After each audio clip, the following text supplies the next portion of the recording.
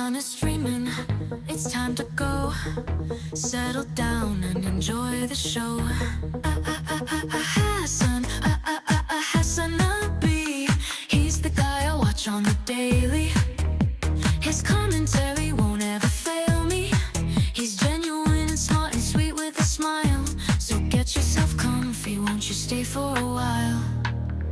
He's live 7 days a week. Political chaos is what I seek. Gotta subscribe for the memes in the chat. Say weird shit, you're gonna get clapped. HasanAbi, he's the guy I watch on the daily. His commentary won't ever fail me. He's genuine and smart and sweet with a smile.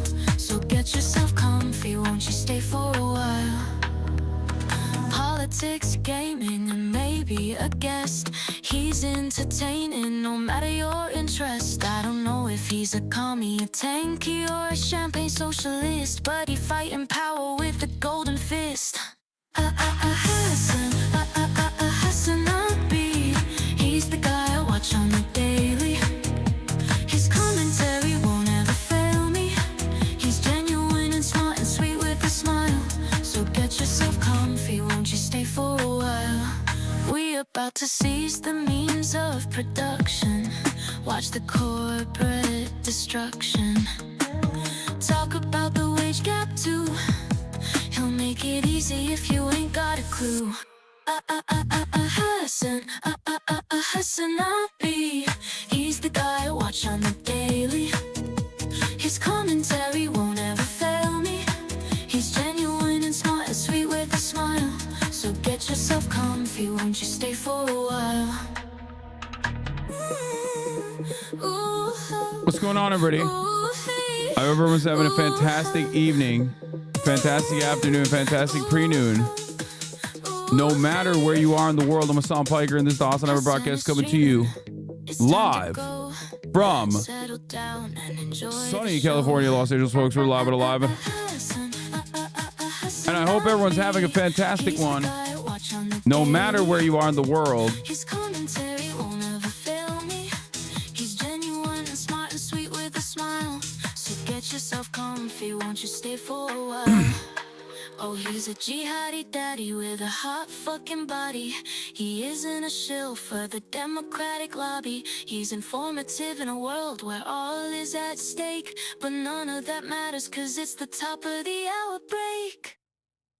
That's right, ladies and gentlemen, boys, girls, and MBs, we are live. We're alive on a wonderful day, on a beautiful day, on a fantastic day. When is the 20v1 onk? As later tonight, nephew. Okay, folks, we're alive. We're alive. And I hope everyone's having a great one, because today's a beautiful day. Today's a wonderful day. Today is a very important day. Let me tell you why it's an important day. First and foremost, you might be thinking, Hasan, is it an important day because you know, this is just one of those days? Because the Congress is about to shut down the federal government, displacing and putting millions of workers and their continued employment in jeopardy? No, that's not the reason. Why would I say that that's the reason? There's a specific reason why it's a very special day, and that is because it's Friday. Finally here, right? Ladies and gentlemen, boys, girls, and MBs, it is finally Friday. Sunday, what? That's right. It's fucked up Friday. It's fuck a fan's mom Friday. It's Friday. It is Fry Slay for all of your wonderful contributions that our forefathers have fought long and hard for. We are going to celebrate this joyous occasion because it's an opportunity for you to feel a sense of purpose, a sense of autonomy, a sense of decency and humanity on this wonderful day, Friday, December 20th, 2024, 5 days out from Christmas, also known as Socialismus. It's the freaking weekend, baby. That's right. And we're going to have some fun. We're gonna have immaculate vibes on this beautiful Friday, and I'm gonna get started immediately. You guys waited. You guys waited for me to go live and instantly started blasting me with some clips. Okay, Nick needs help with a Christmas gift for his mom. You're sending me some gifts, sending me some Twitter memes, some TikTok memes. What is this? This is a Sag Ludwig Hasan. Can I tell you something honestly that I've never told you? I just enjoy hanging out.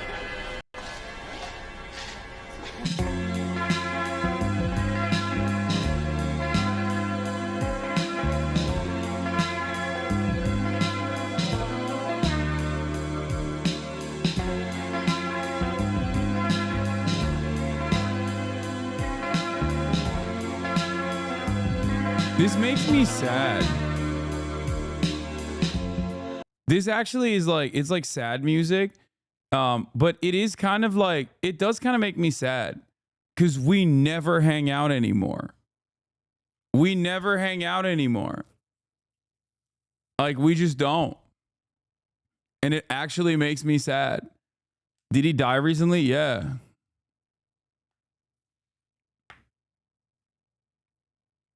I don't know. I just this is supposed to be like a yaoi edit. But honestly, look at all the fucking clips.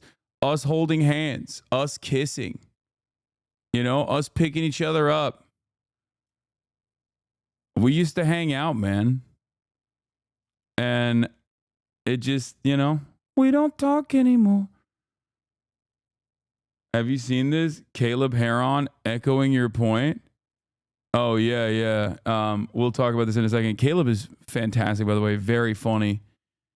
What the fuck are you doing so early? I was watching Mike and they're going to go streaming. What? What do you mean doing early? It's 11. You say each other, but Lud is not picking you up. Lud don't know you like that. Stop being parasocial. Yeah, I know. Lud don't know me like that. Or I don't know Lud like that. Yeah. But yeah, personal news wise, ladies and gentlemen, boys and girls and MBs, this is part of the broadcast where I tell you what's going on in the world of HasanAbi Piker. And yeah, I got the Keizo clip here too. Apparently there's some drama in our midst. Okay. But before I get to that, personal news wise, ended the broadcast last night after playing some Marvel Rivals, as you guys know, and then I shot the podcast. Incredible episode of the pod. Once again, another banger. Okay, back to back. Fear End is on top right now. Fear End is every episode where we have all four of the guests. Excellent, fantastic. But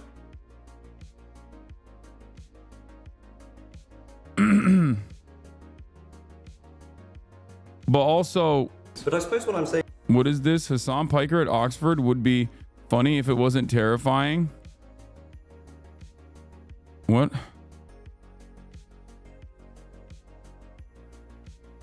Okay. Anyway, clear calendar in February for this. Just when you thought. This is that is crazy. My worlds are colliding. Okay. Fear End was a banger. Okay. Well, I'll get to all of the links that you guys are sending me in a second, but where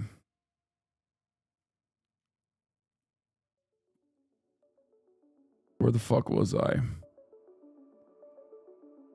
Yeah, ended the broadcast, did the Fear End podcast, went to bed, woke up early in the morning, and I went and I shot a podcast, as a matter of fact. Normally on Friday mornings, as you guys know, I work out, but this time it was a little different. Why was it a little different?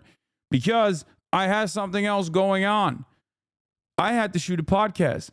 And when my manager asked me to do this, I thought, what a crazy opportunity. There's no way this is real. It turns out it is real. Okay. Sean O'Brien has a podcast, which was shocking to me. But basically, yeah, I was one of the first guests that they have. They wanted to have me on. I was like, that's fantastic. What an incredible opportunity. So I got to hang out with them a lot for a couple hours this morning. And it was really good. It was really good. So, yeah. he has a podcast and we hung out on the pod. So, you know, told him I would offer any kind of support I can to the Teamsters, any kind of labor militancy that they're engaging in. I'm always there for them, you know.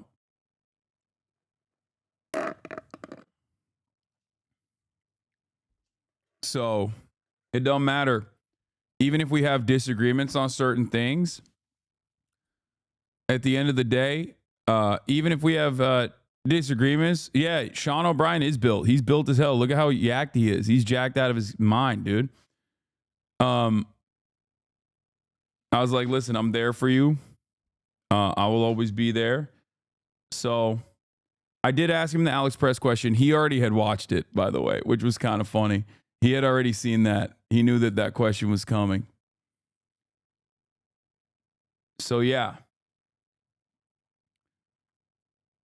It's almost been exactly a year since Chad Vice. You still have 10 days to make sure you do at least one Chad Vice this year. Also, you did so much this year. I'm done getting all the clips for the rewind. Hell yeah, little bear. Let's go. I'm very excited about that. So that was cool. That was a fun. That was a fun thing that we did. Okay. Yeah, little bear. I'm excited to see the rewind, the yearly rewind. And yeah, we'll try to make a Chad Vice happen. I don't know if I can. I don't know if I can make a Chad Vice happen before the year ends, but we'll see. It's just entirely dependent on who's around for the holiday season. But yeah, meeting up with a lot of baldies these past weeks. Yeah, you already know what it is. So that was cool. That episode will come out soon, hopefully, and we'll watch it on stream. I'm very excited about it. And aside from that, not much. I just drove back here, you know, got back home, took a shower, prepped for the show a little bit. And thank you for the playlist, Amazius. And now I'm ready to let it rip. We got a lot to talk about, but before, let's take a look. There's some drama, big drama happening, apparently. Keizo. Hey, yo, Hasan, by the way, you're still absolutely unhinged for your Mountain Dew take, buddy. That's crazy. That's crazy. This man is still talking big shit about the delicious nectar of the gods. Okay? I don't understand it. I think they should have taken his Creator of the Year award away from him, honestly. They probably did not hear about his anti-Dew opinions. You know what I mean? First of all, Mountain Dew has a lot of influence around these parts, okay? They are a gamer fluid. They are a gamer liquid, okay? Mountain Dew is God piss. I agree. It is the delicious nectar of the gods. And I think, honestly, we don't deserve Mountain Dew, okay? We are simply lucky to have Mountain Dew, but we don't deserve it, okay? We don't deserve it. It's too good. It's too good for our mere mortal ways, but it's fine. I don't want to get into it. I personally, I'm partial to... I like that it's radioactive, okay? A lot of people will say, Hasan, that's crazy. That feels like you're drinking, you know, nuclear waste or some shit.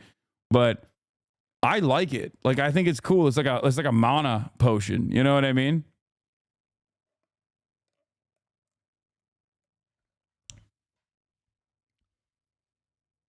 That's what it is. But yeah.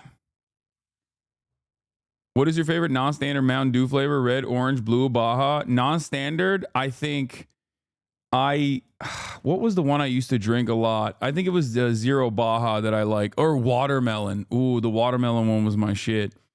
Oh wow, DJ Danarchy made a Woke of the Day song. All right. That's crazy. 3 beverages of life, coffee, water, and dew.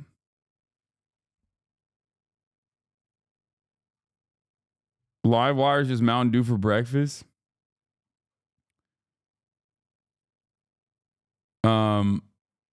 Yeah. Have you found a suitable replacement of Diet Coke? I just drink other diet shit. It's fine. Major Melon is getting discontinued in a few months. Better stock up. Yeah, I don't know why, but that's probably terrifying.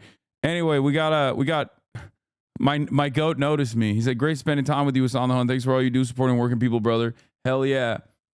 Can I see that fit? What's your sweater, King? Yeah, I'll show you right now. I post an Instagram fit pic every day on my socials, as you guys know. Did you find a duo for your 20v1? No, I did not. I asked Will, but I don't think he's going to be able to do it because I don't think that he wants to take 2 days off in a row, but we'll see. But yeah, this was the fit for the interview that I did with Sean, and then this is the fit that I have rocking today. This is what I'm rocking with.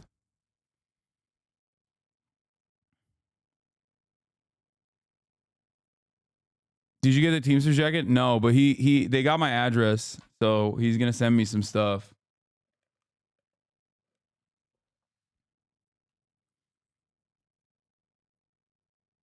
Dual stream it like FaZe does? No, I'm not gonna do that.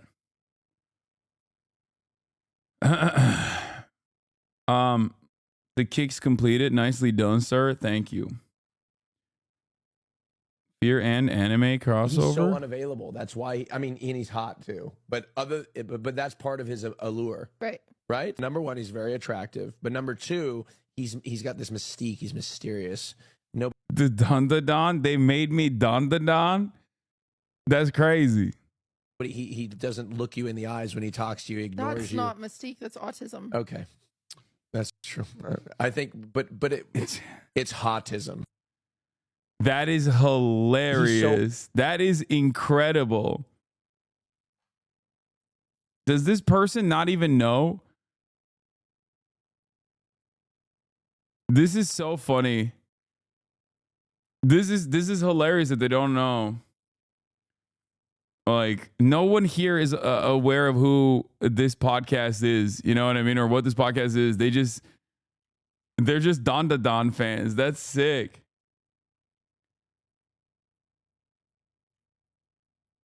We've got Palestine Cola in Europe. It's very better than Coca-Cola. The company's not that big, but some small stores already have it. Okay, dude. I know. I know. Palestine Cola. It sounds great. I'm I haven't had it. Maybe I'll try it one day. The problem is my taste buds are so fried from drinking Coca-Cola that like anything that doesn't taste like Coca-Cola, like even Pepsi, I just don't like. I don't fuck with Pepsi because it just doesn't taste like Coca-Cola. It's like near it, but it's not it. So I don't like, I don't think I'll appreciate any of the alternatives. Okay. Anyway, what is Nick saying? Yeah. Also, Hasan's kind of like a father figure. Really? He's daddy to you? You ever been around him? You met Hasan? Streamer Awards. What do you think? And he's really tall. That's my impression of him because I was sitting down and he's already as tall. I was like, whoa, this is a tall person. Wow. Yeah. And you always have him up on your TV. Right, and it's crazy that he wasn't my #1 watch streamer. Really? Oh yeah, because we're not logged in. So yeah. all the streams that I watch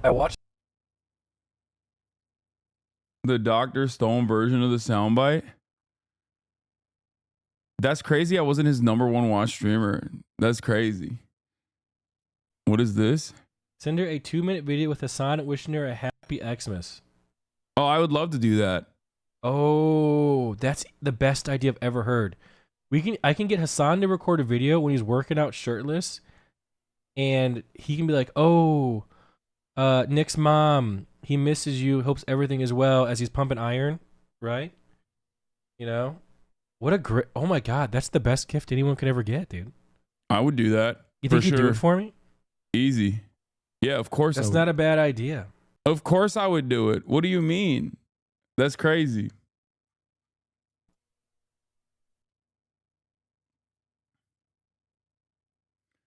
All your streamers do is signed out, so you keep your advertiser bags. It's well known. Wait, what?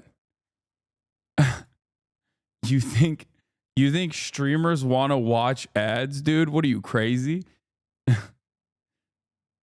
First of all, I guess I'm different, but I don't really watch any Twitch whatsoever. Like, so all of my most watched channels when we did that were reflective of like people that I've rated and then just like left up their channel after I rated them. But I would absolutely do a cameo for Nick's mom. You know, anything for Nick. You already know. Okay, speaking of Nick not being a non-hater, apparently this guy made a video about me talking about how devastating it is that Oxford Union called me up. And I don't know who this guy is. I don't know what his deal is, but I think it's pretty funny. Oxford has no credibility. Hasan wearing that blazer plus turtleneck is like pouring screw cap malt liquor into a crystal snifter. Hasan is a full-on propagandist. The parents of a young man questioning Hasan should be extremely proud. I'm so disappointed. But the clips are from Cambridge. So I don't know why I don't know what's going on here, but I will watch this. Oh, this person is a Jordan Peterson defender? Oh, that's amazing. Is Friday Bro Stop? Okay, no, I'm excited to watch this. I will watch this later. But here, there's a play the Caleb clip. Lamau, yeah. Caleb hit a HasanAbi bar in this one. And I really want to have him on the Fear and podcast, actually. He's great. One of the gayest He's hilarious. people I've ever seen. Elaborate. Donald Trump is old school gay because, you know, gay guys used to be mean before media training. And they're nice now. Gay guys are nice now. I mean, look at me. I do believe that bi people exist. I have grown a little weary of hearing from them. What would I say to Ben Shapiro? A lot of people are short, unattractive, and annoying. You talk about one of the f***iest people to ever walk this earth. You're gonna have trouble getting this episode monetized on YouTube. Oh, honey, I'm gonna bleep the out of what you're saying. You're gonna bleep every one of those? Yes. Oh, that's a shame. That's a shame. I'm an artist. I'm a perfect sweetheart. I've been nothing but kind on the show. Donald Trump is old school gay where he should have been like a red carpet fashion advisor or something. Got it. He should have been standing on the side and being like, that dress, honey, I don't think so. That would have been amazing. I would have watched every night. Instead, he ran for office on a platform of mass deportation. So that's where things got tricky. Oh my God, this is exactly what you said. Yeah, I mean, because it's true. Anyway, I really like Caleb. I think Caleb is hilarious. Would love to have him on the Fear and Pod. Like, that would be fantastic. For those of you who don't know, Caleb is he's great. He's very funny. Very, very funny comic. Very good podcast. I see their TikToks all the time. Obviously, but I do think he's very gay. Yeah. What about Z-Way? Z-Way would be a dream collaboration as well. I was actually supposed to do Z-Way's show. The problem is I was supposed to do Z-Way's show. But unfortunately I wasn't able to do it because I had to do Nick Pollum. Nick had invited me to go to Texas at the time to, like, before Z-Way even asked. And I got the timing wrong. I got the timing wrong, sorry. And I went to Texas to play basketball. Yeah, I had to do Nick Pollum. I had to have sex with him. Yeah, he's hot.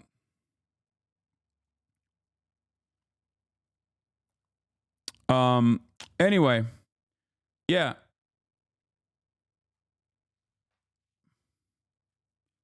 What is this clip? Let's blast off. Right. I did him good. Yeah. I did. I did him great. Okay. Elon promotes AFD. Welcome back, Henry Ford.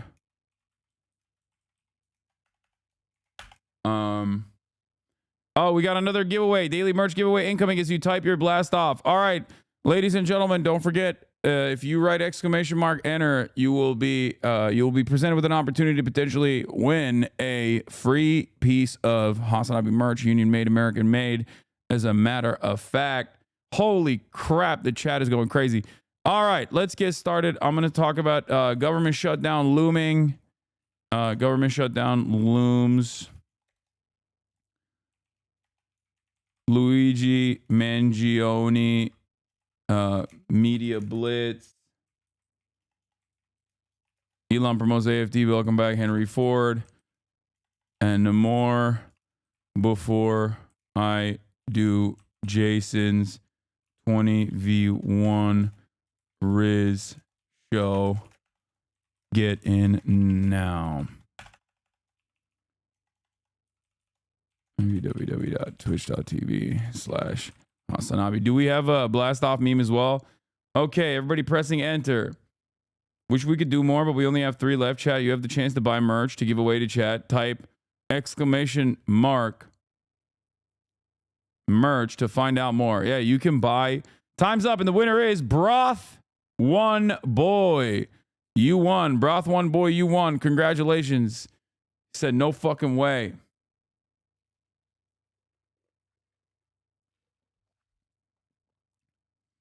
Congratulations to Broth One Boy for winning the free merch. Don't forget your merchandise, everything that you purchase off ideology.shop is actually 100% is going to, all the proceeds are. But is this an illegal lottery? No, because you're not actually buying anything. Someone else has the opportunity to gift merchandise by purchasing it for other people, and then we just do a sweepstakes, and there's nothing, like, there's no entry. How would that be an illegal lottery? First and foremost, there's no purchase needed to enter it. All you need to do is follow, okay? And, you know, in order to be able to write in the chat, that's the only restriction that there is. And it's not even like to drive up followers or anything. That follower restriction is specifically there so that chat is not rated or botted. It's not even a lottery. It's a giveaway. And also, I make no money off of this anyway. Nobody makes money off of this. Someone will be like, oh, I want to purchase this. All the proceeds literally go to charity. All the proceeds go to charity. Every single piece, every single dime, okay? Beyond the point of cost of production is going to charity. Not even, like, nobody's touching it, okay? Someone else is buying it for others, and you can get it gifted if you are lucky. That's it.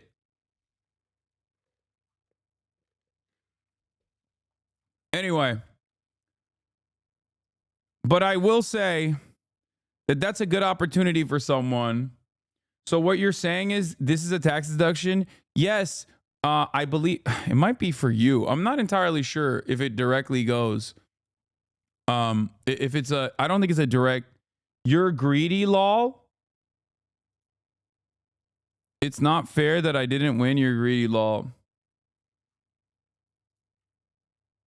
I was about to say it's woke of the day, but should be a tax deduction if it's for charity. No, I don't know if it's I don't know if it constitutes for a tax deduction. I'm not entirely sure about that.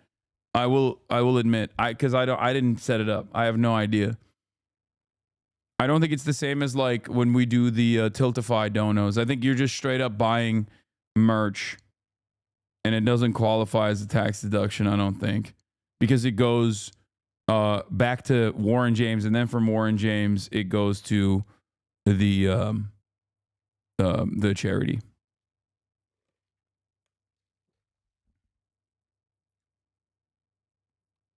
We are 30 minutes into Friday Fun Day. Please, for the love of God, stop auto reading haters' messages. Yeah, it is kind of crazy. What charity is it going to? It's going to Raíces, Texas. This is who I am working with. Okay. They are a they're a 501c3 that works with undocumented migrants, specifically in the state of Texas. Since 1986, Raíces legal and social service providers have modeled what a humane immigration system could look like in the United States. We open over 10,000 cases each year without free and low-cost legal services and access to holistic, trauma-informed care. Most of our clients, including children of all ages, would have to go to the court along with zero representation. Yeah.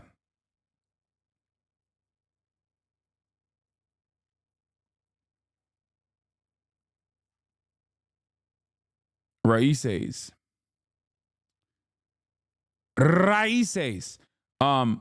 Anyway, it's so funny. Like, I will literally try to do my very best to be a good person. Okay? Like, and this is at no, like, this doesn't do anything for me at all. It's not like money in my pocket. I don't even get like a tax deduction out of this at all. Or like, there's nothing. Like, this doesn't touch me at all. I just want to literally fucking fundraise for a charity that I care about. And there are still dumb fucks in the chat who are like, it's not ethical enough for me. It's like union made merchandise, American domestic manufacturing. Literally all the proceeds are going to fucking charity. And there's still motherfuckers that are going to chirp about it. So fucking annoying.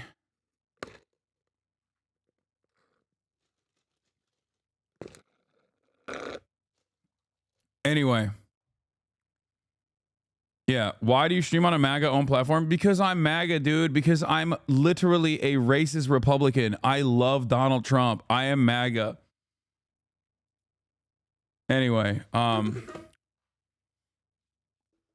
think I have noticed, at least in my own, like in the way that I operate, I've noticed that I've started to get more angry. Do we have a blast off meme chat? I've started getting angry again. I think I'm gonna have to, take a day off eventually. Most likely soon. Yeah, no good deed goes unpunished.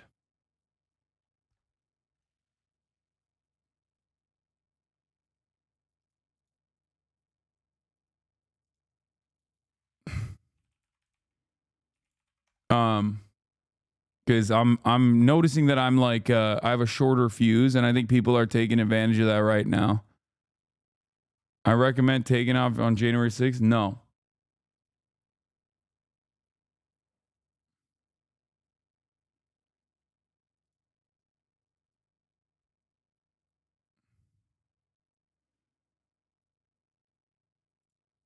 All right, let's get it started. Here, we've blasted off. Just a day, how about 2? No, I'm not taking off on Christmas. I'm actually doing Socialismus on Christmas too.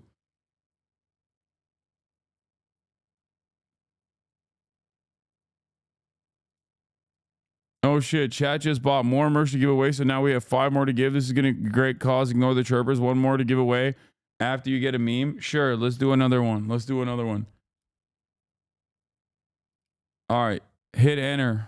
I think after it's announced. All right, from this point on, you have to type in enter, exclamation mark enter.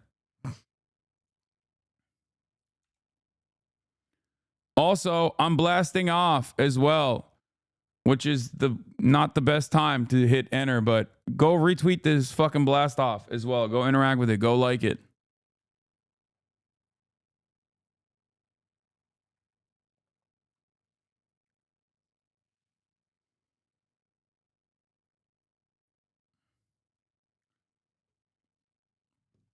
All right.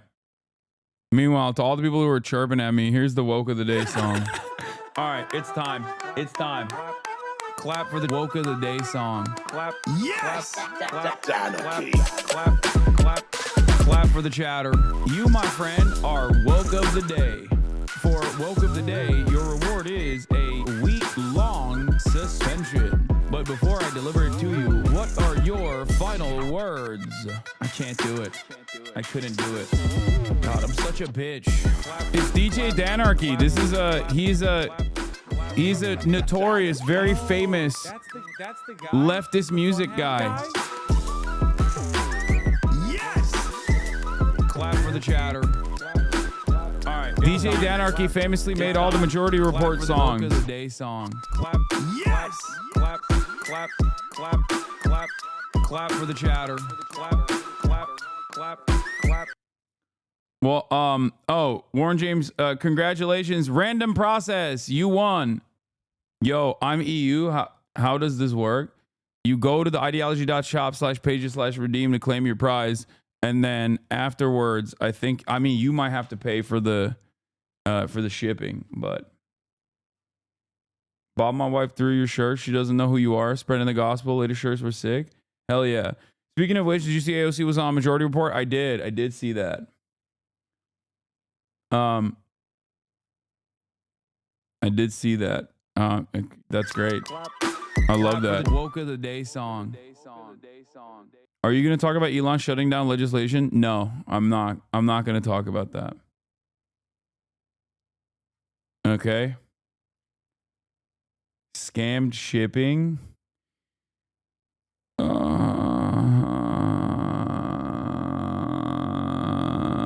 You motherfuckers will never be happy for the rest of your lives. And you are, I don't know. Maybe it's like, I shouldn't. People are just trying to make jokes and they just don't have the capacity to make jokes other than being fucking annoying little nuisances in a leftist chat. I think that's all this is.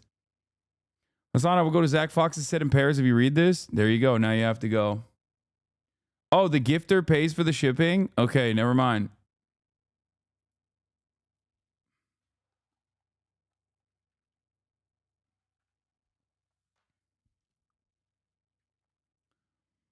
Have you seen this insanity? Is it the Mr. Beast shit? Dude, there's some... Look, I'm not a hater at all. You know, I've even been known to defend Mr. Beast at times, and I've been critical of Mr. Beast at times when it's worthy, when he's done things that are absolutely deserving of criticism. I don't know what it is about the Mr. Beast, like, the crazy Mr. Beast, like, Squid Game shit, but, like, some about it rubs me the wrong way. On the one hand, I understand. On the one hand, I totally understand that it's just reality TV. That's all it is. He's just doing reality TV.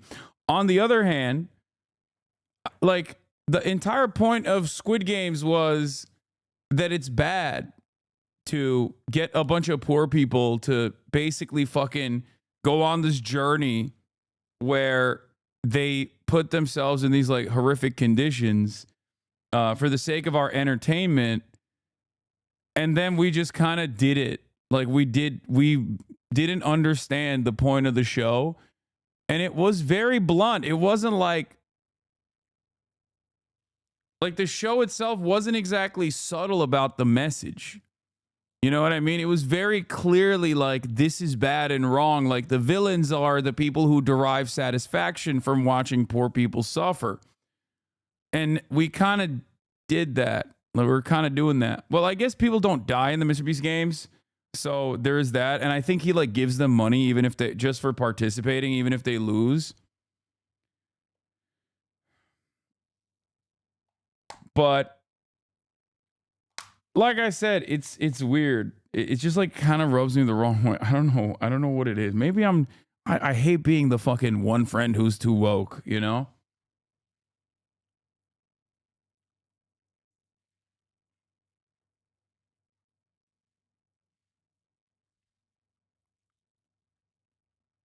You never want to be the one friend who's too woke.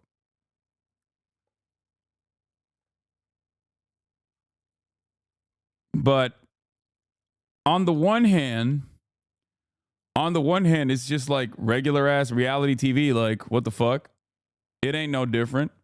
I mean, it ain't different at all from regular ass reality TV. It's literally the same, right?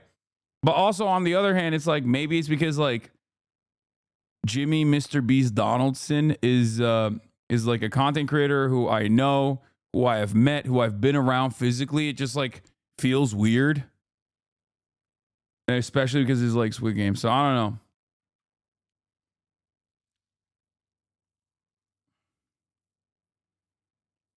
You're overthinking it. It's not that deep. Yeah, I'm telling you.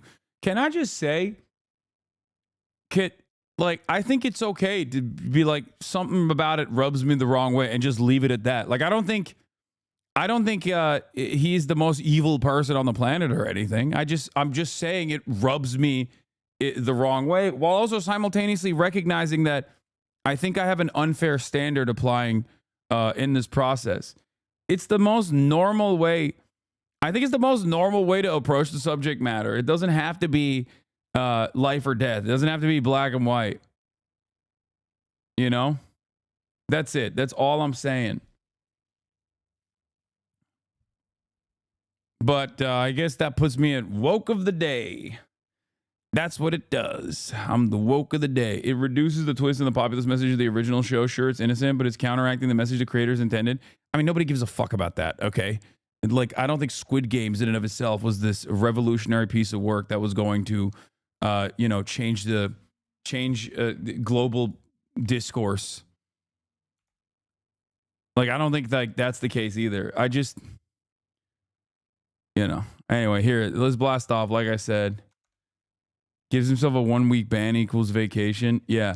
All right, let's talk about the real Squid Games. American Congress, am I right? But all right. Government shutdown looms as planned, backed by President-elect Trump, also known as President-elect Elon Musk, fails in Congress. And it failed partially because of the Republicans, because the Republicans can't get their ducks in a row, can't get their house in check.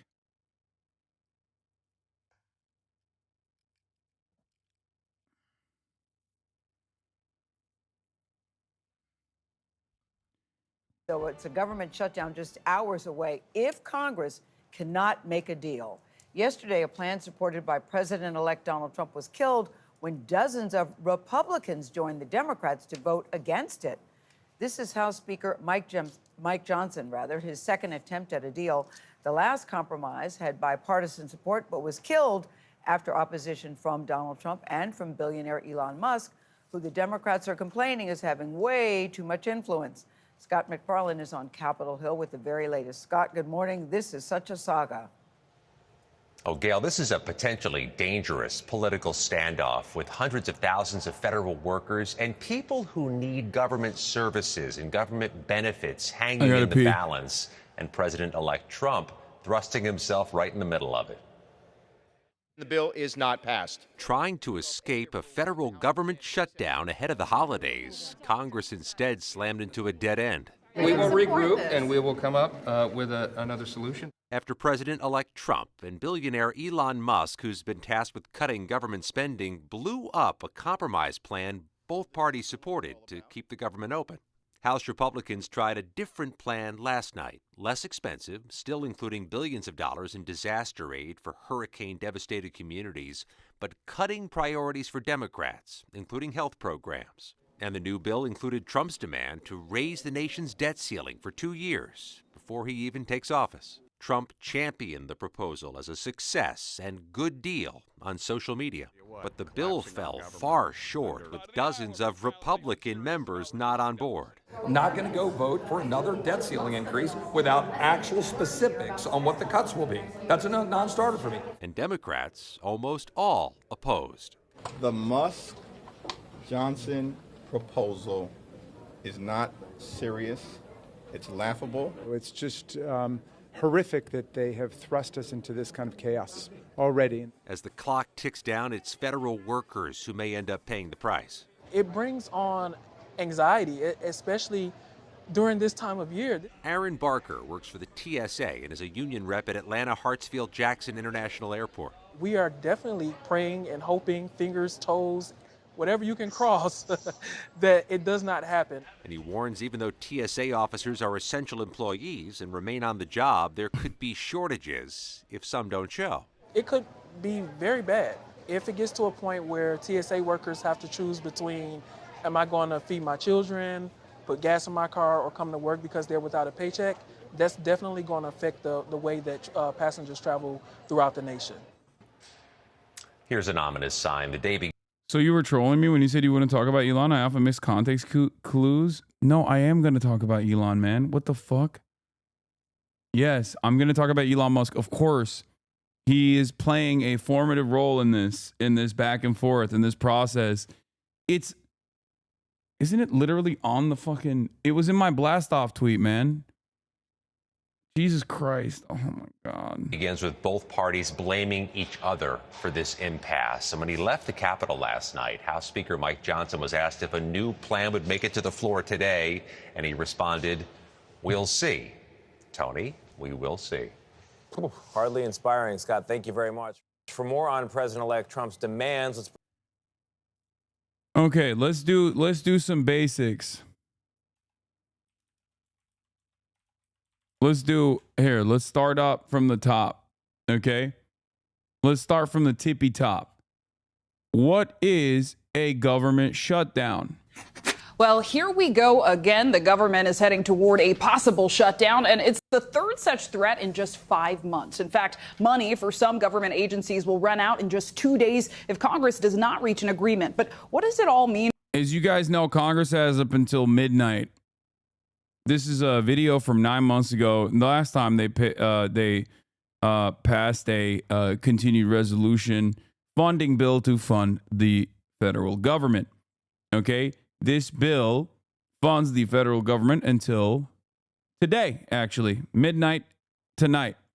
Congress has until midnight tonight to come up with a way to fund the government, or the federal agencies will shut down, meaning hundreds and thousands of federal employees could be sent home, or even worse, stay on the job without pay just ahead of the holidays. Now, originally, the Republicans had a bipartisan plan that they ended up abandoning to prevent a shutdown after President-elect Elon Musk, alongside Vice President-elect Donald Trump, came out against it. They were railing against it. Trump told House Speaker Mike Johnson to essentially renegotiate the deal days before this deadline. Okay? And in the last couple of days, there's been a lot of back and forth.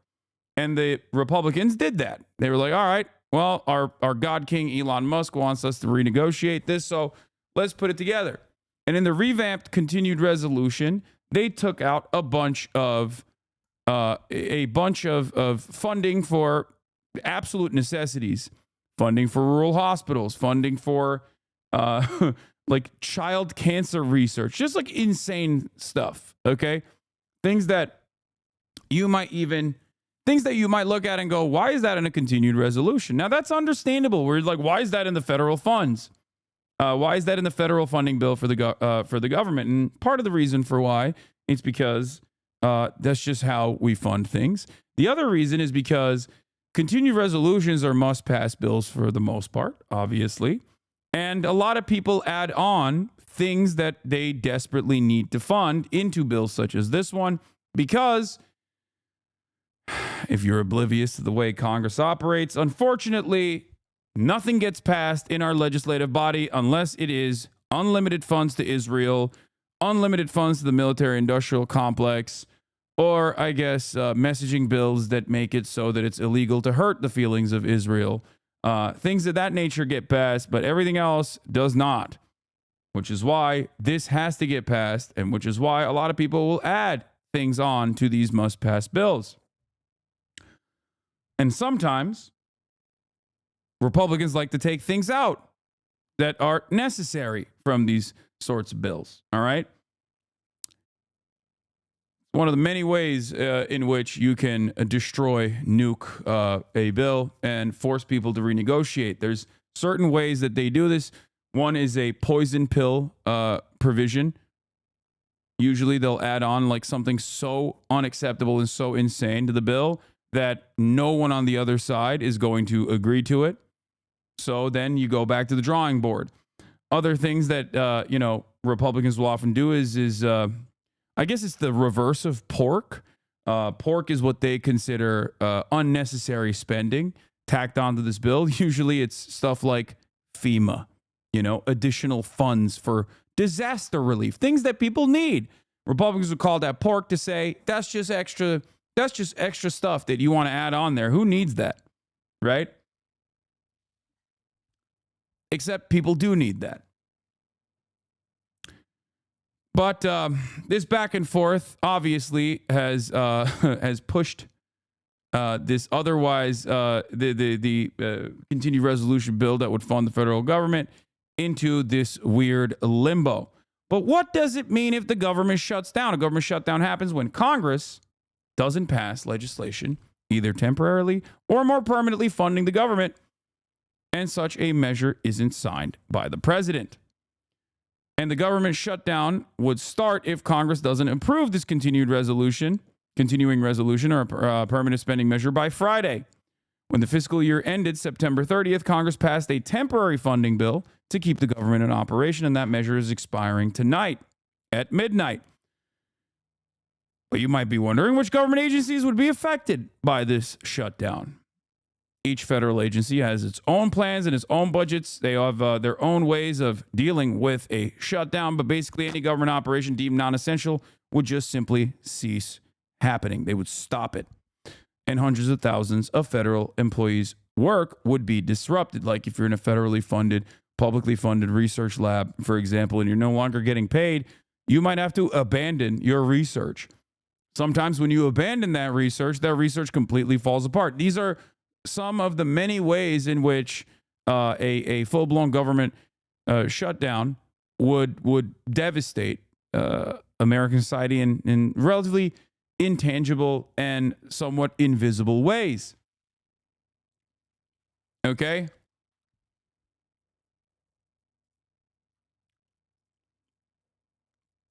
Sometimes workers are furloughed, meaning that they keep their jobs but temporarily don't work until the government reopens. Other federal workers may stay on the job, essential workers, but without pay, with the expectation that they will be paid back in full once the government reopens. The conversation around government shutdowns happen fairly frequently because America has a very unique debt ceiling process where there's always a back and forth, a political football, if you will. Okay? The basic rules for who works and who doesn't date back to the early 1980s and haven't been significantly modified since, under a precedent-setting memorandum penned by the president at the time, Ronald Jebediah Reagan, the Antichrist himself. His budget chief, David Stockman, said federal workers are exempted from furloughs if their jobs are national security related or if they perform essential activities that protect life and, of course, more important than life, property. Essential government agencies like the FBI, the Border Patrol, and the Coast Guard will remain open. Transportation Security Administration officers would continue to staff airport checkpoints. The U.S. Postal Service also won't be affected because it is an independent agency, but national parks and monuments would close. Troops would stay at their posts, but many civilian employees and agencies like the Department of Defense would be sent home. Court systems would be affected too, with civil proceedings paused while criminal prosecutions continue. Automated tax collections would stay on track, but the IRS would also stop auditing tax returns. Now, the government shutdown won't affect Social Security checks.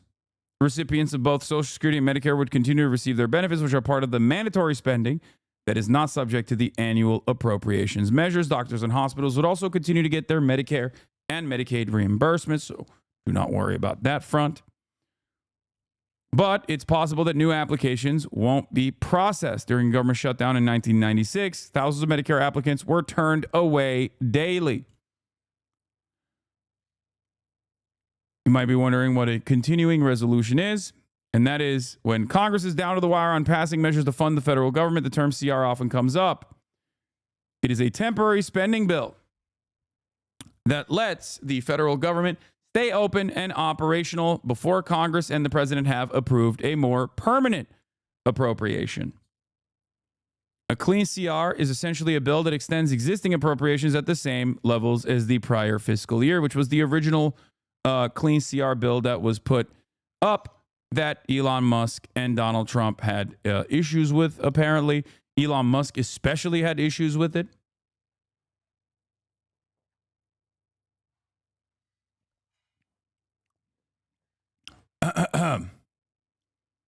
But we shall see in this last minute scramble. AOC was saying on Majority Report that this is happening over the debt ceiling now because Trump's tax cuts are up for renewal next year, which will increase the deficit. Republicans, Elon, are getting ahead of it. Yes, I suspect that a big part of this is because Donald Trump wants to make the tax cuts permanent, the ones that were supposed to be sunsetting, specifically for middle class and poorer Americans. And he won't just do that on its own. He's not going to use that as a standalone to be like, oh, yeah, we're going to also make the tax cuts for the working class permanent. He will most likely use that as an opportunity to say, we're making those tax cuts permanent while also offering additional tax cuts to corporations. There's an idea about there's an initiative to lower the already incredibly low corporate tax rate down to 15%. So this is most likely a measure to make sure that there are no hurdles in front of Donald Trump, at least up until the midterm elections. This is why Donald Trump has come back and claimed that he wants to push this new bill. He wants to push a bill that is close to the clean continued resolution. That actually isn't the same at all. They took a bunch of those. They took a bunch of funding initiatives out of that, and are forcing them to be standalone bills. But also, funding for child cancer research, things of that nature. But also, perhaps most importantly, they want to increase the debt limit, the debt ceiling, until January 2027. The reason why they want to do that is because Donald Trump does not want to have these back and forth battles while he is the president with the Democratic Party. This is obviously a weapon, not dissimilar to the filibuster in some ways, that the minority party, the party not in power, can use to their advantage to make sure that they get their spending priorities across. Now, part of the reason why Elon Musk has also been pushing for this, according to David Dan of The American Prospect, is because Elon Musk has factories in China. There's a mundane reason for the late-term chaos, and it's called conflict of interest.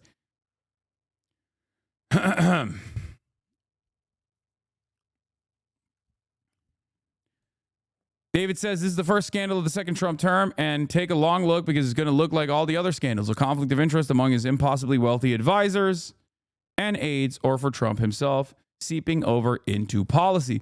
The measure at issue is known as the outbound investment provision. We have heard for years about the problem of manufacturing businesses shipping jobs overseas to China with its low worker wages and low environmental standards. China typically forces businesses wanting to locate factories in its country to transfer their technology and intellectual property to Chinese firms, which can then use that to undercut competitors in the global markets with state support. Now, of course, American capitalists know this. They are not oblivious to this reality at all, and they have voluntarily done so. Make no mistake, when Americans talk about China stealing our IP and you're a regular old consumer, that has nothing to do with you. Okay? That has nothing to do with you.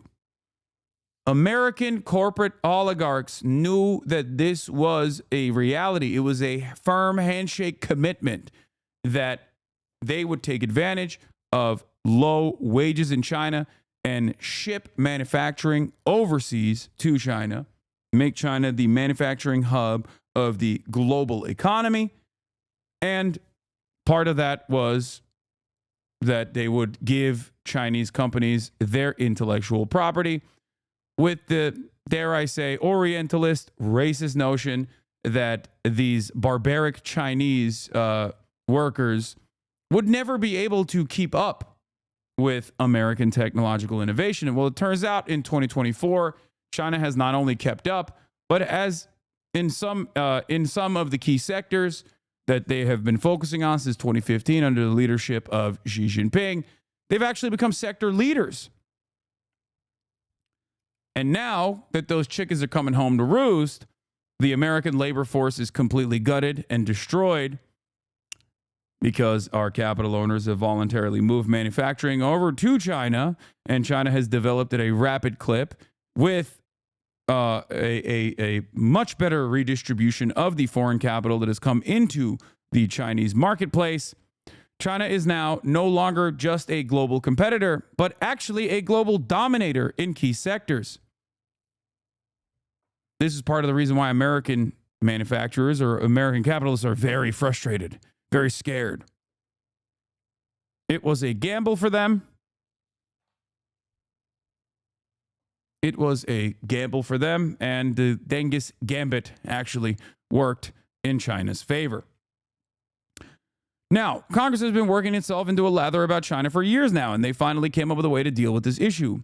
Senators John Cornyn and Bob Casey have the flagship bill, which would either prohibit U.S. companies from investing in sensitive technologies in China, including semiconductors and artificial intelligence, or set up a broad notification regime around it. The bill would add some reporting requirements and enhance reviews as well. In general, it expands restrictions that the Treasury Department has already put forward in their regulatory rules. Codifying those rules into statute means they cannot be changed by successive administrations. Cornyn and Casey passed the Senate last year, and after about a year of legislative wrangling, a final outbound investment package made it into the year-end bill. We're taking a necessary step to safeguard American innovation against bad actors and ensure our lasting dominance on the world stage, Cornyn said in a statement. Problem is, Elon Musk has manufacturing facilities in Shanghai.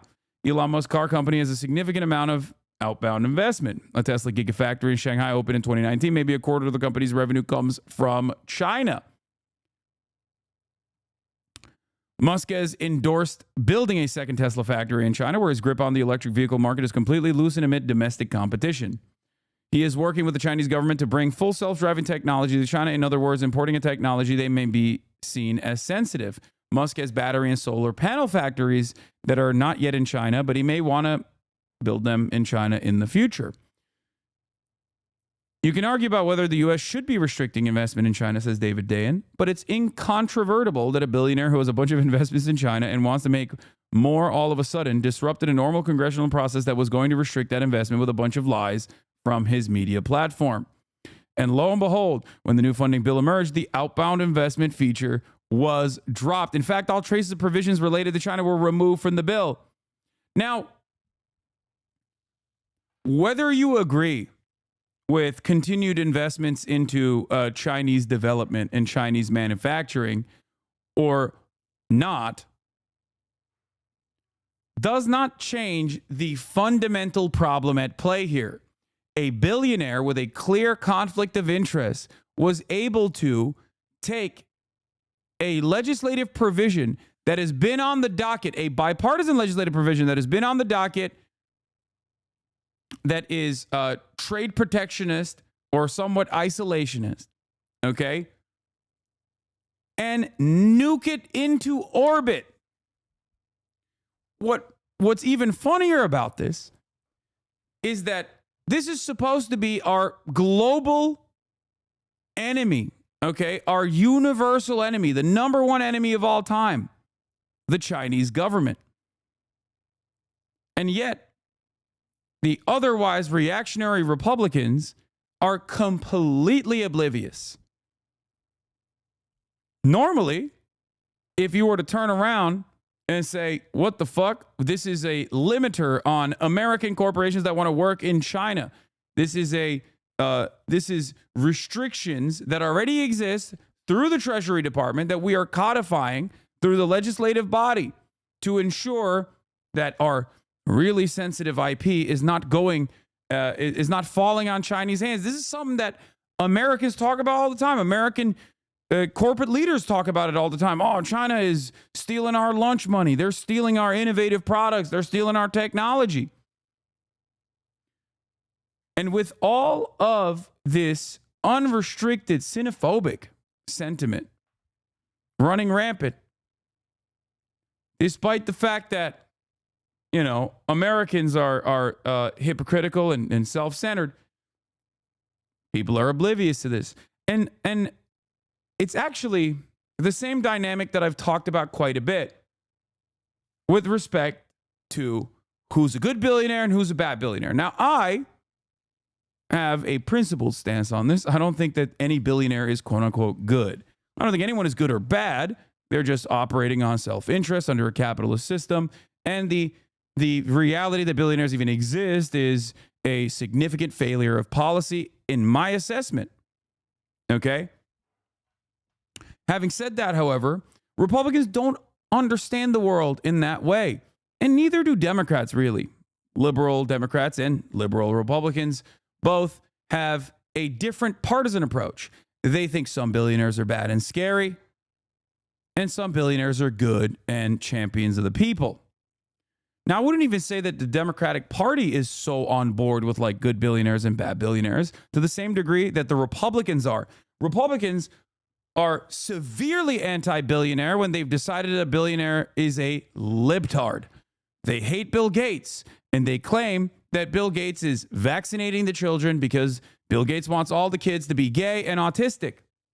There are many real reasons to hate Bill Gates, like the fact that he has, behind closed doors, virtually dismantled American public education and rebuilt it in his own vision. And I think that was devastating. That's a real adequate way to shit on Bill Gates, but Republicans don't know that. And Republicans think that they're actually in line with the policies of school choice, for example. But at the same time, there is an autistic billionaire that wants to put a fucking chip in your brain. That autistic billionaire's name is Elon Musk, and yet the Republican Party thinks Elon Musk is a champion of the American people. It blows my fucking mind. You think Bill Gates wants to make you autistic with a vaccine chip? Elon Musk is literally working on Neuralink, and yet Republicans don't understand that. They're like, they don't realize. They're like, oh, the government's surveilling us, brother. They're surveilling us. Okay, Elon Musk is literally a defense contractor with a surveillance mechanism. Peter Thiel, Palantir, that is a surveillance company. So many of the billionaires in Trump's orbit are the exact cartoon villains that you present libtard billionaires as. Now, this isn't to say that those libtard billionaires aren't doing a whole bunch of awful things that ruin your lives as well. They certainly are. But it's hilarious to me that they just refuse to comprehend that their guys are doing this too. Okay? Do you support surveillance? Of course not. Don't be ridiculous.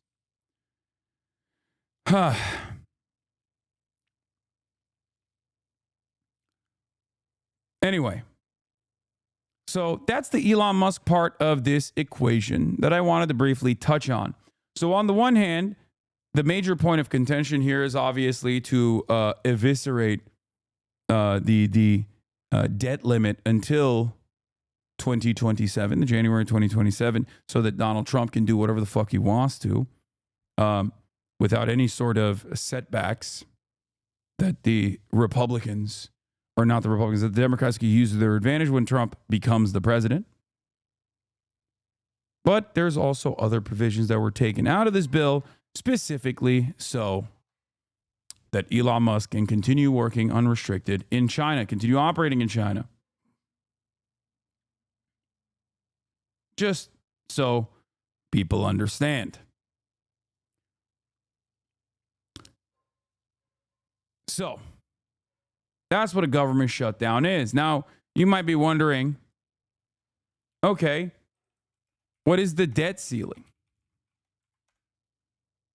Well, let's do that too.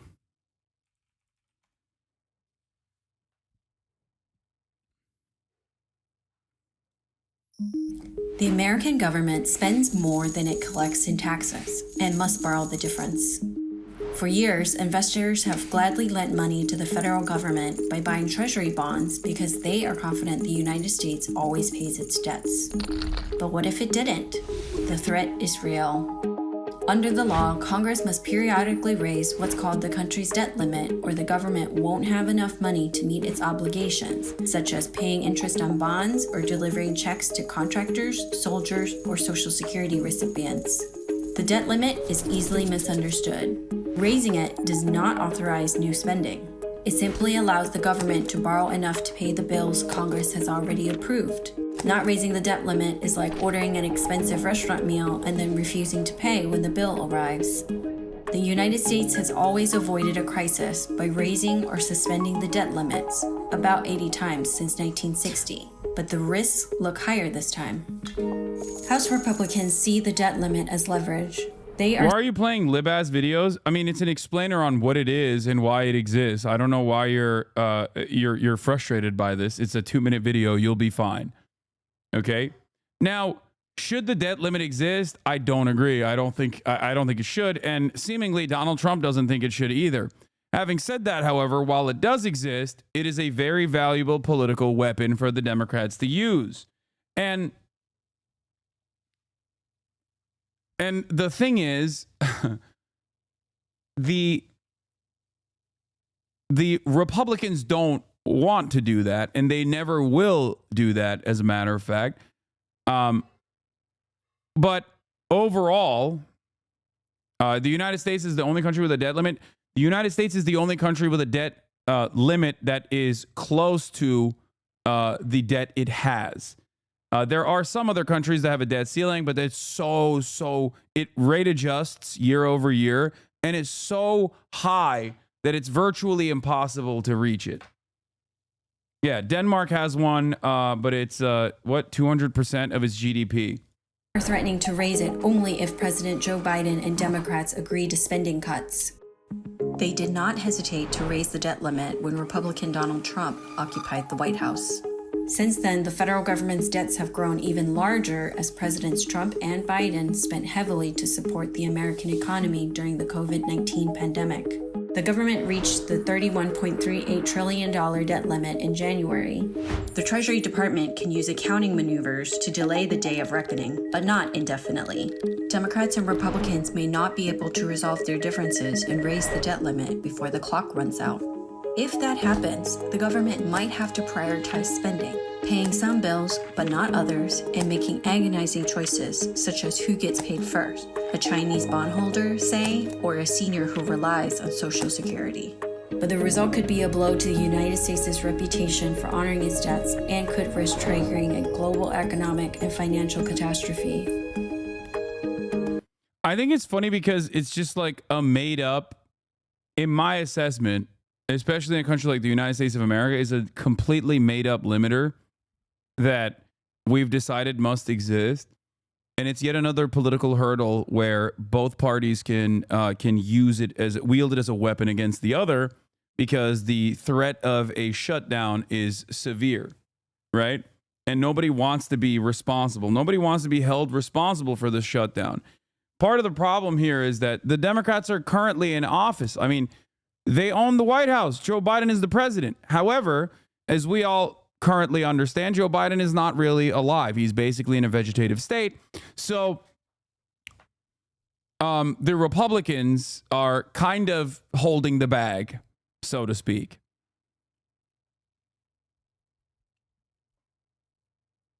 So this is a politically tumultuous moment for them, because they are left as the singular sole responsible party for everything bad that happens.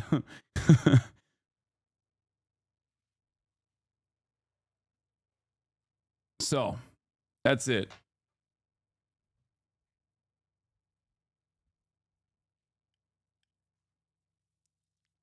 It's like a self-inflicted wound that Republicans squeeze every time they need something. Yeah.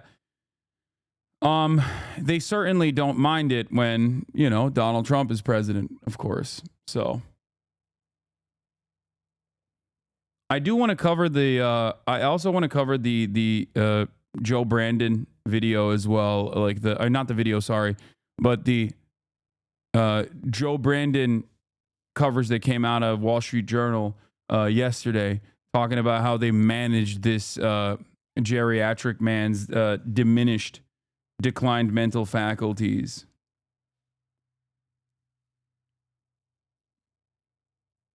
But yeah. But before we do that,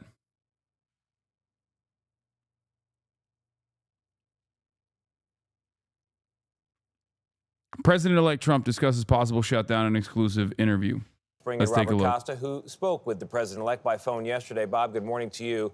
So Trump and Musk kill one bill, then they put one forward. Congress kills that bill. Now we're at this impasse. What exactly does Donald Trump want out of this, and what's the strategy now?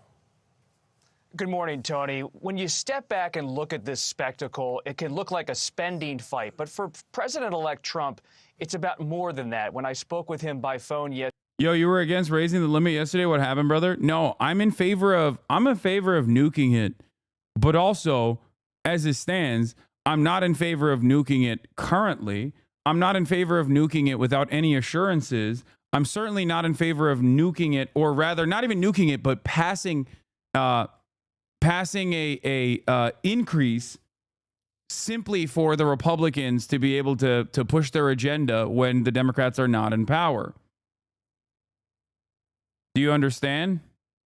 Yesterday, he made it clear that he wants an extension or elimination of the debt ceiling. That's the federal government's borrowing limit, so he can have a clean runway come 2025 when he wants to pursue legislation on immigration and border security and tax reform and not having to deal with a debt limit showdown. So this is about setting the stage for next year as much as it is about getting a spending package through. Speaking of setting the stage, some people were referring to Elon Musk, who helped kill the first version of this bill, as the first buddy, but now they're saying, no, he's actually President Musk. What does what happened in this case tell us about what could happen in the next 4 years?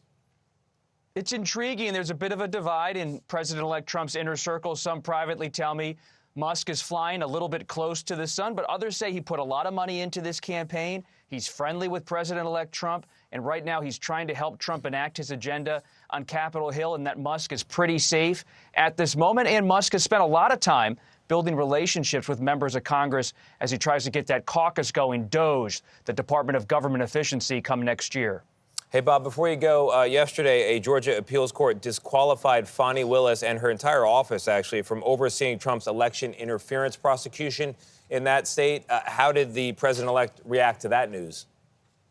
Well, you won't be surprised. He was very dismissive of the Georgia election interference case and of Fani Willis. When I spoke to President-elect Trump, he said the case wasn't a real case, and now it's off his plate. He still faces a bit of a legal challenge in New York with his conviction there, though it's uncertain exactly how that's going to play out. The judge has not dismissed the case at this moment or the conviction, but Trump's lawyers continue to fight it. All right, Bob. Musk must be emptying out his pockets. Oh, wait, he has infinite money. Yeah, and it's also an incredible investment. Every single time he spends money in any direction is a fantastic opportunity for him because he gets a return on that.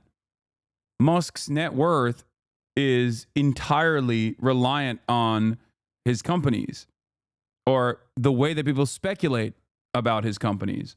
So him having this like broad power over the federal regulatory agencies and being in Trump's pocket actually causes people to go, oh, I'm going long on his companies. He's going to go to the moon.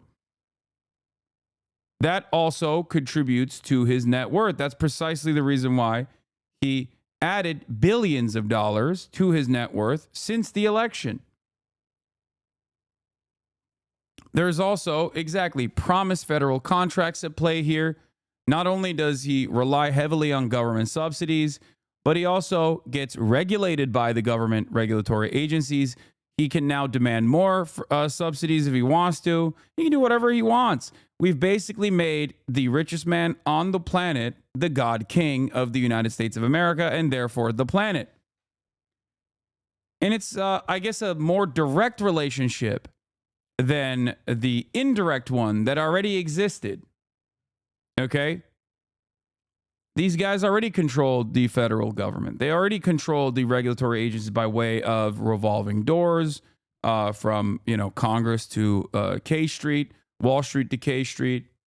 But now they have a much more direct line. Donald Trump is a malleable and very corrupt individual. He doesn't give a shit. It's great if you come to him and you kiss the ring. He's going to give you anything you want, really, depending on how much you pay for it. It's just how it works. Because no way it's more sophisticated than that. No, it's not. It's not more sophisticated than that at all. It literally is that simple. I'm not even being reductive when I say Elon Musk has direct access to Donald Trump and has direct control over the federal regulatory agencies. Every single federal regulatory agency has unironically prosecuted Elon Musk. Like from OSHA to the EPA, like every single regulatory body has in some way, shape, or form investigated Elon Musk. Now he has control over all of them. So it's just cutting out the middleman. No need to spend money lobbying when you are in the White House.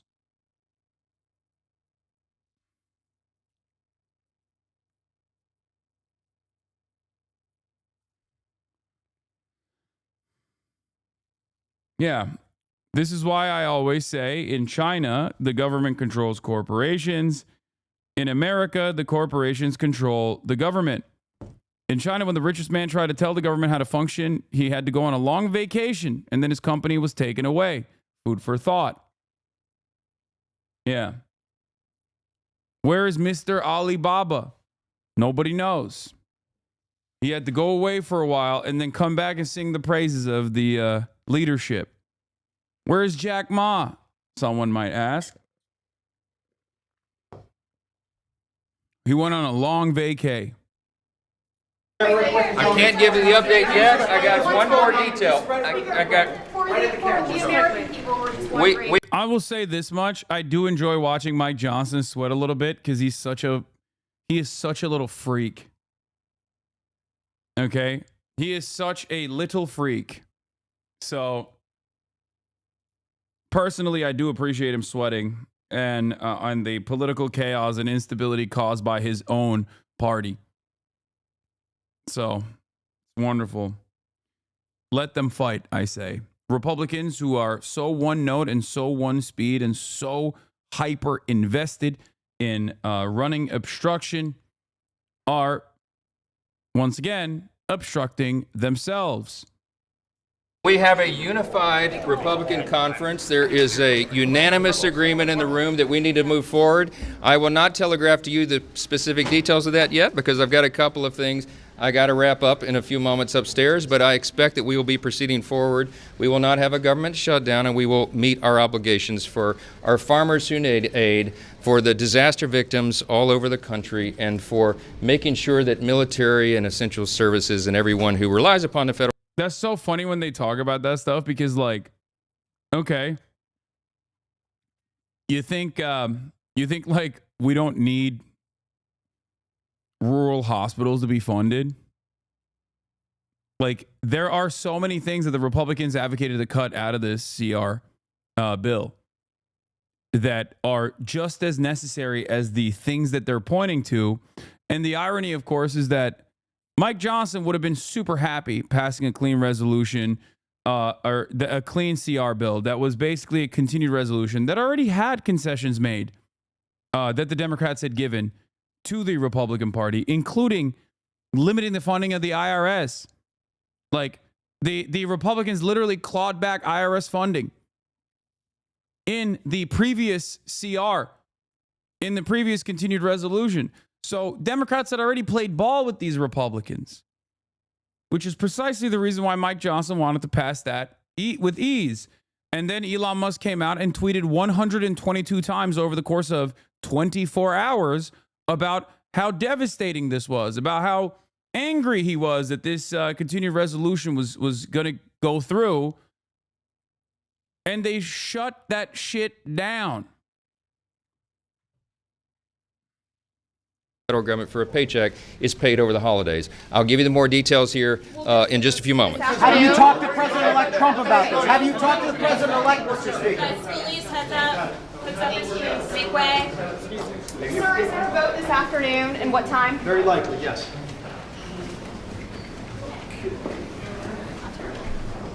We start, of course, on Capitol Hill, where lawmakers are scrambling to figure out a way to keep the government lights on through the holidays. About 30 minutes from now, House Speaker Mike Johnson will try to sell his colleagues on what we are now told is a three-part plan to fund. Oh, this is also the best part. This is anecdotal from people I know who work in politics, but the vibe on the Hill at the moment is super bad because everyone wants to not be there and want to be home for the holidays. This is the age-old trope in Congress, is that Congress hates working in general, and we all know that, but they especially hate working around the holidays. They will literally, you can get shit that you never thought would get passed through, because none of these old, wealthy pieces of shit want to be in Washington, D.C. during holiday season. They want to be back home. So they will quite literally make concessions that you consider unimaginable, like red lines. You'll be like, what? How did they get this passed? They got it passed because they want to be home. They hate working. Major point of contention. The government, and do so through March. Now, one notable aspect as of now is that it does not include what the president-elect Donald Trump had wanted in the first place, which is a plan to raise the debt ceiling now. CNN's Mani Raju joins me from Capitol Hill. Tell us more about this plan, and the obvious question is, will he have enough votes to pass it? Yeah, that is the big question, but we now know they are settling on a plan to essentially move these pieces of legislation separately. Remember, this is all tied together as one big package to keep the government open, along a whole wide range of other issues. Roughly $100 billion in aid for natural disasters that have hit across the country, aid directly to farmers who have been hit by bad conditions and the like. And Donald Trump injecting that last toxic effort to raise or suspend the national debt limit. He asked for that in the 11th hour. That scuttled that bipartisan deal earlier this week. But we are now learning, according to our sources inside a closed-door meeting with the Speaker of the House, that they plan to separate out each of these bills and move them individually. That would include a 3-month extension of government funding, a $100 billion disaster relief package, and a $10 billion farm package. Now, here's the other catch. That push by Donald Trump to suspend the national debt limit will be set aside because they simply do not have the votes to move it ahead. That's because of opposition, not just from Democrats who believe that they would allow Donald Trump to move his agenda next year if they were to agree to that now, but also conservative Republicans who don't want to raise the national debt limit. So now this is the big question. Will Democrats support this? Because Democratic support is necessary. And I caught up with Hakeem Jeffries, the Democratic leader, ahead of a closed-door meeting, and he indicated for the first time in recent days that negotiations are ongoing. Lines of communication have been reopened. We're going to do everything we can to avoid a catastrophic government shutdown. Do you think that there's any appetite at all to give Republicans something on the debt limit? On the debt limit? Yeah. No. It's a total red line for you. Yeah. Because here's the thing. The debt limit, the reason he's trying to do that is so that he can pass Trump tax scam 2.0 next year and not have to worry about the fact that it's going to drive up the debt by another several $1 trillion. So this would force, given the Democratic opposition to the debt limit and also conservative Republican opposition, Donald Trump will essentially have to concede on what he has been demanding for the last couple of days. The question is, how will Trump react to this? I am told that there's going to be a Republican agreement to try to move on the debt limit next year, not deal with it this year. And Dana, where will the votes ultimately come down? The other discussion is, will they vote tonight on this using a procedure that would require 2/3 majority of the House to advance it, meaning a lot of Democrats are to support each of these individual bills in this separate vote strategy, or wait till tomorrow and try to do it along party lines. The Dems would raise the limit if they were a majority and won the election. Yes. I like that the one instance where the Democrats are playing good politics, everybody gets mad when they're like, what do you mean? They're being hypocritical. It's like, yeah, dude, that's politics, baby. Yeah. No shit. And the Republicans would be on the other side going, absolutely not, absolutely not, absolutely not. We care about fiscal responsibility here. It's ironic because there are some Republicans out there who are just like anti-CR no matter what. They're just like fundamentally at odds with funding the federal government. Okay? They just don't fuck with that. They're there to blow shit up. Not because they're like fiscally responsible. Of course, those same Republicans unconditionally will offer support and demonstrate fiscal irresponsibility when it comes to you know, was just stating the obvious, all good. Yeah. Those very same Republicans would also not care if it was tax cuts. Don't make no mistake.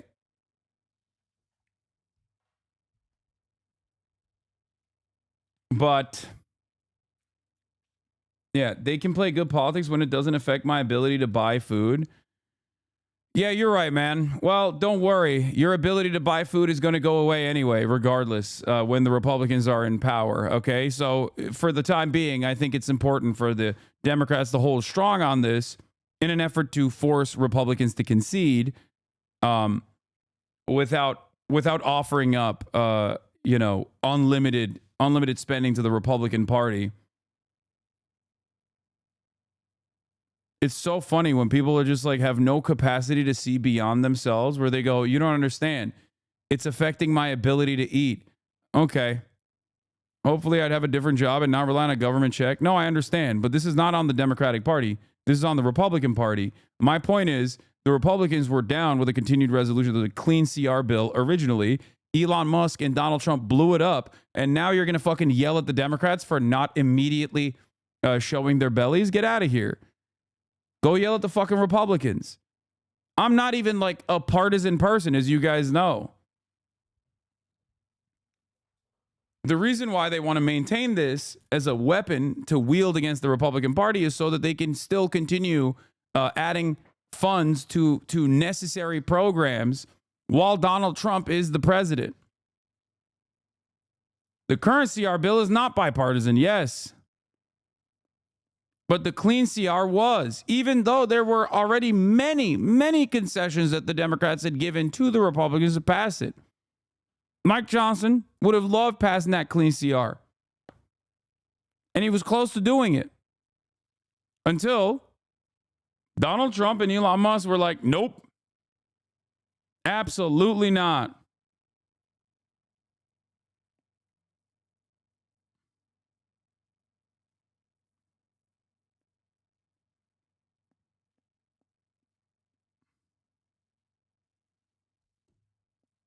Or during a separate procedure. That would be past the shutdown deadline at midnight tonight. They plan to huddle behind closed. I'm not partisan, LMFAO.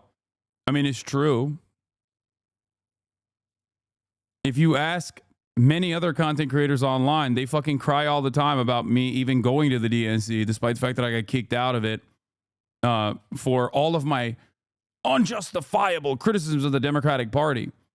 I'd love to be partisan. I'd love to be the propaganda minister. If the Democrats got their shit in order and started behaving like a competent party, I'd be the #1 partisan guy, okay? But just because I'm not partisan doesn't mean that I'm not going to defend the Democratic Party if they do something that is appropriate, do something that is right. That also doesn't mean that I'm going to unconditionally say everything that Democrats are doing is good. Closed doors at 12:30 Eastern, Dana, to try to figure out their way forward. I'm confused why Trump and Elon wouldn't want the bill to pass, though. I mean, Elon had a couple things that he wanted to take out of it, some of which we just brought forward, specifically the provision that has been matriculating for the past year that would basically solidify the already existing provisions, already existing treasury-backed control mechanisms about investing in China. That would turn this, that would basically solidify it, make it permanent by way of Congress. Elon Musk didn't like that because he has factories and potential investment operations in opportunities in China. TSA should screen each one of these elected officials aggressively. They have a nice flight. Merry Christmas. Describe what a competent party would look like going forward. I am describing it. A competent party going forward would take advantage of every fucking media opportunity. Whenever there's a mass shooting, they would be loudly talking about how the blood is on the hands of the Republicans that stand in front of common sense gun control, for example. Common sense gun control that the people want. 75% of NRA members are on board with universalizing background checks, for example. Things of that matter. A competent Democratic Party would take advantage of the media landscape surrounding the anger, the very obvious anger that the American people have in their hearts for-profit healthcare.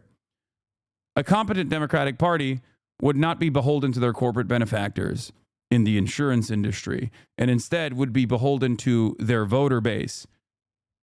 You know, behave a little bit like the Republicans, as a matter of fact. That's what a competent Democratic Party would do.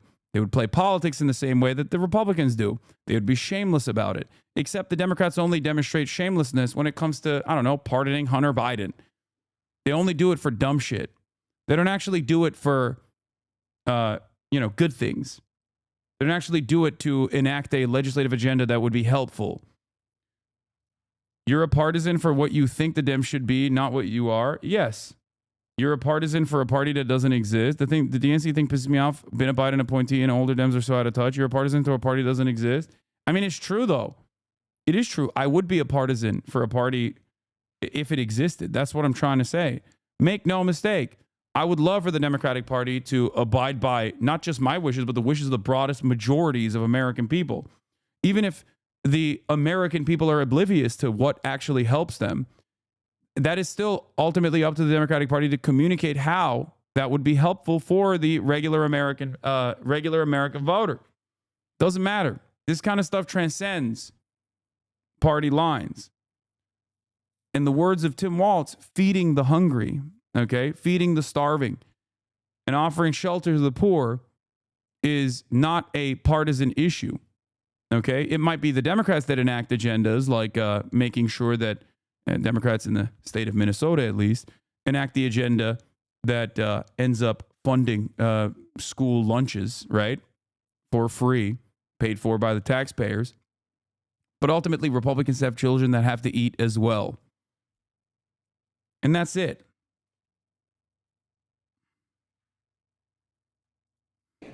This is a movie with way too many sequels. I think we're done with this kind of theme, this kind of film. Thank you so much, Manu. Appreciate your reporting. Come back if you get any news, of course. And I'm lucky to be surrounded by a talented group of reporters, CNN's Jeff Zeleny, CNN's Lauren Fox, who, of course, was on Capitol Hill all morning, and Zolan Kano-Young of the New York Times. Lauren, I'll start with you. This three-part strategy to do it in bills that are separate in order to give Democrats and Republicans the ability to vote on different things. Can you explain why that matters, particularly when it comes to the bottom line at this point, which is keeping the government running? There are probably some conservatives who hail from areas that were affected by the hurricane who want to make sure that they have an opportunity to vote for legislation to help their states and their districts. I think that is part of the strategy here. I also think part of it is just getting as many votes as you can on the items that people agree on and breaking this down. There was also some entertainment of whether or not they would add the debt ceiling as a separate vote as part of this. Clearly, that's not the strategy that they're contending with, but that was another way to sort of try to satisfy Donald Trump. So right now, I think this is one of those sort of, it's all the same bill, but it just looks a little different than it was before operations. Sometimes that works on Capitol Hill. But some of the, correct me if I'm wrong, and maybe we don't know this yet, but some of the funding for programs like kids with cancer and so forth, is that going to stay in here, or we just don't know yet? I think the early reports are this is the slimmed down version of what that Tuesday plan was. That is the early indication. And I do think that for some Democrats, that could be a reason to vote no. Mm-hmm. Let's just talk about the politics of this, because there's so many different facets to what happened and what is happening as we speak, and what it portends for in January, when there truly is full across the board Republican control. What is your read on it? What's your analysis of that? Look, the analysis of it, clearly the first share of the blame rests with Speaker Johnson. By not having this sort of locked up early in the week, there were signs that this was going to be a problem over the weekend. And not just from, there's been, I think, kind of a misnarrative that, that the Democratic goodies are in here, which is true. But there was also, as you reported, a lot of farm state Republicans who were wanting farm aid in there and hurricane assistance. So there was a lot of grumbling. I started hearing it Sunday and Monday from Republicans about Speaker Johnson and his staff, that they simply did not sort of get this going. But I'm still struck by the image last Saturday at the Army-Navy football game when the president-elect, the vice president-elect, Elon Musk, Speaker Johnson, and Senator Thune were in the same space. I mean, watching this football game in a suite at Northwest Stadium here, just miles from the Capitol, and this was not a part of the discussion. They were already looking beyond this. So then, why did Donald Trump get involved in this at all? He could have kept his hands clean from this. Was he sort of dragged in by Elon Musk? Was he following him? Was Elon Musk sort of the canary in the coal mine here? I think my biggest question going out of this is A, does Speaker Johnson survive in January? But B, what does this do to the long-term Trump-Musk relationship? I'm not sure we know that yet. You mean, because there's been with each other? With each other, because I think there's been a lot of conversation about this is President-elect Musk leading the way here. And we know that that could at some point get under Donald Trump's skin. He could be a good foil for this in the moment, but that's my biggest question going forward into next year. What does the Trump-Musk relationship do from here? We'll see. And is it also a test, an early test of Trump's grip on Republicans in Congress too? Yes, he's going to have, Republicans will have unified control here. But I mean, I remember a time where he issues a threat like he did, an electoral threat of anyone who doesn't vote on this bill that I'm supporting last night will be primaried. And most of the time you might have people fall in line. And for some Republicans, that wasn't the case. There were 38 of them. Right. And conservative members. That's a large number. Right. Like, especially when you look at the past year, we often talk about how Trump has this grip, on the party and on Congress. And to see that opposition, yes, it involves something like raising the debt ceiling, which is obviously something that many of those Republicans care about. But And what we're seeing on the screen are the faces of the 38 Republicans who voted no last night on a Trump-backed package after he and Elon Musk scuttled the bipartisan package. And the package that they all voted no on included increasing the debt ceiling. And this is what you just mentioned is the core of what I'm frankly kind of obsessed with when it comes to the politics of all of this, which is if you talked before 3 days ago, if you talked to people in and around the speaker, in and around John Thune, the Republican leaders in the Congress, they would argue that because Donald Trump is so popular in the party, because he has a lot of political capital, that it would be hard to see enough Republicans, rank and file Republicans, defying him. They were talking about like in the next year, in 2025, and it just happened already before he's even president. And the reason is because of the battle that Donald Trump picked on the debt ceiling, on something that is fundamental to where this movement started, which is in the Tea Party, anti-big government spending. And those kind of Republicans sort of were subsumed by MAGA and Trumpism, but they still very much have a North Star of, I'm not going to mess around with the debt and the deficit. Yeah, I mean, I talked to one of those House Republicans last night when they were getting off the floor, and they said it was a tough vote, but at the end of the day, they got to vote with what they came to Congress to do, which is cut and slash and burn debt. The other thing that is starting to seep through a little bit is Republicans don't know if Donald Trump's going to have their back. And so if it is fundamentally not something they want to do, the pressure from Donald Trump and knowing that he might change his mind in a week and a half, that is starting to eat away at his power over some of these Republicans. Dan Crenshaw made this point to me yesterday. He said, we would be willing to eat a crap sandwich, and yet we are not sure Donald Trump is going to stick with us at the end of the day. And so we can't. This piece does show Biden having all of... Okay, this is Biden's age. This is the Wall Street Journal article on Biden's age. And I think it's important to dive into it. Breaking? No, this is not breaking news. Yes, Netanyahu won't be able to attend the Auschwitz Liberation Anniversary event, fearing arrest by Poland. Much to consider on this. Much to consider in this headline. Just saying.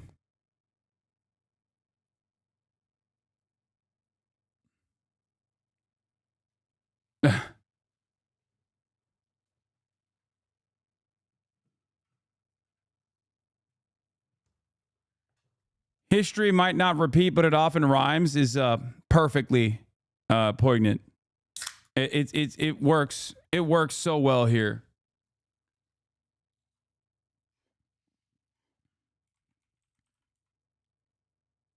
Or not poignant.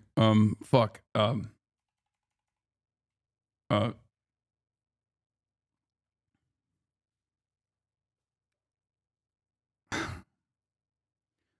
I genuinely think streaming perfectly pertinent. I genuinely think streaming has broken my brain.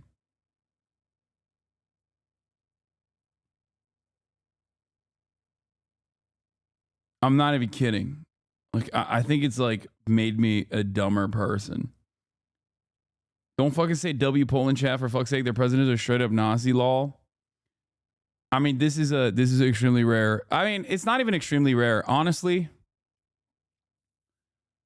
CD Projekt Red has put Poland on its back and is backpacking Poland throughout the world on a global W run, on a generational run. So this is yet another instance where there is a little bit of a W to give to Poland, okay? 2 W's.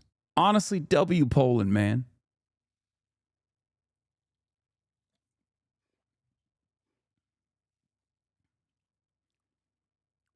They've done so much with so little, and I respect it. Gotta say.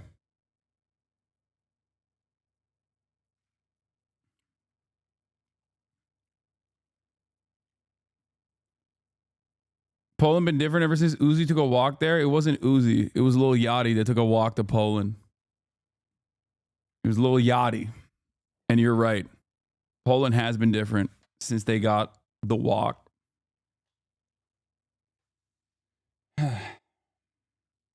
Yeah. They've been motivated.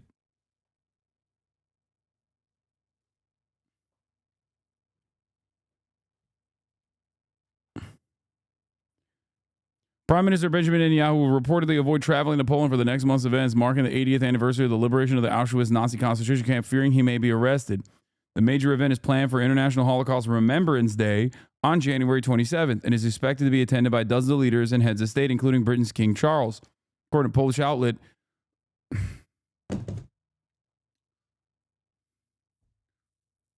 Poland makes this so hard, man.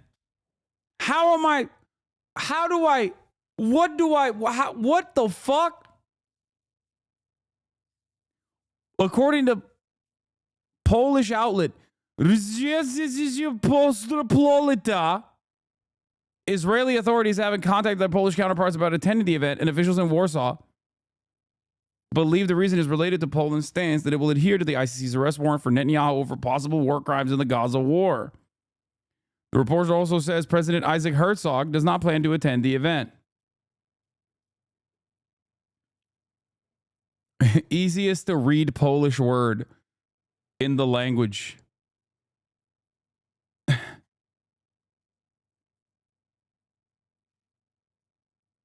Anyway. Your pronunciation was a war crime? I mean, dude, I just don't. I think that word needed more Z's and C's next to one another and R's in it. That's what it needed. Okay.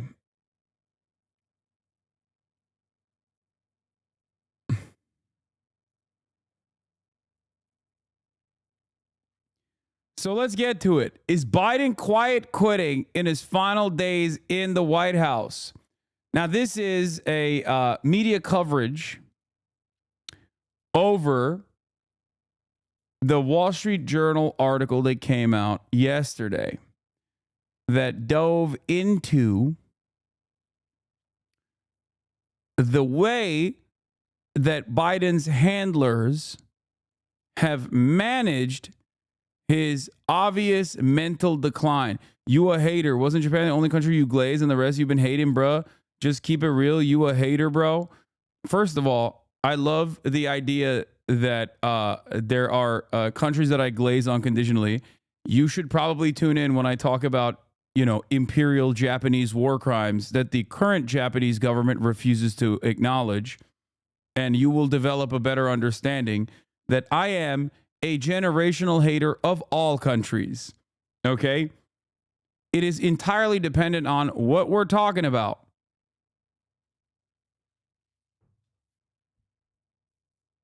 And it's funny to say this when I'm in the process of glazing Poland, a country that I routinely shit on.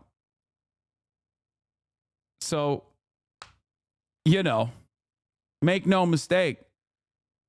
I live in the United States of America, and not a day goes by when I shit without me shitting on America.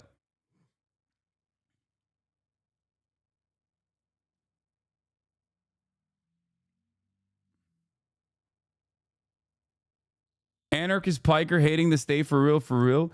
No, I think every state does a tremendous amount of awful things that are worthy of criticism, that deserve criticism. That's simply put, I want all states to do better by their citizens. I want all states to actually work at the behest of the welfare of its citizens. You know, you got an issue with that, you know, take it up with your representatives. You're entirely wrong. You've never hated on the Swagapines because it's impossible. Okay, true. Pinoy gang, till the day I die. Swagapinos, rise up.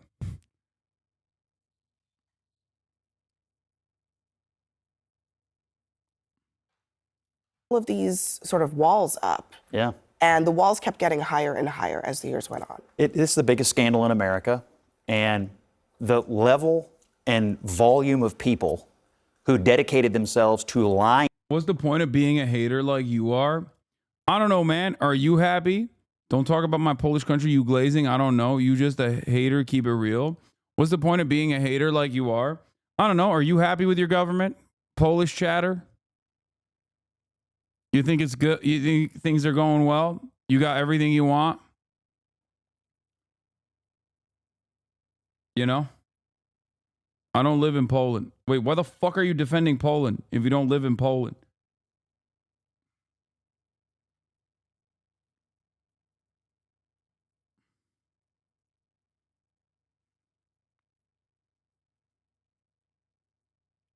We moved when I was 2.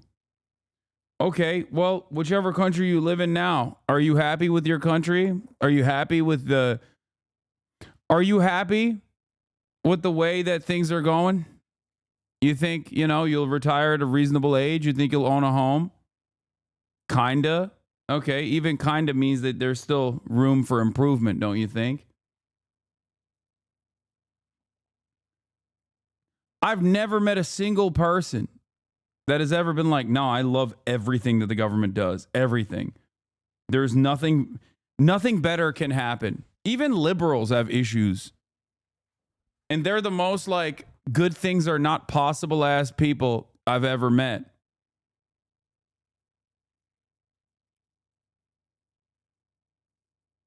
So yeah, now you understand. This is the same way Alman Turks talk about Turkey. Should I join the Teamsters as an Amazon employee? Yes. All right, let's continue. To everyone at home about this man's condition for 4 straight years up through this summer is breathtaking. It's a scandal of epic proportions, and it's a fair question to ask. Who is running the country? Who has been running the country?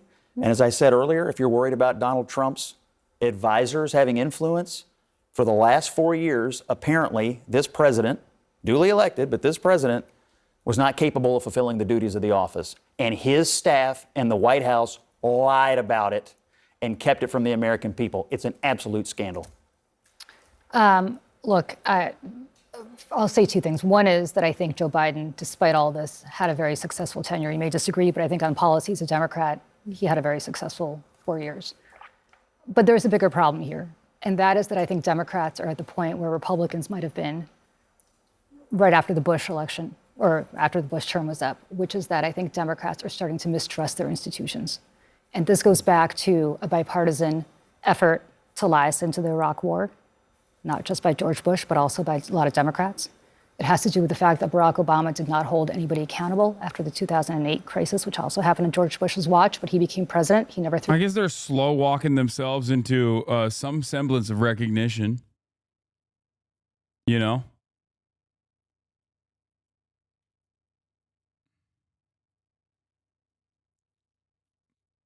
I don't know. Like, it's a little bit too little too late. And perhaps more importantly, you and your chat is a hater bubble, y'all haters. All right, man. I'm afraid you are perhaps making all of the other Polish chatters in the chat look bad by behaving like this. I tried to have a normal conversation with you, and it seems like it's impossible.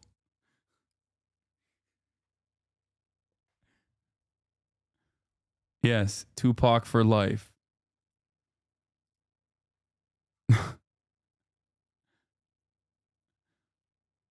I think that there's good reason to hate on your government if it's not giving you the things that you deserve.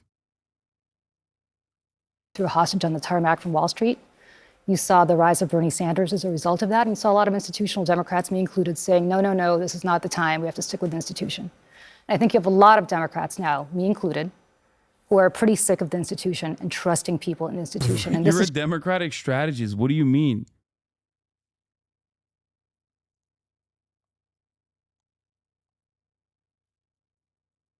That's kind of funny. Just one example, most recent example, I think, of people institutionally lying to the American people. And what you're ultimately going to see, and I don't have a problem saying this as a Democrat, is that you're going to see a Tea Party version rise up in the Democratic Party based on the fact that this is yet another marker of people just not trusting our leaders anymore. And I'm sorry to say that, but I think we brought this on ourselves. Yeah, I remember so distinctly when the Wall Street Journal's first story came out and the uproar about it among Democrats and the anger that they were making things up. In this story, they have multiple sitting members of Congress on the record talking about how they hardly ever heard from the president. They're chairmen of their respective committees, going all the way back to the Afghanistan withdrawal. I mean, this is something that they told the public was a Joe Biden decision. And according to this article, he was not really a huge part of rationalizing it, even to his own party among the elected officials. But I think there is, like, I don't know if everybody's looking at me like I'm supposed to be defending the Democrats right now. No. Because, like, I think the interesting thing about this entire question is, like, when even the Democratic institutionalists realized, like, this dude can't be president, they said he can't be president, and then didn't blindly defend him. You know, he would have been running for a second term except for the Democratic Party. And now and there were people who always thought that this man could not be president now, right? But that is not up to, well, that could be up to the cabinet, right? And we were lied to, but I don't know how to defend that because I didn't think he should be president for a second term. I think that the party, when people realized that he could not do the job of president, they did something about it. There were a lot of people, even at that time, still defending his ability to run for president again. Some people even suggested that it didn't matter whether or not he could continue as president, that he should continue to run. Even after that disastrous debate on this network, there were some people being like, oh, he had a bad night. He had a bad night. You know, and one of the quotes in that Wall Street Journal piece was, you know, there are good days and bad days. Today's a bad day. We'll deal with this tomorrow. The problem is tomorrow never came. It was just one bad day after another after. I like the media that basically played the role of lying to the American public so routinely about something that was incredibly easy to comprehend. Like, it's just something you can't hide. When the president has his brain leaking out of his fucking ears. You just can't hide that. You know, it's so visual. It's so graphic that the dumbest American can be like, I know what that's like. That's just like my grandfather, you know, years before he passed away, or maybe months before he passed away. You just can't hide that reality. And they, I think, did a terrible job of trying to do their very best. Okay? I think they try to do their very best on this, and now they have to play ass covering. They have to turn around and be like, oh, well, how could we have known? How could we have known? How could we have foreseen this?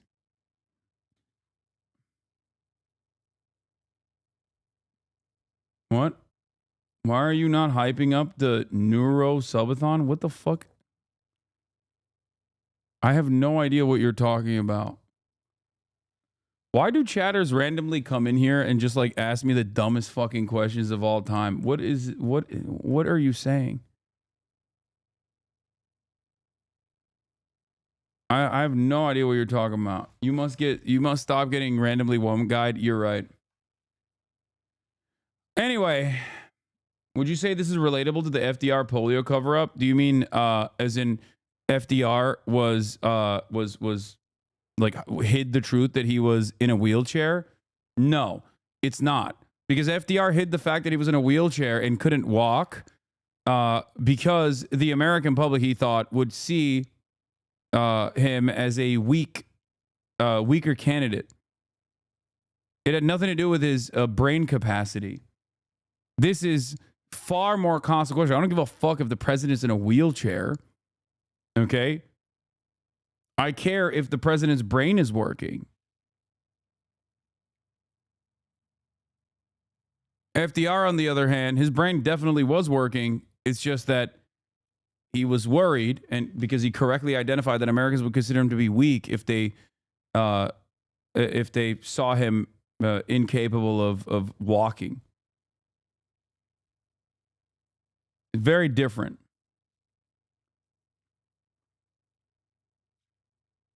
Anyway, how the White House functioned with a diminished Biden in charge. Aides kept meetings short and controlled access. Top advisors acted as go-betweens, and public interactions became more scripted. The administration denied.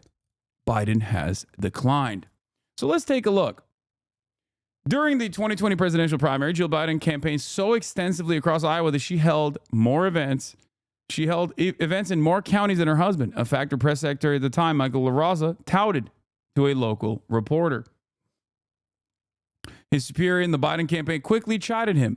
As three rode in a minivan through the state's cornfields, Anthony Bernal, then a deputy campaign manager and chief of staff to Jill Biden, pressed LaRosa to contact the reporter again and played down any comparison in campaign appearances between Joe Biden, then 77, and his wife, who was 8 years his junior. Her energetic schedule only highlighted her husband's more plodding pace, LaRosa recalls being told. The message from Biden's team was clear. The more you talk her up, the more you make him look bad. A small correction foreshadowed how Biden's closest aides and advisors would manage the limitations of the oldest president in U.S. history in his 4 years of office. This is propaganda and lies. Biden was just fine. He's just a shy guy. Stop lying to your audience. True. It's true. Problematic age gap is so funny to say about someone who is like 7,000 years old and someone who is 6,999 years old. Okay. To adapt the White House around the needs of a diminished leader, they told visitors to keep meetings focused. Interactions with senior Democratic lawmakers and some cabinet members, including powerful secretaries such as Defense's Lloyd Austin and Treasury's Janet Yellen, were infrequent or grew less frequent. Some legislative leaders had a hard time getting the president's ear at key moments, including ahead of U.S.'s disastrous pullout from Afghanistan. Senior advisors were often put into roles that some administrative officials and lawmakers thought Biden should occupy, with people such as National Security Advisor Jake Sullivan, Senior Counselor Steve Ricchetti, and National Economic Council head Lael Brainerd, and her predecessors frequently in the position of being go-betweens for the president. So basically, this caretaker government ended up delegating responsibility to appropriate parties, which is why you saw a bunch of stuff that was inconsistent with the 60-year track record of Biden in office. Very important to understand. This is why I've always maintained the position that, like, it's not the president that is like a standalone figure that ends up dictating policy, although the bully pulpit is probably one of the strongest parts of the presidency. And if you are diminished in your mental faculties, you are not going to be able to use the bully pulpit to whip Congress into shape, to dominate public understanding with whatever your agenda is. Having said that, however, there were opportunities here, like, for example, Elizabeth Warren and Bernie Sanders and the formative role that they played in this administration. Labor was basically given out, contracted out to Bernie Sanders, and we saw the results of that. FTC, Elizabeth Warren, we saw the results of that. There were plenty of good things in terms of consumer protections that happened under this administration, and that was because Biden simply wasn't up to the task. So there is some benefit to this. There is some benefit to having this, old man running the show, but not really running it at all. But there was a tremendous amount of awfulness that also took place. The awfulness, of course, came in the form of foreign policy. Okay? They run the show. It wasn't Biden's own personal brand of ultra-Zionist tendencies that caused our relationship with Israel to get kicked into overdrive. It was that the people closest to him in his inner circle also channeled that opinion. Okay? The supposed brain trust, the supposed foreign policy, the foreign policy geniuses.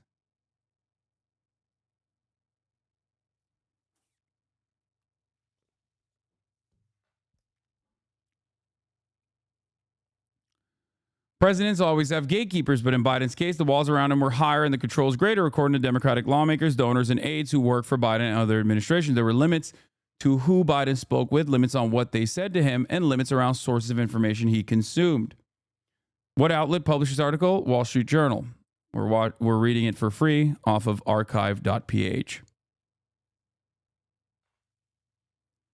Throughout his presidency, a small group of aides stuck close to Biden to assist him, especially when traveling or speaking to the public. They body him to such a high degree, a person who witnessed it said, adding that the hand-holding is unlike anything other recent presidents have had. The White House operated this way even as the president and his aides pressed forward with his re-election bid, which unraveled spectacularly after his halting performance in a June debate with Donald Trump, because 60 million Americans in real time saw that the current president was completely incapable of running the country, let alone putting on his own fucking clothes.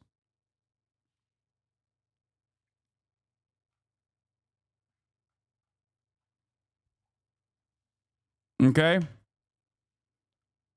The only similarities that I can point to is basically Ronald Reagan in his second term, when he had, signs of Alzheimer's or dementia.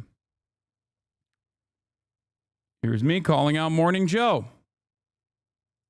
Critical that we ask the same questions about this man I love, respect. Bro, take it out of your mouth before you talk into the microphone. Jesus Christ, I'm having a hard time hearing what you're saying over the guac 3000 that you're applying to Joe Biden's shriveled old penis. Oh my Lord, dude.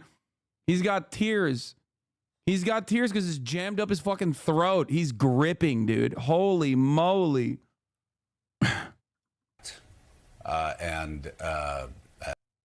Make no mistake, this was after Americans had already realized that the game was up. Anyway,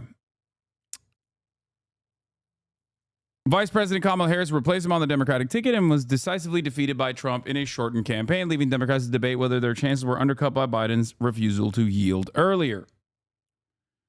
This account of how the White House functioned with an aging leader at the top of its organizational chart is based on interviews with nearly 50 people, including those who participated in or had direct knowledge of the operations. Many of those who criticized Biden's insularity said his system nonetheless kept his agenda on track. White House spokesman Andrew Bates said Biden earned the most accomplished record of any modern commander-in-chief and rebuilt the middle class because of his attention to policy details that impact millions of lives. Bates, who rejected the notion that Biden has declined, added that the president has often solicited opinions from outside experts, which has informed his policy making. He said, it is the job of senior White House staff to have high-level meetings regularly and that they were executing Biden's agenda at his direction. He also said that staff alerted the president to significant negative news stories. Bernal, via the White House press office, declined to comment. This is a lie. They literally limited his interaction with the outside world. They also limited the negative press coverage. It's like a child. We had like a kid running the country. There were good days and bad days. The president's slide has been hard to overlook. The structure was also designed to prevent Biden, an undisciplined public speaker throughout his half-century political career, from making gaffes and missteps that could damage his image. As you guys know, Andrew Bates also famously said this, my favorite tweet of all time, to answer the question on everyone's minds, no, Joe Biden does not have a doctorate in foreign affairs. He's just that fucking good. White House Senior Deputy Press Secretary and Deputy Assistant to the President. And my GOAT, Andrew Jedediah Bates.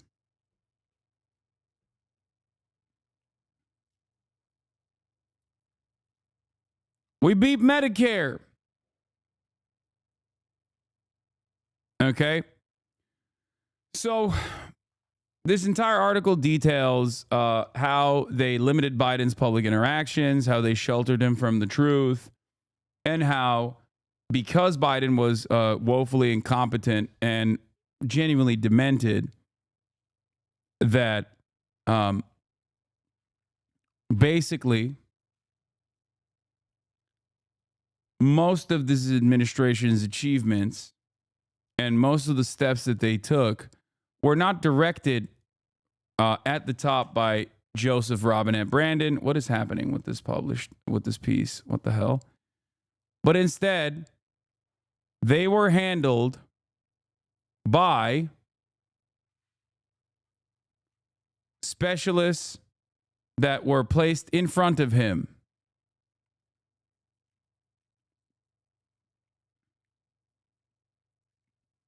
It's something that we already knew, and it's something that we talked about, and it's something that was very easy to predict. This is something that I've been saying since 2019, talking about how ridiculous it is that Democrats are going to drop the incumbent's advantage by putting forth a person who will not be able to run for office again. Problem is, the Democrats, being the silly little incompetent party they are, refuse to put a successor as the vice president in the Biden administration and then build that person up. And this is precisely how we arrived at Kamala Harris. Kamala Harris was not chosen because of her acumen, her charisma, or any sort of ideological predisposition that she has.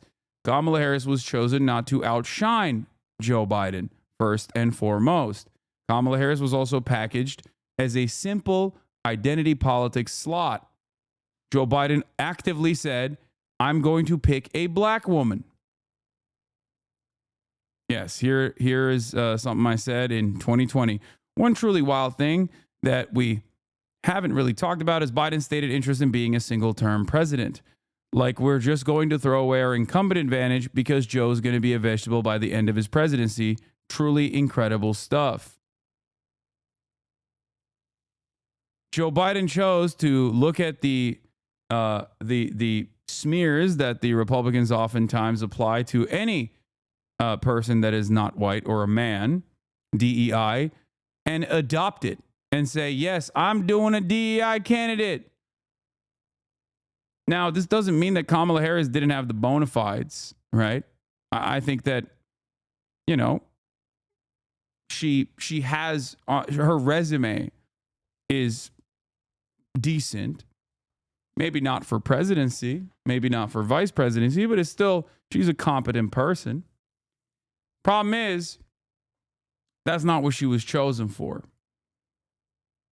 She was chosen because she would not be able to outshine the demented president. Okay?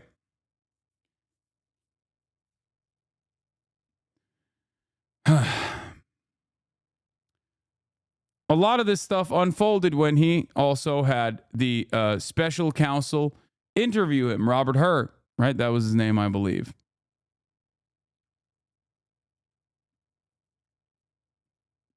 That interview surrounding the classified documents investigation showed, according to Hur's own assessment, that Joe Biden was incapable of remembering key details about his own life, and that if presented in front of a jury, would come across as a bumbling old fool who was well-intentioned. If you recall, the media was very upset about this detail being revealed. Except, I feel like he was a little bit vindicated, don't you think?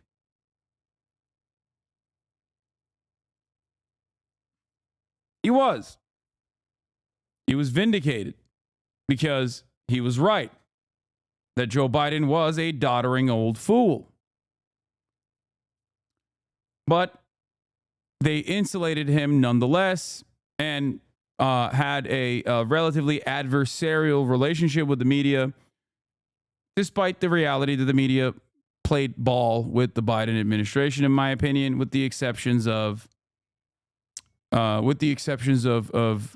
Afghan withdrawal, which was one of the only good things that Joe Biden did in terms of his foreign policy accomplishments. You sound like Fox News. Shut the fuck up. So now this fool's sucking Trump dick now too. Hasan kissing the Trump ring now too. Yes. That's what I'm doing. Just like I was doing that all the way back in 2019 and in 2020 when I said Joe Biden should not be the candidate. He is far too old.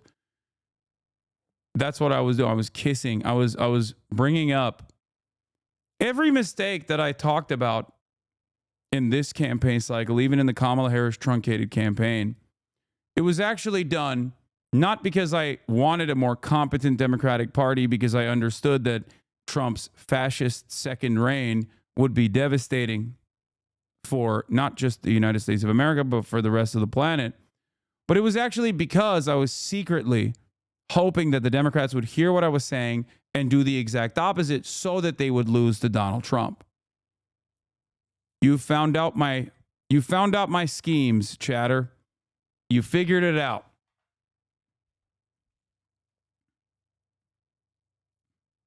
It is pretty funny to be this much of a Democratic Party loyalist at this stage when you have Democratic strategists on CNN turning around and basically sounding like me months after the election defeat, even though originally they were institutional defenders.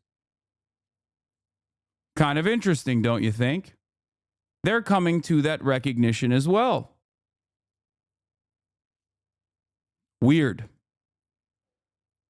When I criticize the Democratic Party, I don't criticize the Democratic Party because I cynically want the Republicans to win.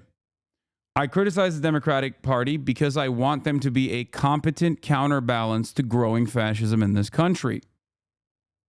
Because that is the only game in town. The unfortunate reality is that we exist under a duopoly. It's either the Democrats or the Republicans. I recognize that, which is why I reserve my criticisms with the hopes that the Democrats you're all Monday morning quarterbacks? No. As a matter of fact, I'm not a Monday morning quarterback. Okay? I'm a Sunday quarterback.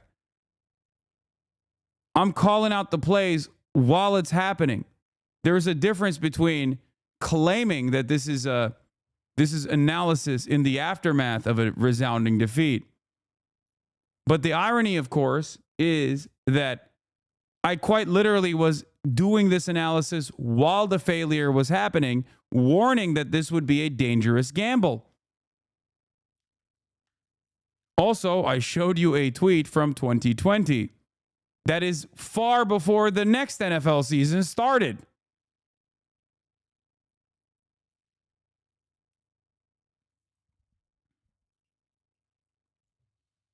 I don't know how you would consider this Monday morning quarterbacking when it was clear criticisms from way before the devastating results of not implementing a change.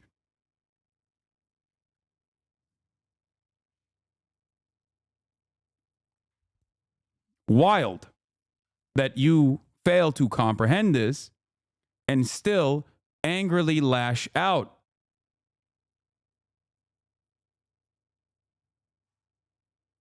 Very interesting.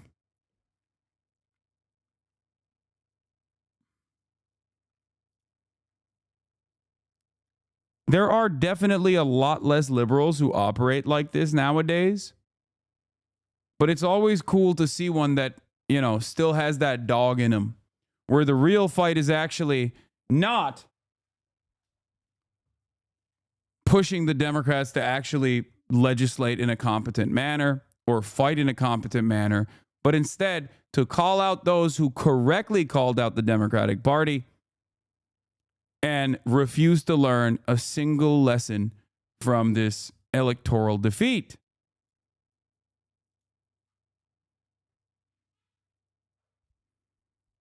Those numbers are diminishing. People like that are no longer as loud.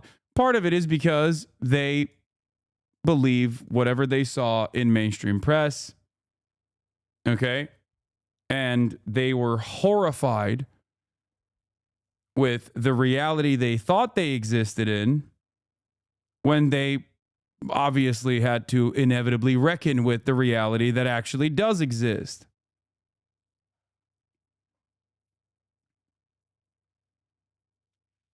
You were all over Kamala's nuts when you thought she'd win. I don't think this person has watched any commentary from me because I was not. Even in the most hopeful moments, I reserved a little bit of skepticism because of the many years of seeing how the Democrats have operated. I suspect, considering that you've been following me since last month, maybe you were oblivious to that reality. Or perhaps even funnier, you literally left the community, which you didn't, but it would have been even funnier if you had left the community because I was criticizing Kamala, only to come back in now.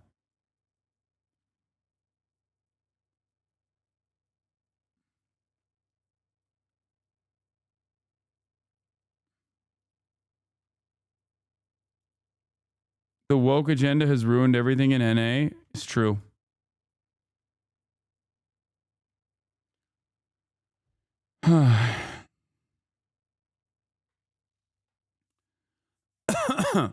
.9 PV percentage PV is not a landslide victory. No, but it was a resounding defeat for the Dems.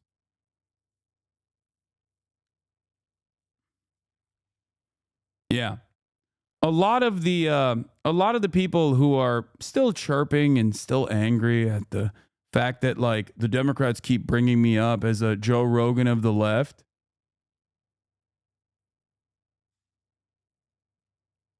Those people were also consistently saying, I am not with Kamala Harris enough. I wasn't sufficiently backing Kamala, using my massive platform to back Kamala Harris unconditionally.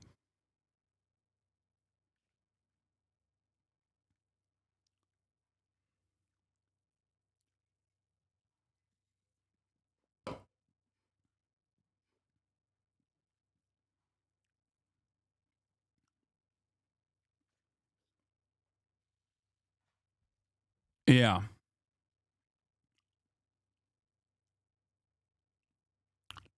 So, yeah, this entire thing is,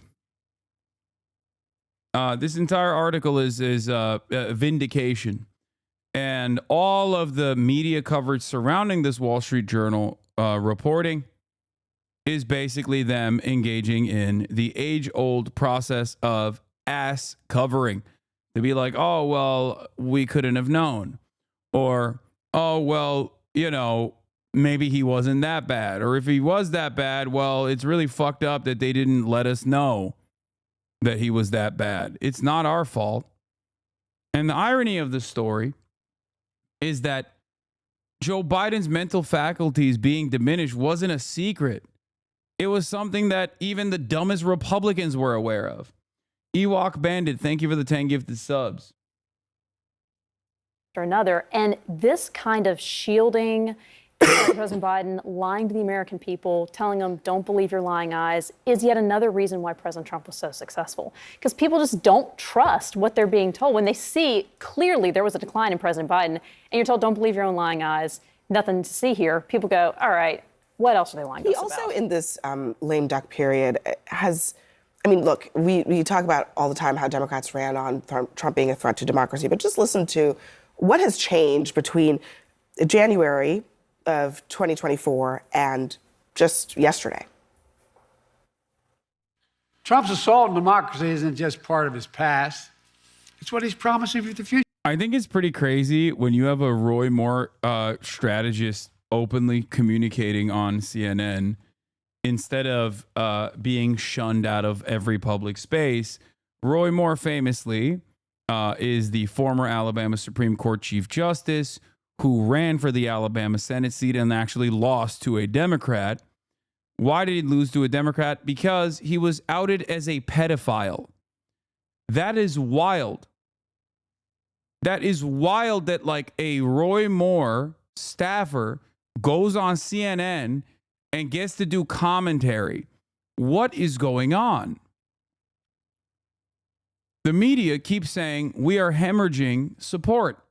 We are hemorrhaging support. People no longer trust us, without recognizing that perhaps this plays a role in why people no longer trust you.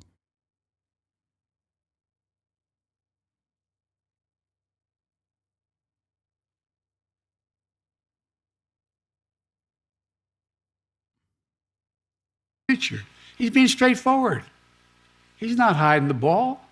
The fact that he doesn't abide by the rules of the democracy we've established is not my concern. My job is to make a transition workable and available.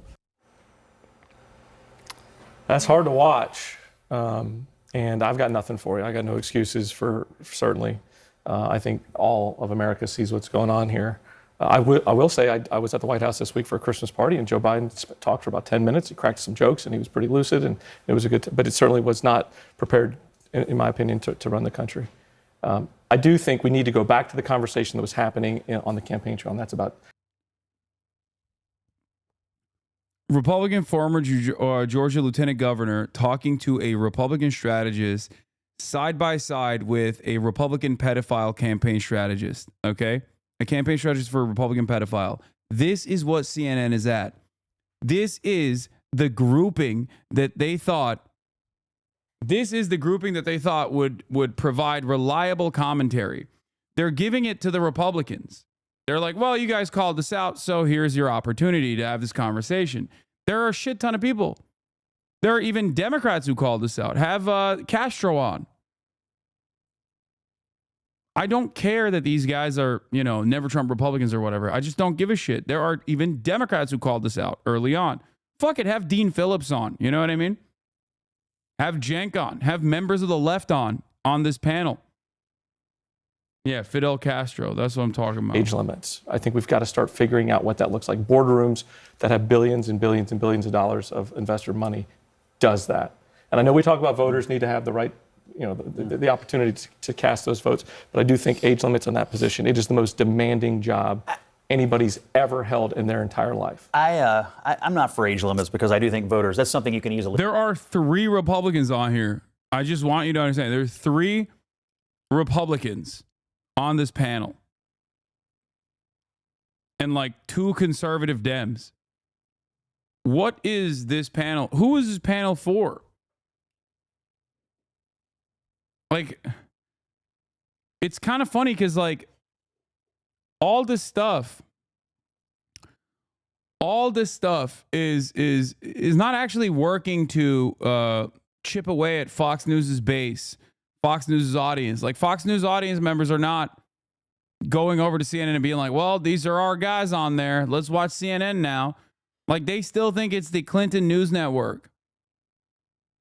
Okay? It's just not, this is not actually bringing ratings back. Discern. And people were discerning that when they were turning against Joe Biden.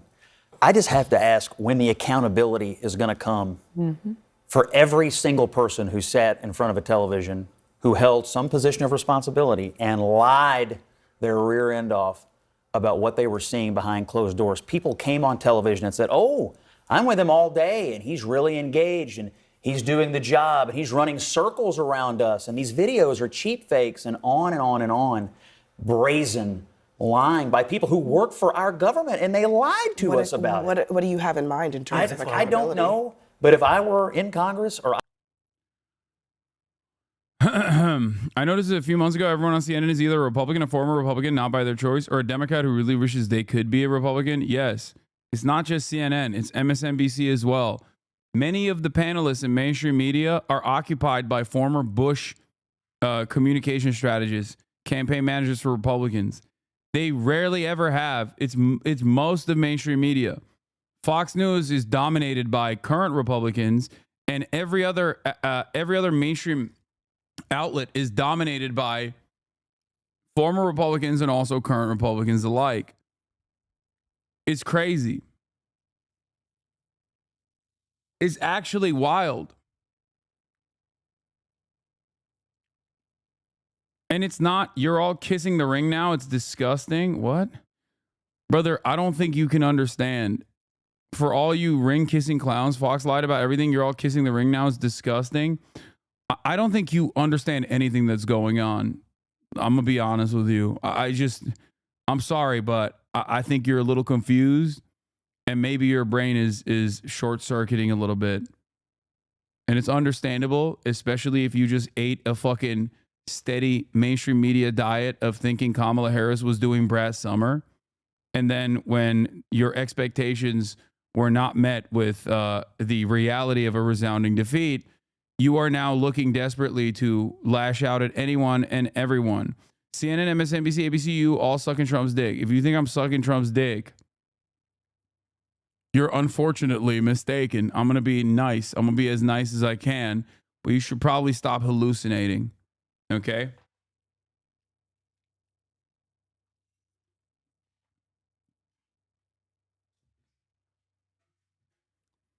As I have said time and time again, the reason why I dislike the Democrats is because of their closeness to Republicans. I am the only one who actually dislikes the Republican Party. Democrats who regularly hug and kiss the Republicans and try to present themselves as Republican adjacent, I despise them because of their proximity to the Republican Party and their agenda. Okay? Nobody, if given the opportunity between the diet version and the full-strength soda, is going to go with the diet soda. Everyone's going to go with the full-strength soda, in the words of Felix Biederman. The Democrats have consistently tried to retriangulate their image as a lighter version, a softer, more smarmy, elitist, smug, technocratic version of the Republican Party, and they keep failing over and over and over again. Oh my God, everybody stop hyper-focusing on the analogy by being like, oh, you don't understand. I prefer the diet soda. Says you. You like diet soda, except soy cucks. If I were the incoming administration, I would be thinking about, because I agree with you on institutional trust. I think there is a lack of trust across the board. It's happening in your party. It's been happening in my party. How do you ever regain trust if there's no accountability for the people who lied us into the deficit in the first place? That's my question. And if I'm a Democrat, I would never hire anyone who helped perpetrate this to be in a future administration. How can you regain trust the American people if you're putting the exact same people back who lied to them? I think you're opening up a Pandora's box if you want to start investigating people who lie on behalf of their president, because one day there's going to be a Democrat in office after Donald Trump leaves, and I promise you, you don't want that to be happening to your party. But I will also... I mean, I don't think the people give a shit. Yeah, I love that. Don't threaten me with a good time, please.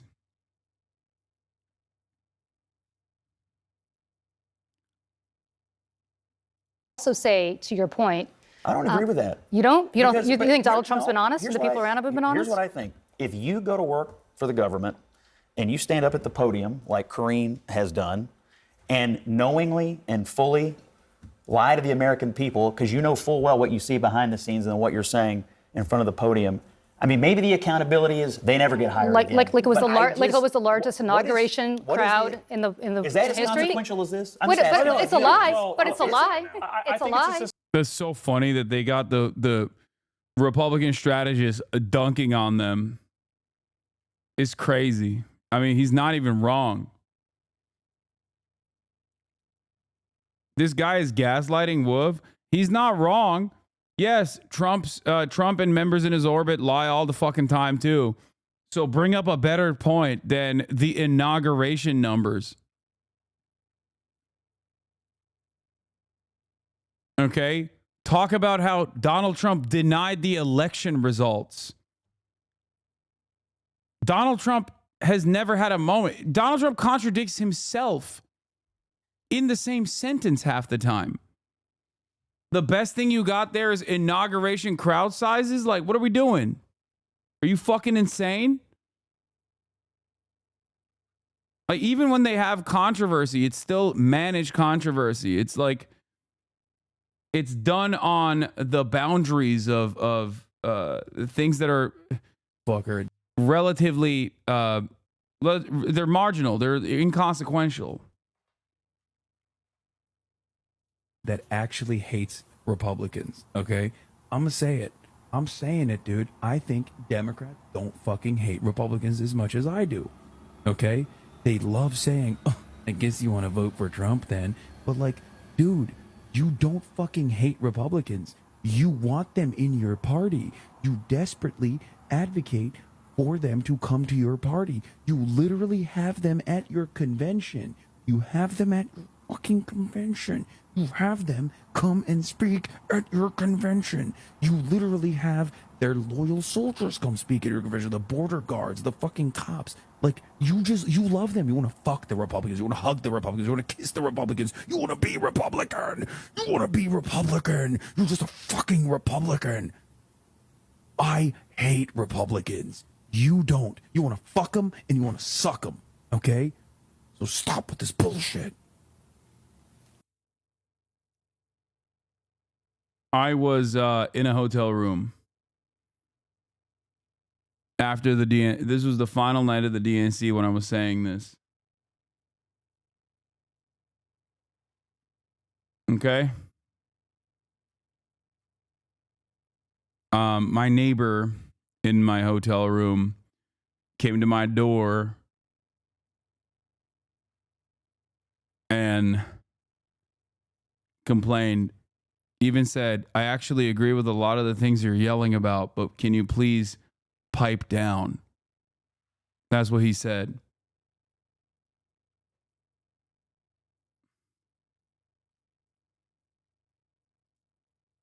Very funny moment in HasanAbi broadcast history. Systemic problem, right? Because I agree with your comments around. Who? All right, let's watch the five lap up, do their victory lap over over Brandon's senility. Who is running our country? That's the question everyone is asking after a bombshell report from the Wall Street Journal blew the lid off Joe Biden's declining mental state and how the White House has been covering it up right from the very start. According to the Journal, signs that the commander-in-chief was diminished stretched all the way back to, quote, the first few months of his presidency, with aides adjusting his schedule, noticing Joe becoming tired if they went long, and he started making mistakes. So they kept meetings short and started controlling who he spoke with. And like a good little lapdogs, the media aided and abetted the cover-up. Remember this lunacy? F you if you can't handle the truth. This version of Biden, intellectually, analytically, is the best Biden ever. Not a close second. I'm not even going to ask a question on that. It's so absurd. Jesse, they say that the 50 sources say they noticed in the first few months that he couldn't handle things. But do you remember they're using COVID as an excuse for him not to campaign, not to get out there and to have the basement campaign where, remember, cars, they would beep if they supported Joe Biden? There were 8 of them. Yeah, so they kept the COVID structure throughout the rest of the presidency. And he was treated like an aging dictator, an aging king. You know, the same things they said about Trump were true of him. He was isolated. He was out of touch. He was... It's pretty funny because they have, like, so much good footage of him just being a fucking bumbling old fool, stumbling around. You know what I'm saying? It's just, there's so much good coverage on here. They get to do this victory lap because even though they were doing it on partisan reasons, they were still correct. Even though they were doing this on partisan grounds, they still stand corrected. It also, once again, plays a role in undermining the integrity in the eyes of the broader public of mainstream outlets and makes it seem like Fox News was right all along. So that's a bit of a self-goal, a bit of a self-own from mainstream outlets once again. Mentally unfit. People were keeping things from him. They wouldn't give him bad polling. They wouldn't give him bad headlines. He was AWOL during the lead up to Afghanistan. People were trying to get him on the phone at key moments. There's no way to get a hold of the guy. And he delegated his presidential powers to his staff, Judge. So when people ask, well, who's really the president? It was his staff. His staff were executing the duties of the president. And I think it was April 2021, right out of the gate, they were canceling meetings because he was having a bad day. So all this conspiracy theory about, Joe Biden shot, he's a puppet, it was true. I mean, at this point, we're going to find out he stole the election from Trump. At this point, the way things are going. Jesse? I'm just saying the way things are going, I wouldn't be surprised if we found that. You know, the amazing part of it, Charlie, is that Jill Biden was in charge of the one cabinet meeting they had in 11 months. Jill Biden was the one who campaigned in 2020. She out-campaigned her husband, Joe. Jill Biden is the one that people had to go through to get to. Jill was one who they had to go through to get to Joe. Why was she so desperate for this? I guess. I mean, we don't know, but I guess it was because she was desperate to cling to the White House and to remain relevant and remain in the White House, because we don't have any other better answer than that. Obviously, this is all Joe Biden's responsibility. He's the one that allowed this to happen. But she bears a lot of responsibility for allowing it to happen to her husband. It's embarrassing. It wrecks whatever legacy he might have had. He leaves office the most unpopular president in the history of polling.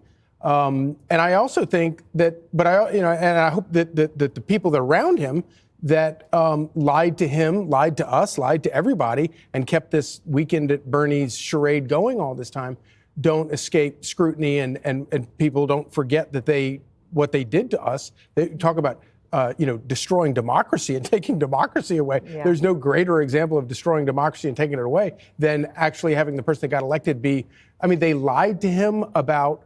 They shielded him from outsiders. They lied to him even as late as the campaign. They were lying to him about his pollsters, about his polling. They wouldn't let him talk to his pollsters. So even he didn't have any idea how bad things were going into the summer. There's a lot of blame to go around for everybody. Joe Biden is most responsible, but I hope that nobody forgets that what these staffers did to undermine democracy. You know, Dana, the interesting thing is that before Joe Biden spoke to this special counsel, Robert Hur, for 1 week, he would spend 3 hours every day prepping. And the only thing that we got out of it was Hur said, this is a friendly guy, an elderly man with no memory. And this was the point where Putin goes into Ukraine, where Hamas attacks, where Joe was actually funding Iran, which is then funding Hamas. And it's one of the darkest periods in American history. And yet Joe is still there clinging to power in the last, 5 weeks or whatever it is. What do you think he's trying to do now? I just had a thought that occurred to me, so let me just use my words here and see if I can get it out. When the Robert Hur report came out, do you remember there was a fury from the White House that Merrick Garland let it go out? And I have to wonder if Merrick Garland made sure it went out so that he at least would have been like, yeah. They can't even be right. Like, they still have to basically, engage in some level of fucking, some kind of conspiratorial reach, even when they're on the correct side, even when history has vindicated their position. Trying to tell people, like, this was what was happening. One of the things in the article is that they scripted his interactions with his defense secretary, Lloyd Austin. No wonder Biden had no idea Lloyd Austin was missing in action for 3 weeks. They never spoke anyway, and if they did, there was a script. It's not a call center. He didn't have a way to communicate directly with his Treasury Secretary. No wonder they never talked about inflation as a problem for Americans. You had the Chief of Staff saying it was a high-class problem.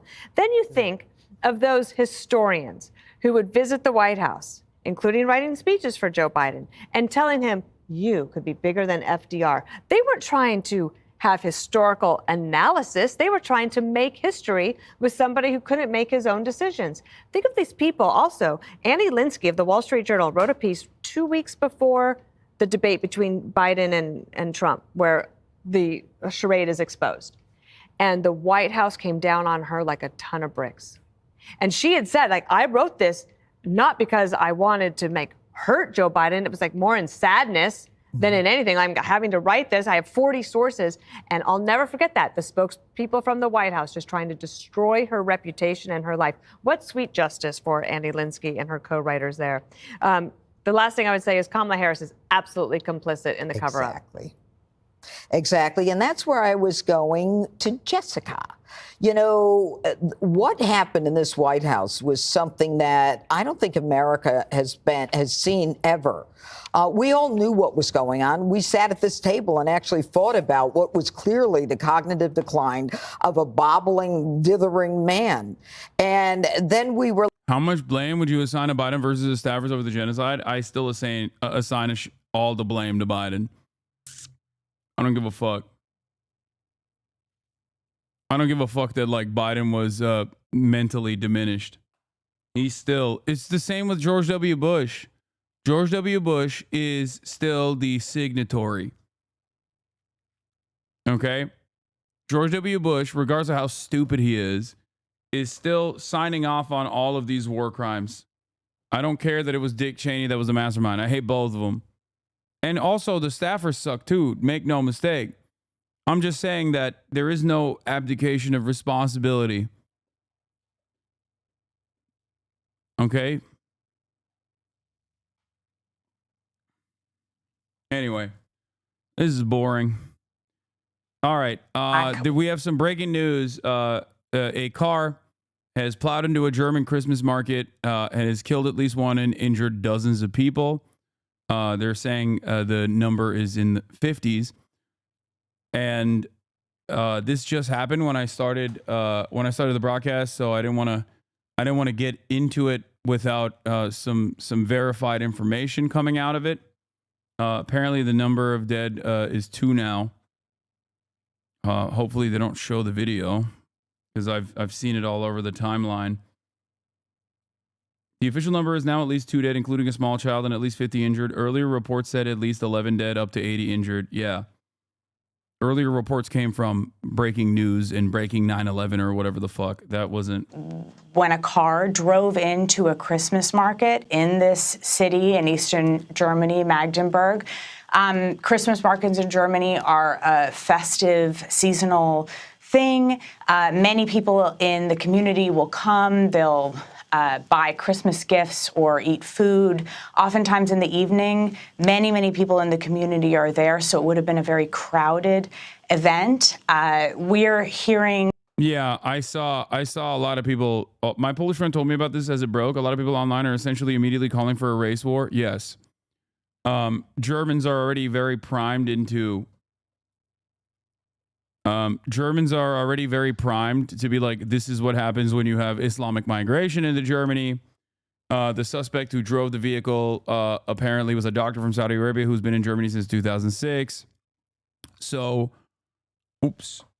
All of the Germans are predictably, saying that this is a direct consequence of Muslim migration into the country, and we have to round up everyone and forcibly deport them, and that the AfD is vindicated. Christmas markets in Germany are a festive, seasonal thing. Many people in the community will come. They'll buy Christmas gifts or eat food. Oftentimes in the evening, many people in the community are there, so it would have been a very crowded event. We're hearing authorities in the area saying that at least one person has been killed. 11, according to local media, though that has not been confirmed, and dozens potentially injured. Local hospitals have said that they're preparing for a mass casualty event. Sam, as we watch some of the images that are coming in, obviously just a horrific story, something so tragic just happening days before Christmas. Can you break down from your expertise, what are some of the questions that you have about what happened and what are investigators doing right now? Well, in the first instance, the underlying question is whether the suspect, perhaps the individual who's currently in custody, acted alone, or whether the suspect was in touch with others who may seek to implement similar attacks. So at this point, intelligence and law enforcement services are focused on ensuring that this was an isolated incident and that there's no ongoing threat to the public. At the same time, we understand that there may be a suspect in custody. So another key question is what this individual's motivation was. We know that there has been a heightened threat environment declared by authorities in Germany, throughout Europe, and throughout the United States, particularly post-October 7th, and developments when Hamas attacked Israel and Israel's incursion into Gaza. There's been a heightened threat environment related to those results.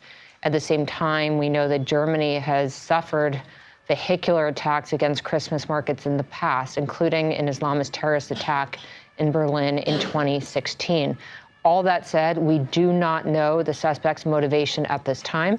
And so I'm waiting to see, again, whether authorities declare if there is any ongoing threat to the public and if there's any indication of where this individual comes from and what the individual's motivation may be, Lindsay. Samantha, any idea what a security footprint around a Christmas market might look like, considering that they have been targets before? Unfortunately, security footprints around any mass gathering can really vary, Lindsay. Typically in large urban settings where there's a larger police presence, we do see a larger security posture that could include a completely enclosed area when it comes, for example, to barricades that can prevent all vehicular traffic from entering a mass gathering. In smaller jurisdictions, law enforcement just may not have those kinds of resources. Law enforcement encourages vigilance, encourages the public to stay aware. But whether or not there was full barricades around this market is really up to the local jurisdictions, the level of threat they foresee, and the resources they have on hand. Sam, given the amount that could be injured, the deputy mayor saying 50, we heard Haley there say other media reporting as many as 60 to 80. Crazy how people are defending this attack. What? How come nobody cares when they attack Christians? Crazy how people are defending this attack. If you can point to a single person that is defending a fucking heinous attack like this, I will not ban you. You have 60 seconds to point to a chatter that wasn't immediately banned that is defending this attack. Why the fuck would anybody defend this attack? Take your medication. Take your fucking medication, dumbass.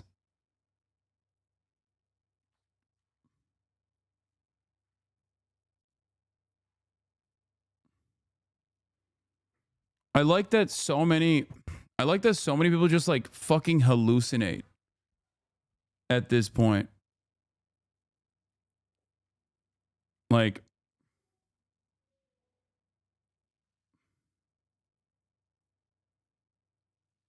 you know?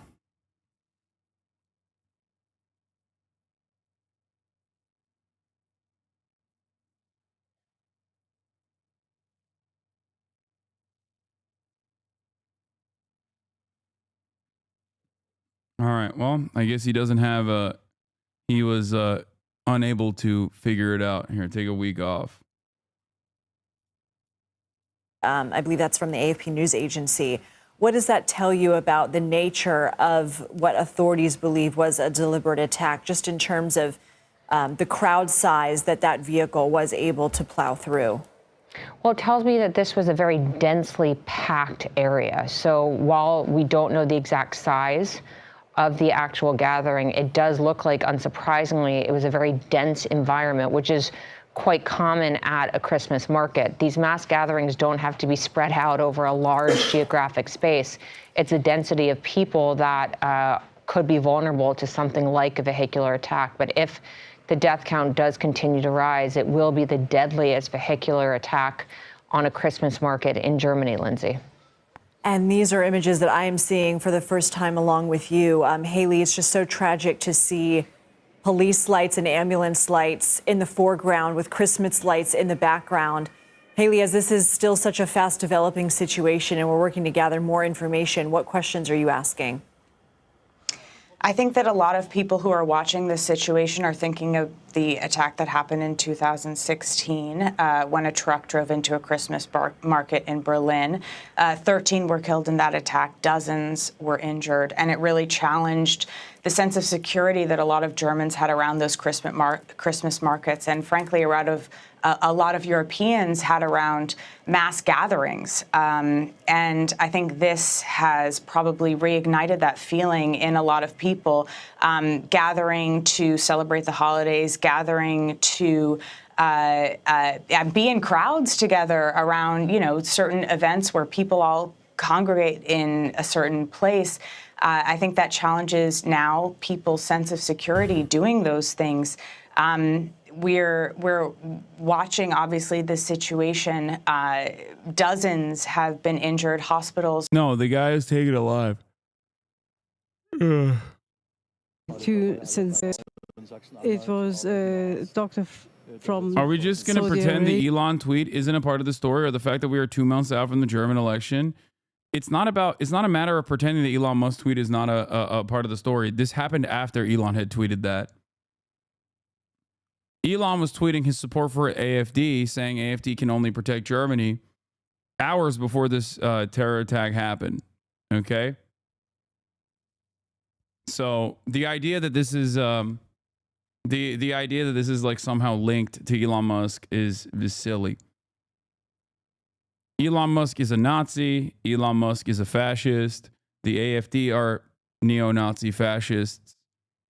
But while this certainly will drum up more support for the AFD and mass deportations for anyone that is suspected of being Muslim in Germany. The person's motivations are at this point unknown, and his background has been revealed. He was a doctor from Saudi Arabia, they say, who's been in Germany since 2006. Saxony-Anhalt State Premier Rainer Haseloff says that the attack on the Christmas market in Magdeburg is, at the moment, a crime committed by one person. It was a doctor from Saudi Arabia who's been in. HasanAbi can't even string together a thought, let alone orchestrate some kind of clandestine conspiracy. What? Oh, you mean Elon Musk? Or are you talking about me? Germany too, since 2006 in Sachsen-Anhalt. At the moment, it's been a crime committed by one person, and there is no further danger to be. What evidence is there that Elon Musk is a Nazi? Thank you for this question. Elon Musk purchased Twitter and then reinstated the accounts of prominent neo-Nazis. Elon Musk follows prominent neo-Nazis. Elon Musk routinely replies to prominent neo-Nazis and highlights their neo-Nazi rhetoric. Elon Musk has subscribed to anti-Semitic, anti-Jewish conspiracies, such as Jews are actually doing mass great replacement in the Western world. Elon Musk is also in favor of the AfD. The AfD is the neo-Nazi movement in Germany. Elon Musk routinely retweets and quote retweets prominent neo-Nazis on Twitter.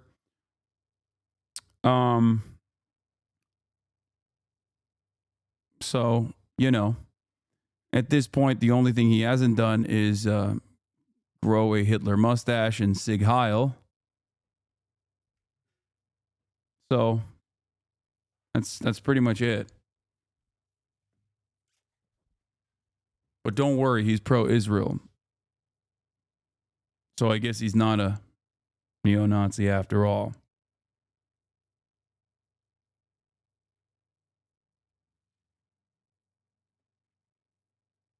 He waited, and in the morning we can double check and re-evaluate the situation, and accordingly we can then discuss necessary measures and also evaluate the AfD is not 100% neo-Nazi, okay?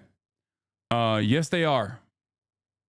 And no amount of cover-up is going to change that reality. Don't know why people choose to defend the AfD. They very clearly are. Unless you are joking and you mean they're 99.9% neo-Nazi.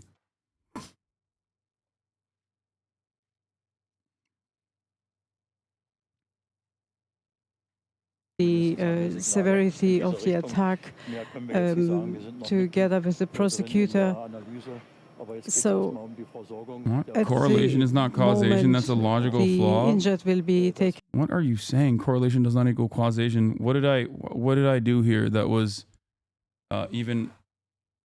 Did I look at any sort of correlation and imply causation? No. I think you just heard, just like many debate perverts, you just wanted to slam on a logical fallacy that doesn't actually work in this situation. Strawman, Taken care of medically, and we will use all in our power to take care of them, and also, of course, family members of those injured are in shock. They're all having to digest this trouble, this terrible tragedy. Holiday chat is so weird. Yeah. Are preparing to potentially care. Just going to post this here again. Yeah, remember this? It's beautiful.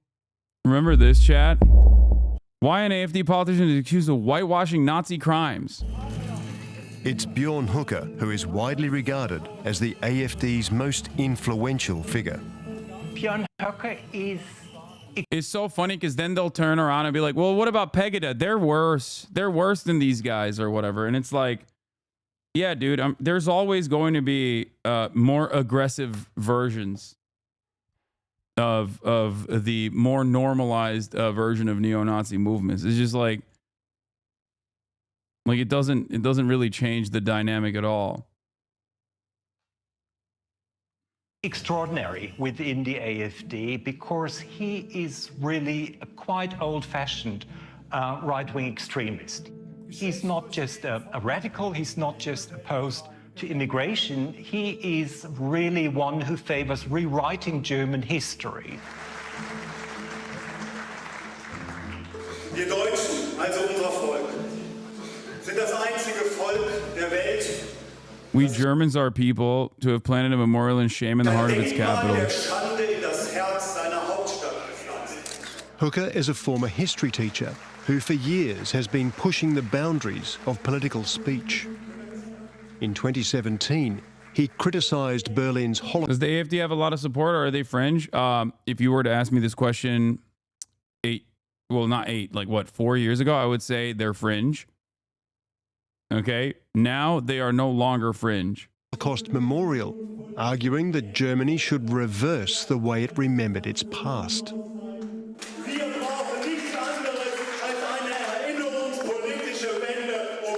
We need nothing less than a 180-degree turnaround in the politics of remembrance. In the politics of remembrance. Like, they're talking about the Holocaust. They're talking about World War II. He talked about the Holocaust Memorial in Berlin as a sign of shame in the heart of the nation. He's obsessed with history. Kai Arzheimer, a political extremism expert, has studied Hooker's rhetoric about German history. He is engaged in whitewashing what the Nazis did, basically. Remembrance culture is the idea that the crimes of the Nazis must never be forgotten and that we should educate future generations in the knowledge that Germany in the past has committed those atrocities to safeguard our future. Basically, that's the idea. What Hooker wants is this 100-degree reversal. I mean, this is like the one aesthetic thing that is holding Germany's fascist past together. So once this falls, it's over, okay? Germany still has very strict controls over, very strict regulation over denying the Holocaust and like openly flying the banner of Nazi regimes and flying the swastika. They have a lot of strict rules around that sort of thing. But basically, the moment that they just reverse all of that, it's over. They will openly champion this stuff once again. Okay?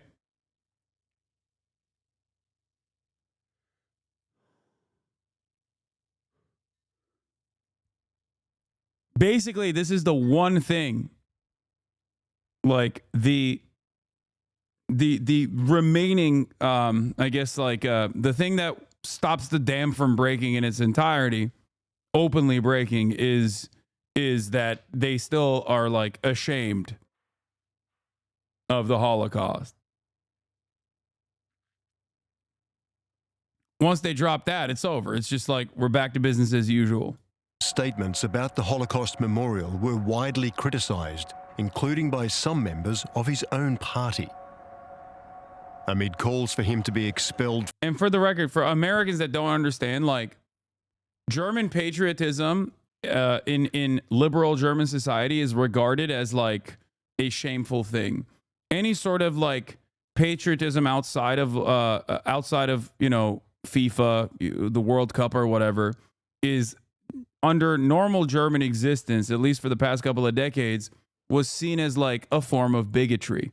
Okay. Now, this doesn't change the reality that like modern Germany has done a whole bunch of awful things as well. Okay? But they have a very different understanding of patriotism and nationalism in general. They are understandably fearful of nationalism, at least aesthetically, and have very strict rules around demonstrating that sort of thing. As far as I understand, even in like liberal German society, polite German society, like flying the German flag is seen as like an odd thing, or used to be seen as an odd thing. And that obviously you can't fly the Nazi banner, which is why the AfD, I believe, was the AfD, I believe, used to use the older Imperial German flag as a substitute. That's why there's a lot of dog whistles. AfD is also, I guess, technically a dog whistle. A chatter was calling it a bullhorn, but it's the the alternative for Deutschland, or some people call it alles für Deutschland, like all for Germany for Germany, all Germans for Germany. German patriotism comes only during the World Cup and next UEFA Euro Cup.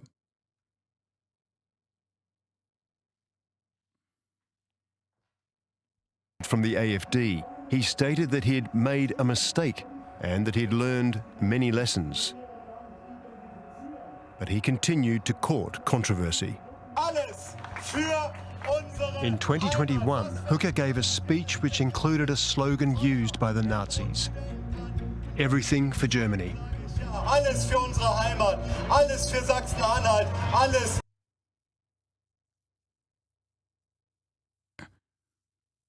Germany for Germans, everything for Germany. Like, using Nazi sloganeering like this is not only something that, again, liberal, polite German society does not look fondly at, but it is directly illegal, usually. Für Deutschland.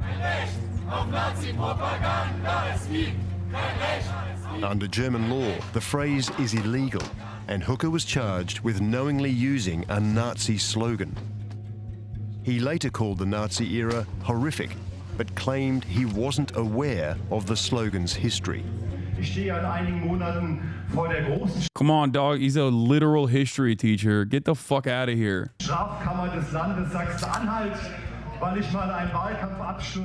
Then he did it again.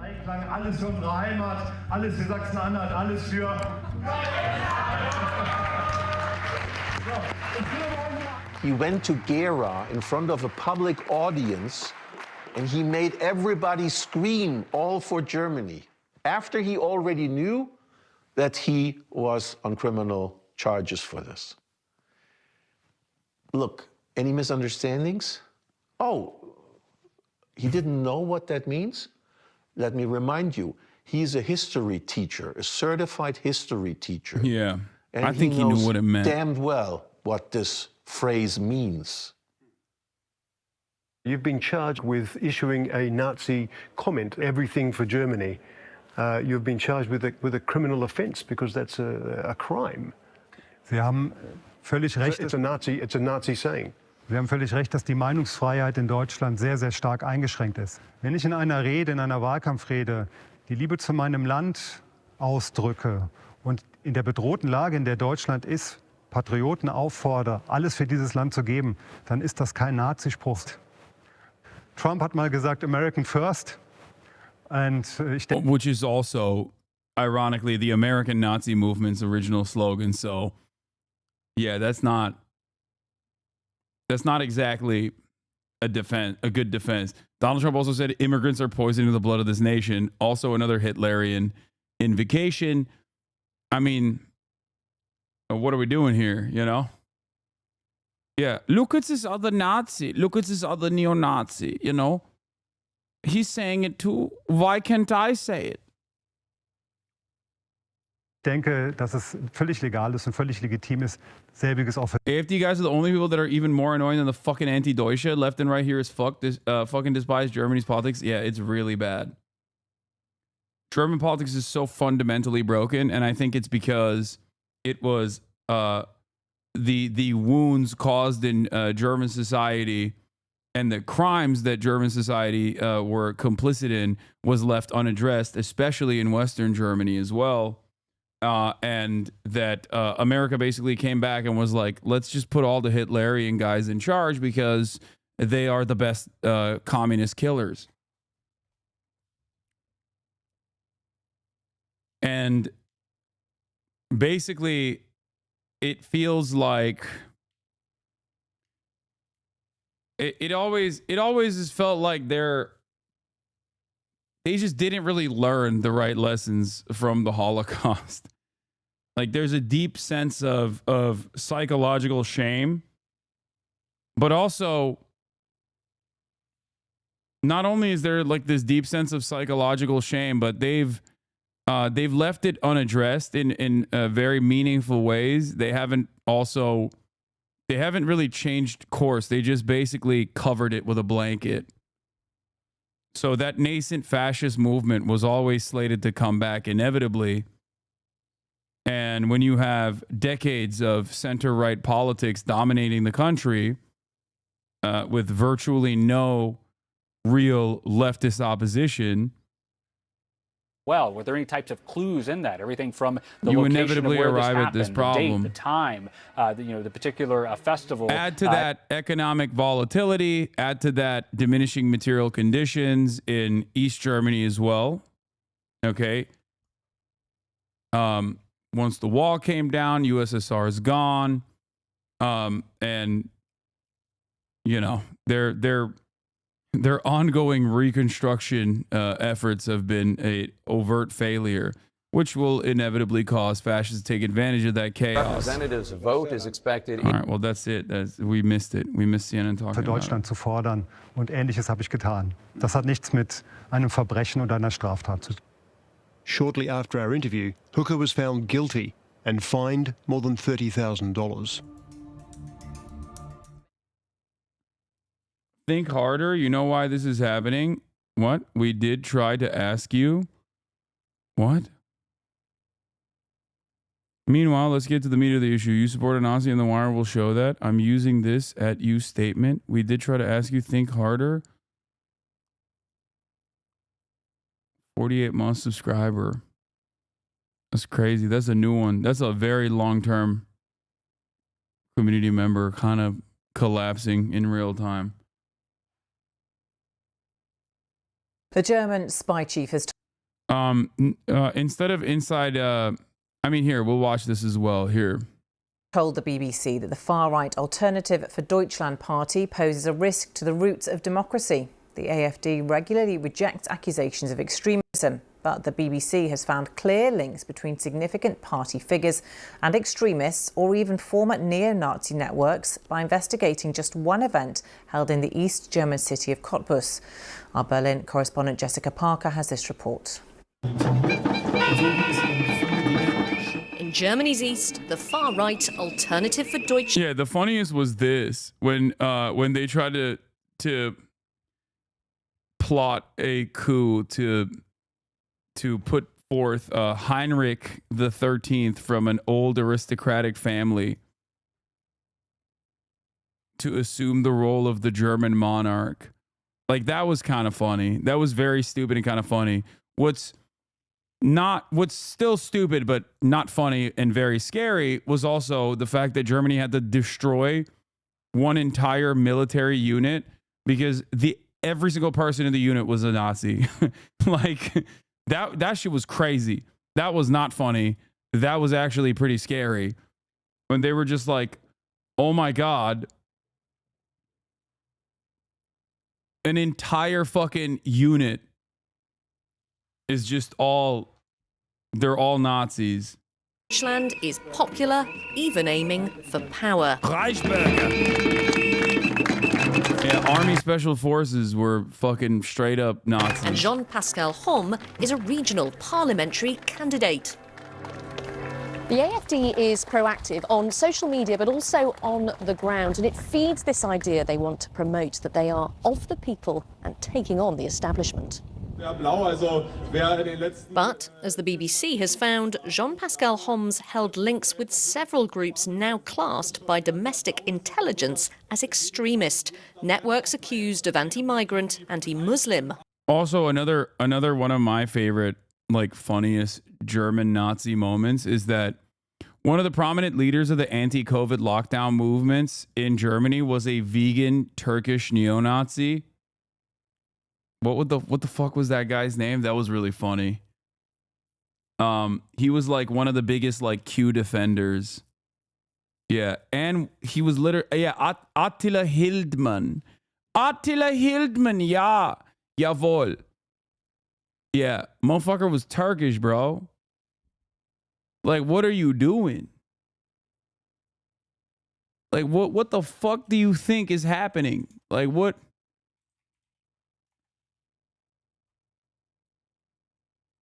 Yeah, Attila Klaus Peter Hildmann is a German vegan cookbook author and far-right conspiracy theorist. He wrote his first cookbook in 2009, and his book, Vegan for Fun, was named Cookbook of the Year by Vegetarierbund Deutschland in 2012. He subsequently featured in numerous television programs and talk shows. During the COVID-19 pandemic, Hildmann emerged as a disseminator of the conspiracy ideologies surrounding the virus. He has described himself as ultra-right-wing and as a German nationalist. He has been repeatedly characterized as anti-Semitic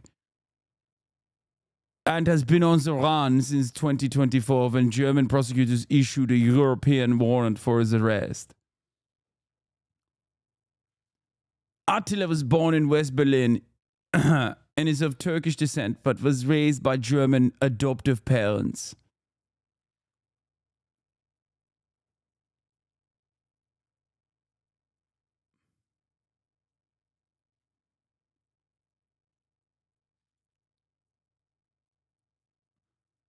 It's so funny to be a German Nazi as a dude of Turkish descent, and then having to fucking fly to Turkey. He's like, I hate these fucking Muslim. I hate the fucking Islamo-fascism. And then you have to go to Turkey. And then you have to fly to Turkey and be around all these immigrants. Oh, Jesus Christ.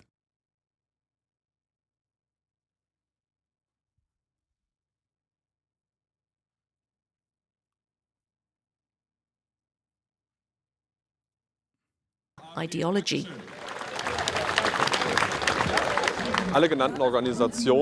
All these organizations focus on one subject, the theme of our times. It is the population replacement going on in Germany and in Europe.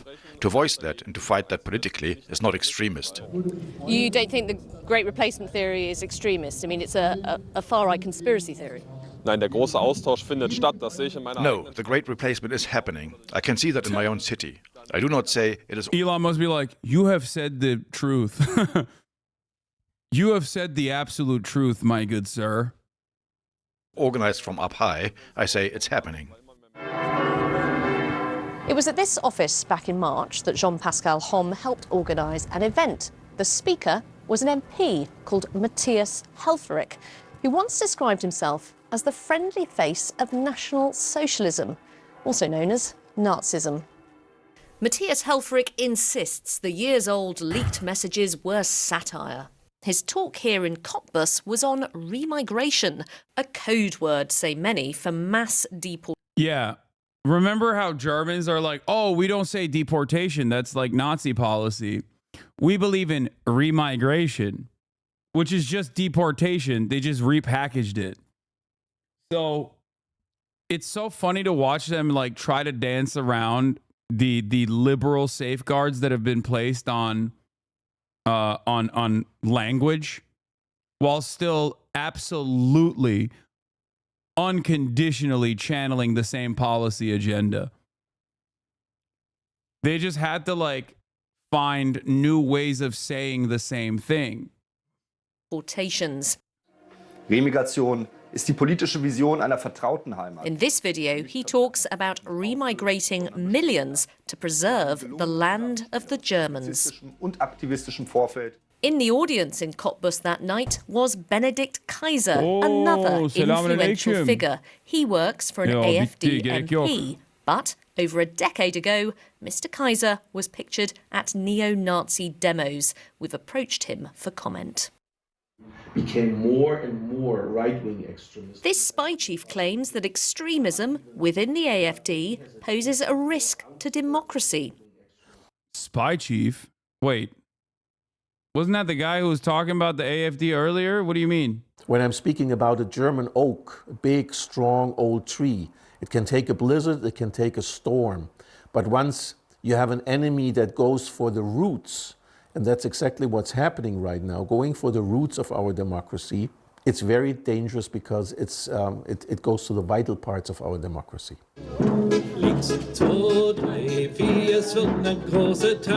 The AfD says it's being smeared by a biased establishment. And as the country builds towards regional and EU elections, this isn't a fringe movement, but one trying to go mainstream. Jessica Parker, BBC News in Brandenburg. Well, let's speak to Assistant Professor of Political Science at Boise State University, Julia Van Dusky. Julia, welcome to you. You've written about the rise of the AfD in Germany, haven't you? How far-reaching are its links with the far right, would you say? So the German government has been investigating the AfD for quite a while because it is known that many of its members do have links to the far right. So it is far-reaching. Now, the far right, the AfD rather, political party, is gaining in popularity, isn't it, in Germany? What would you put that down to? So the AfD originally formed as a response to the Eurozone crisis. There are a lot of Germans who do not support the EU, and they don't support Germany's.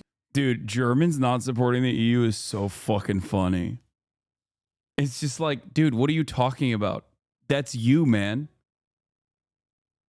What do you mean you don't support the EU? It's like Americans not supporting NATO. You know what I mean?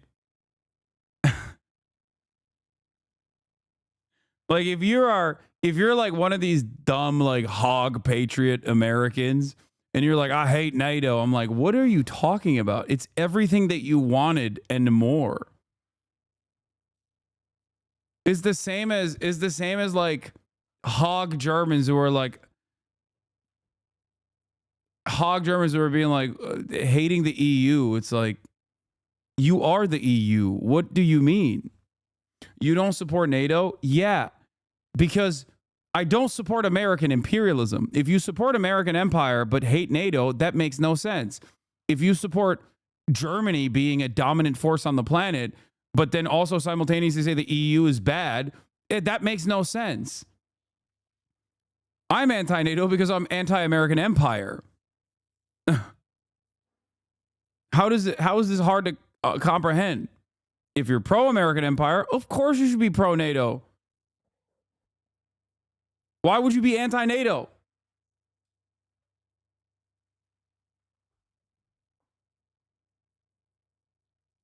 Role in the EU, and so now there's a party that represents their interests.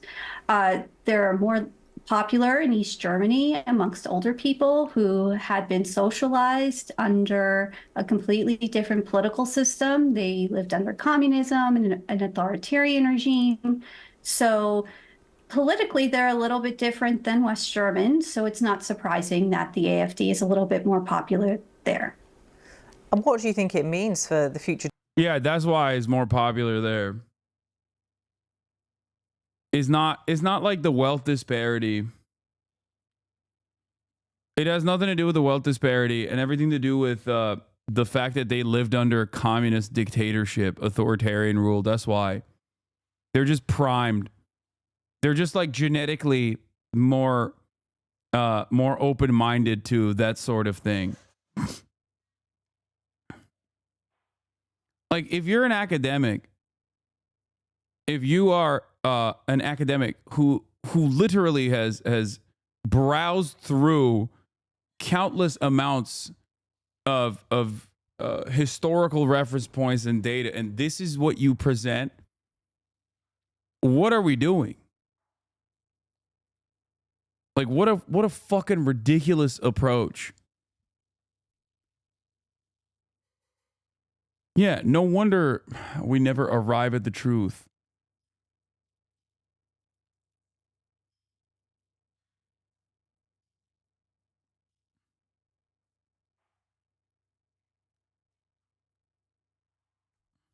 Democracy of Germany, or would that be alarmist to even go there?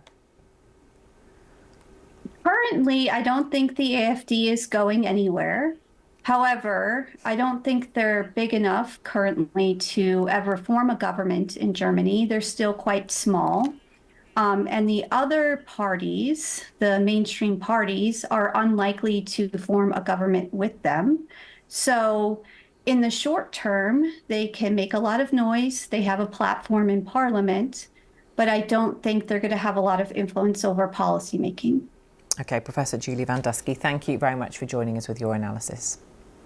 Thank you. I know it's needless to say, but dear God, stay away from Twitter right now. What?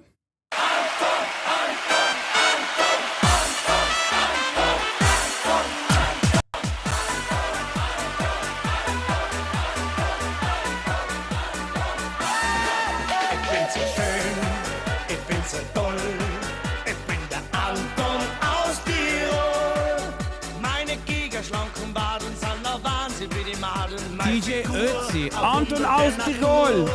Ich bin so stark und auch so wild. Ich treibe es heiß und eisgekühlt. Wippe ich mit dem Gesicht, scheint die Hausmesse es am Wollen Anton aus Tirol. Blaue Pille, Sellerie, das braucht so ein Antonie. Kotter du und keine Schmied. There's something deeply wrong with Germans that they can just like sit on a mountaintop and not have like extra protective, weather protective gear on. Austrian, okay, still, okay. Austrian, German, Nordic, I just don't fucking understand it. I don't understand it. It freaks me the fuck out. Okay? It freaks me out, dude. There's something wrong with these people, man. How are you not cold, dog? The fuck are you doing? Put some gloves on, bitch. Put some goddamn gloves on. Pissing me off. Girls, so ein Typ wie mich, den gab's noch nie. Ich bin so schön, ich bin so toll. Ich bin der Anton aus Tirol. Meine gigaschlanken Baden sind der Wahnsinn wie die Madeln. Meine Figur, ein Wunder der Natur. Ich bin so stark und auch so wild. Ich treibe es heiß und Eis. Bro, if I was rocking what he's wearing right now, when it's like sub 60 degrees in Los Angeles, I'd be cold. Like, this motherfucker's up there and it's like minus 20 centigrade and he's just chilling, dude. That's crazy. He's just chilling, big chilling. It's not appropriate. It's inappropriate. You need to stop it right now.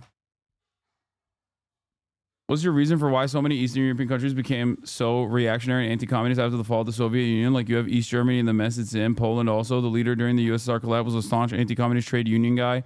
And Poland is super anti-migrant today. Most Eastern European countries are in NATO now, etc., etc. I don't know. They took the fucking L. And the economic instability caused by the complete collapse of the USSR probably, you know, created the same fantastic opportunity for reactionary sentiment to thrive. Nazis lose after World War II. America still props them up. Okay, all around Western Europe. Communists lose. Socialism completely loses and is destroyed after the Cold War ends and the USSR dissolves. And then that vindicates Nazis even further. that vindicates Nazis that were still very much in existence in many of these places. That vindicates them even further. They end up, you know, becoming recipients of shock therapy, and here we are. Win or lose, these guys are always on top.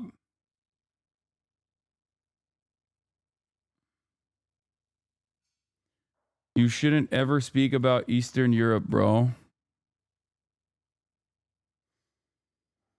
Oh, you're right. I don't get it. I don't understand it. I don't have the high IQ to understand Eastern Europe.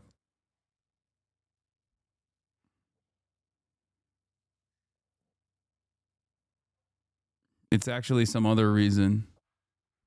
Yes. I think you should be more embarrassed to fucking say stuff like that. So why do you think Eastern Europe is so reactionary?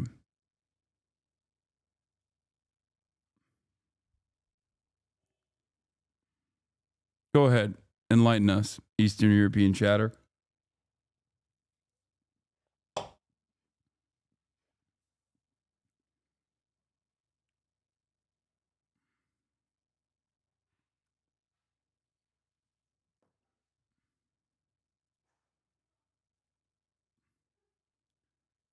Left movement in East Europe is mostly post-USSR.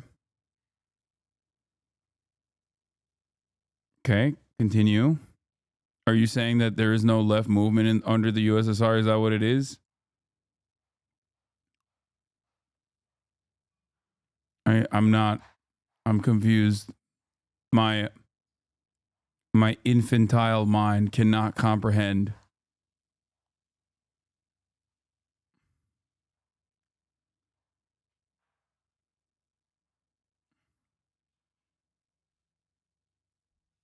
They hate communism the most because they had to live through it. True.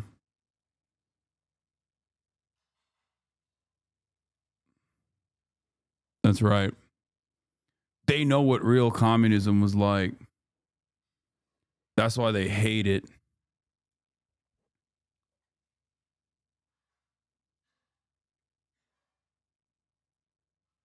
Why do Americans hate it so much?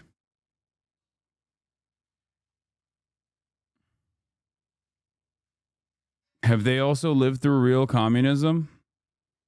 Is that why Americans hate it so much, you think? So much that they still think it's very much alive and well? Real communism in America is alive right now. That's why they suffer so much. Americans do. Because of the real communism that they live under. Maybe at a certain point we need to stop, you know, entertaining this stupidity. Entertaining this notion that, like, you know, communism is all around. Real communism.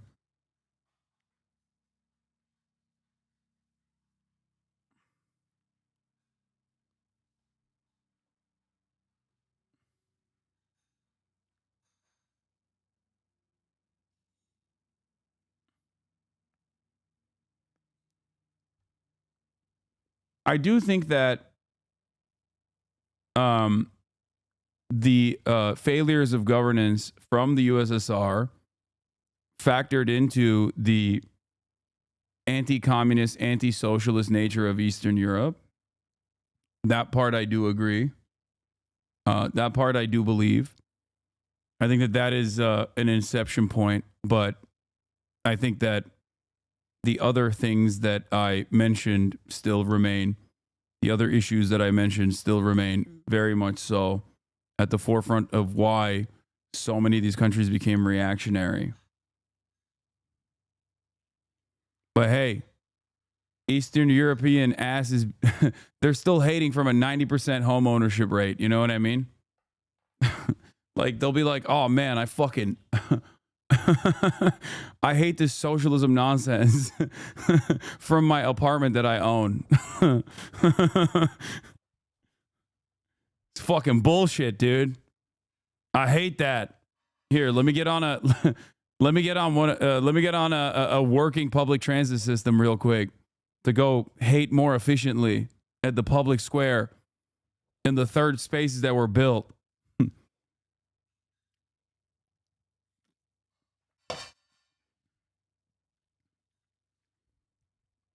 Let me go fester in my anger by by sitting around in a public park. I hate that shit. For the injured. I think that's what people are thinking about at this moment and are concerned about moving forward. All right, Haley Ott and Samantha Vinograd, my thanks to both of you as we work to gather more information. We're going to take you back to coverage. The man accused of murdering the United Healthcare CEO. Elon Musk supports the new CR. Jeffries and White House support the new CR. No shutdown. Third time's the charm. Congress tries again to avoid a shutdown. Speaker Mike Johnson is rolling out his third plan to keep the government lights on, featuring a funding extension until March, aka kicking the can down the road. $110 billion for disaster relief and farmers. Gone is Trump's demand to raise the debt ceiling. Now Republicans are bickering, Democrats are side-eyeing, and a shutdown looms at midnight. It turns out, yes, this plan is passing. Elon Musk approves, so thank God. Our heavenly father, Elon Musk, has decided this one is good. Jeffries speaking now, thanking Dems for sticking together. Jeffries has been on the phone with White House Schumer and said Johnson all day too, talking about $100 billion in disaster aid as a win. Jeffries, the White House says it is a bill they are prepared to support. Schumer also shares that view. Jeffries did complain about broken trust with Republicans.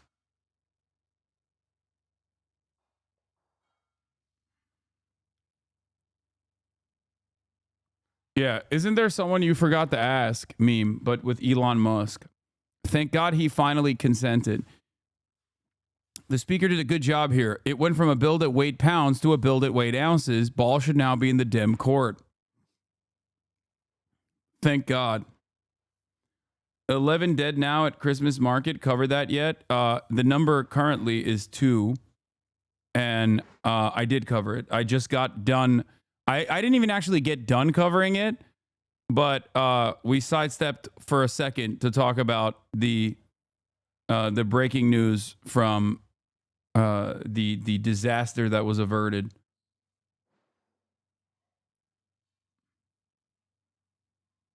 Say that Oh my God, Ryan Grimm is on a TikTok.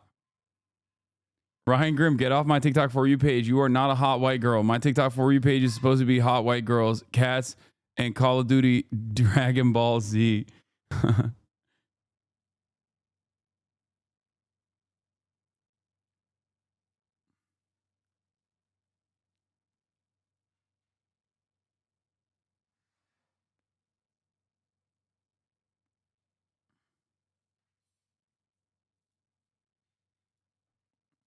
This guy never ended up responding, by the way. He just said left movement in East Europe is mostly post-USSR and had no additional feedback at all. I was like, can you please explain to me what you mean?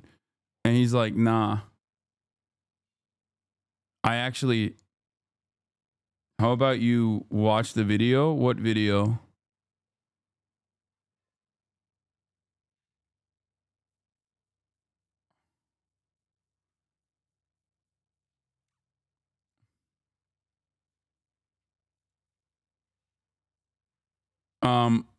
Anyway, let's look at what the I don't know what the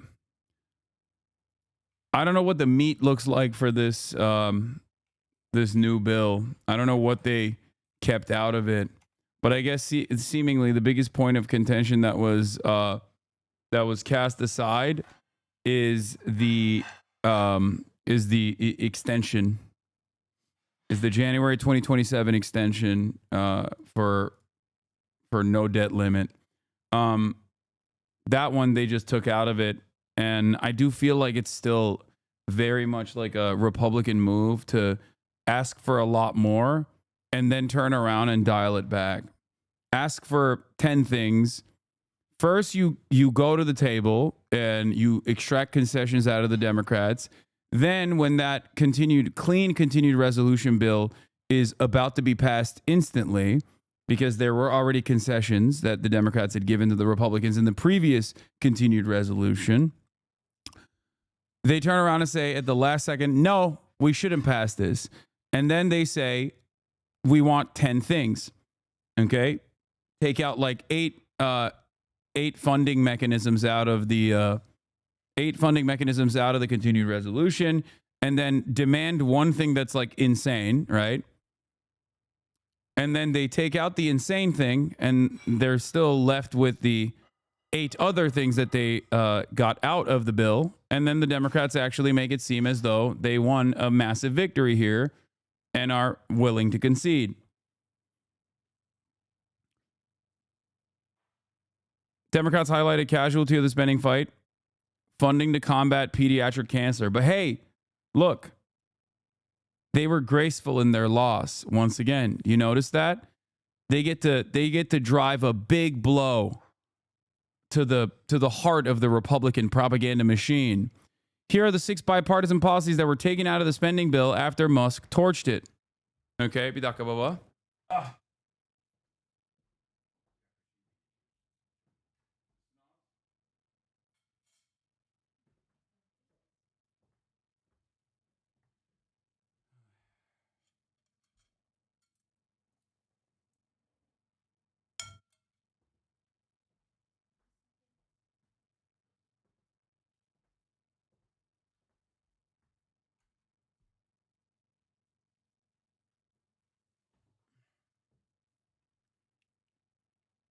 Bubba came in quick with the chicken tendies.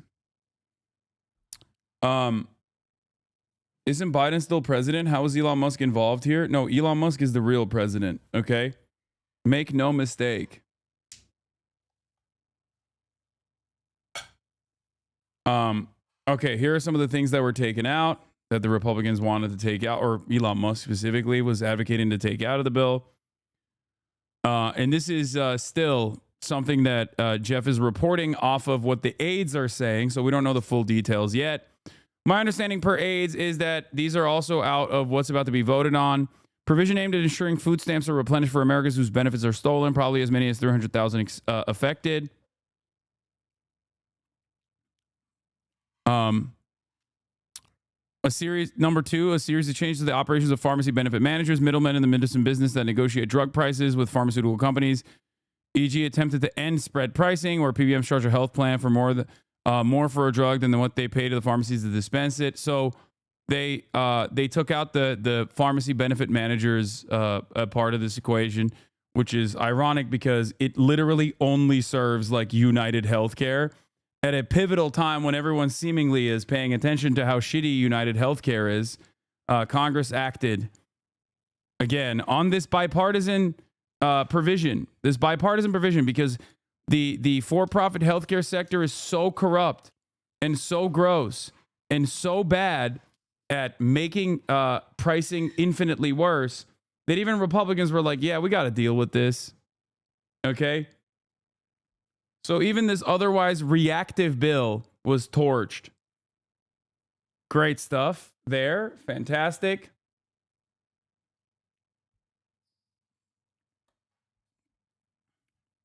Pay hikes for members of Congress was taken out. Transferring control of the land in Washington, D.C., where RFK Stadium sits, to the district. No new funds here. PBM explained in the best way. I already covered it. I watched this video yesterday. Cruz Klobuchar bill aimed at cracking down on revenge porn and deepfakes is taken out as well. Don't know why they did that. That part is truly an enigma. I can't even talk. I genuinely don't understand why they took the revenge porn deepfakes provision out. I don't know. New and expanded restrictions on U.S. investments in China. That one was for Elon Musk. The bill is now much shorter, about 900 pages or so shorter. It funds the government and provides aids to farmers and natural disaster victims. It does not include a debt ceiling lift.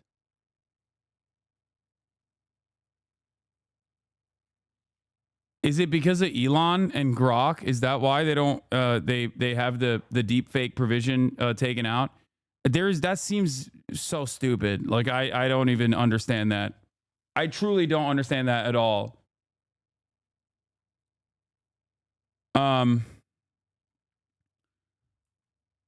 So yeah, let's watch what CNN is saying. Let's go live. Your boss on Elon government privatization. Yeah, we'll do that in a second. Let's see what CNN has to say about this bill. Well, they're not saying anything because they're on a fucking ad break. God damn it. By the way, reminder that we do not have ad breaks on the broadcast, but you can still subscribe. Subscriptions will offer you many benefits like supporting the show, my editorial independence, and also numerous other goodies like the emotes that you can use site-wide. So, you know, please subscribe for $6 or for free with a Twitch Prime by connecting your Amazon Prime account to your Twitch account. You can also get gifted a sub if you are lucky. Anyway, let's see what Fox News is I don't saying. have the list of the Republicans who voted against this, but they would say what Tyrus is saying, is that we are voting against this, and they have to get Democrats. If you subscribe, you can also send links. We are not doing business as usual, but this is something that they had to come together and pass if they wanted to get it across the finish line and over to the Senate before midnight. And it's really difficult to cut. In DC, it's really difficult because everything is a program that somebody cares about. And so you're going to have a constituency that is angry. Trades for and that they're hearing from constituents and lobbyists about constantly. It will be interesting to see the difference in influence of President-elect Trump once he becomes president and Elon Musk and the Doge caucus and all this. And we should note there are Democrats that are part of the Doge caucus formally when we get to March and they want to put through a long-term spending bill. Instead of just this 4 months. But I appreciate just a little shout out for Hakeem Jeffries.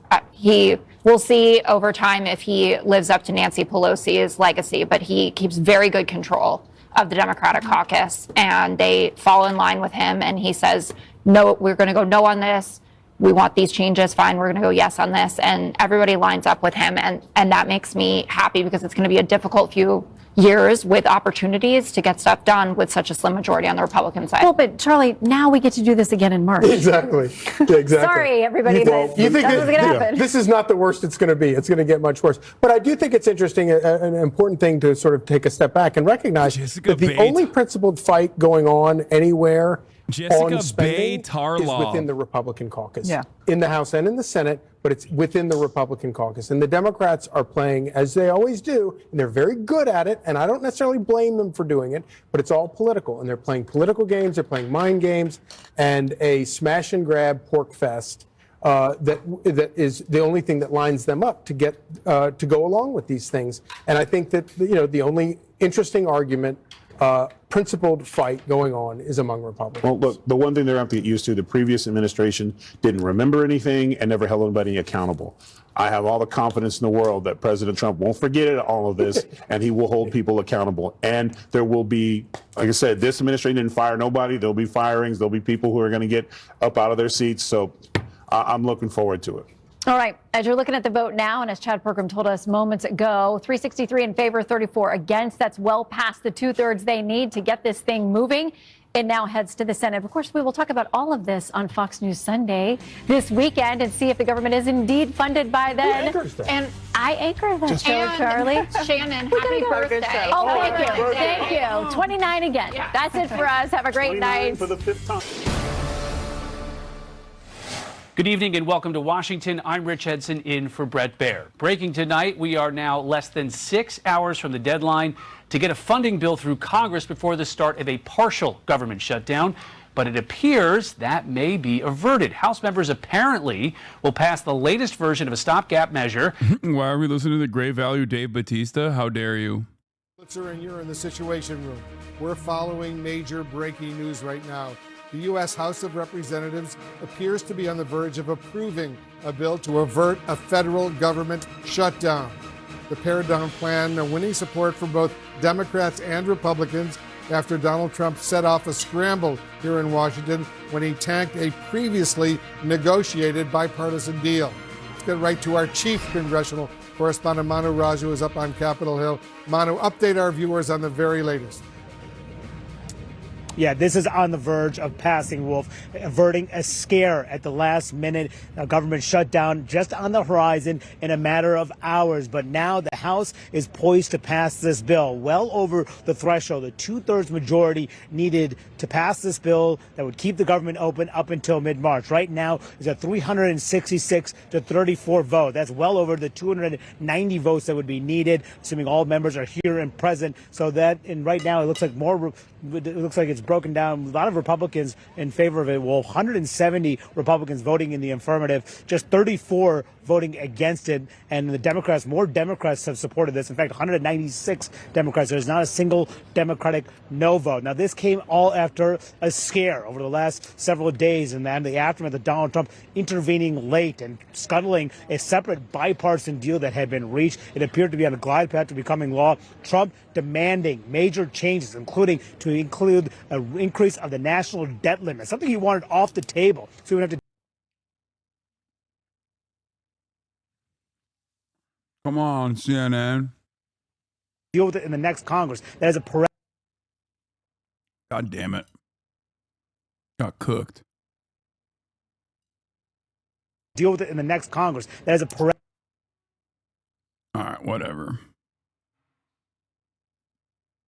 Why are we doing 110 billion? I mean, maybe we could do 50 billion and ask again in a month or two whether it's being wisely spent or whether people are stealing the money from us. And so just larding out the money without doing any kind of conscious pay for it is a mistake. The government funding episode underscores the headaches facing House Speaker Mike Johnson. He has a smaller majority next year. I think the equivalent of what Mike Johnson has had to do over the last couple of weeks is like trying to eat a live porcupine. Do you know what I mean? Yeah, so he has eaten the porcupine. The porcupine has been consumed. Now, this vote is still open. It should be closed momentarily here, and we're waiting for the actual vote count. But this bill will pass the House of Representatives. It is then on to the Senate to sync up, perhaps later tonight. The deadline is midnight. Rich? Chad, it looked like this bill got some pretty solid support from Democrats here. Democrats still control the Senate at least for another few weeks. Do we expect the same result over there in the Senate? Anytime you see a vote of this caliber, that many yeas, it's probably going to get through the other chamber here. In fact, it's just a question of time. We wonder how long they will take, but probably you could see a vote of 70 or 80 yeas on this bill in the Senate later tonight. Is this the kind of thing where one senator can hold up the whole thing and make this go for a few days, or this close to the holidays, we don't expect that one of the 100 would do that? Yeah, absolutely. You could have that happen because, again, you have to get unanimous consent and agreement to step on the gas and get around all the Senate procedures. Anybody could do that and really drag this out and force a government shutdown at that stage. We haven't gotten any signals of that. I've been asking around all day. Earlier in the week, nobody could quite tell us what they were planning to do. But what happens around this time of year, especially just before the Christmas holidays, is people want to get out of the building and get home and trim the tree and bake the cookies or whatever. So that might kind of give impetus for people to vote for this bill tonight and get home. Okay. Chad Pergram live for us on the Capitol Hill. Chad, thank you very much. Well, got the panel here, Mark Thiessen, Molly Hemingway, Juan Williams. I'll just get a quick reaction from you guys. They got it done, it appears. What do you think, Mark? So there was never, the choice right now is you've got a Democratic Senate, as you pointed out, a Democratic president, so there was never going to be a good bill. So the choice was a bad bill, which is what they had, or a CR. And they've basically chosen the CR with a little bit of a plus with the disaster rate in the Farm Bill. So they're trying to get out of jail for free at this point. The whole fight has been pushed aside. As for the Senate, I don't think anybody's going to, I agree with Chad, I don't think anybody's going to stop it. I remember I used to work for Senator Jesse Helms, who was used to hold up the Senate in knots in the old days. And one time he was holding up the Senate before Christmas, and somebody went up to him on the floor and said, "Jesse, if you don't relent, we're going to be singing Silent Night here in the Senate floor." And he said, "Well, if you don't relent, we're going to be singing Old Lang Syne." I don't think that's going to happen this time. Molly, this is an extreme case of stopgap, right? This hasn't quelled any of the underlying questions that have been brought up over the last couple of days. Yeah, and I think a lot of Americans are just looking at this and saying Congress doesn't really have that many jobs. They're supposed to appropriate funds and they're supposed to collect the funds. They've known this was coming all year. The fact that once again we're at the same precipice where we have to fund the government with hours to go. It shows just how broken Congress is. And I think when you look at this past election, Americans are saying, we're sick of how we're doing this. You know, we have this massive deficit. We have horrific debt. We have all these problems. And the people in Washington, not only are they not fixing it, they don't even seem capable of fixing it. So I think once everything gets through here, people are going to have much higher standards and much more focus on Congress, which really has played a big role and gotten away with a lot of things and not being held accountable for the mess that the country is in. Yeah, Juan, we're here because Congress didn't pass any of the appropriations. It's like you want to go across the street and say, what is it you say you do here, guys, right? Well, I mean, you know, you go back and you think about the fact that we've had Republican majorities, and you start looking back to Boehner, you know, come forward to Paul Ryan, and then of course you come through the recent years and you understand what a difficult situation it has been for Speaker Johnson. He's got a divided caucus and people who don't want to compromise, and he's dealing with Donald Trump and apparently Elon Musk sending signals from afar, in some cases undercutting him. But so I think that what we've seen today, and what's the clearest signal to me, is that the dissension is among the Republicans. Hakeem Jeffries, the minority leader in the House, has gotten the Democrats to vote for this bill, but you haven't seen a unified force on the Republican side. And what is that signal going forward? I think I agree with my colleagues tonight in the Senate. People will vote for this and push it forward. But you think about the reason that this remains controversial is because they did not extend the debt limit, right? And what is that about? That's about the future of Republican plans to pass an extension of the Trump tax cut of 2017.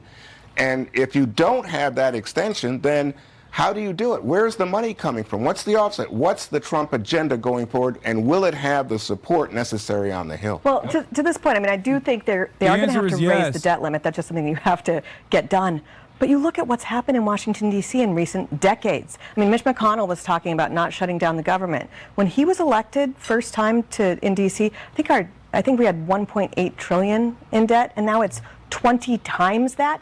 I don't think you do have much disagreement between Republicans and Democrats when it comes to, you know, adding all this debt to the American taxpayer.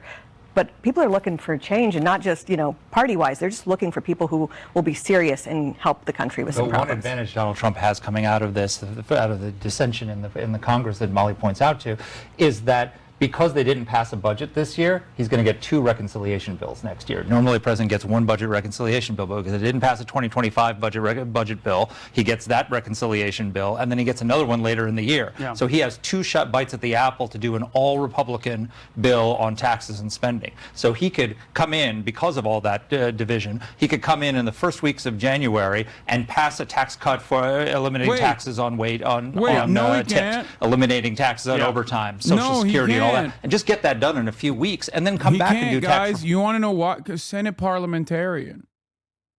What if the Senate parliamentarian says, no, you can't do that? Over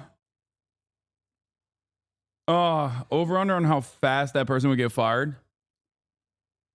Literally, the moment that the Senate parliamentarian even thinks about such things, they would get fired.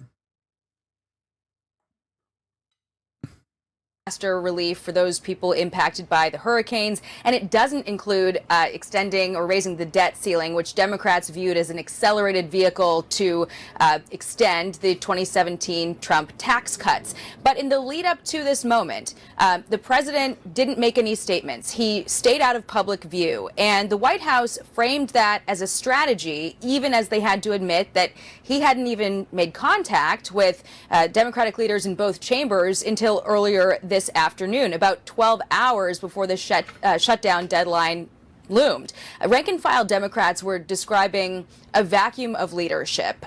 Talks with half a dozen lawmakers generated this Politico headline, quote, Biden is AWOL as Washington spirals into shutdown chaos. His absence really gave the GOP a counterpunch. By the way, Joe Biden's still the president of the United States. Where is Joe Biden? Has anybody heard from Joe Biden? The picture of a president still in office but not in charge was coming together long before Trump and Elon Musk scuttled the government funding plan, giving Biden some cover with that. Fewer and fewer public appearances lately, or even printed statements, lending liberal voices to more loudly question why Biden has been laying low. Do you think Biden has quietly quit? Trump isn't president yet.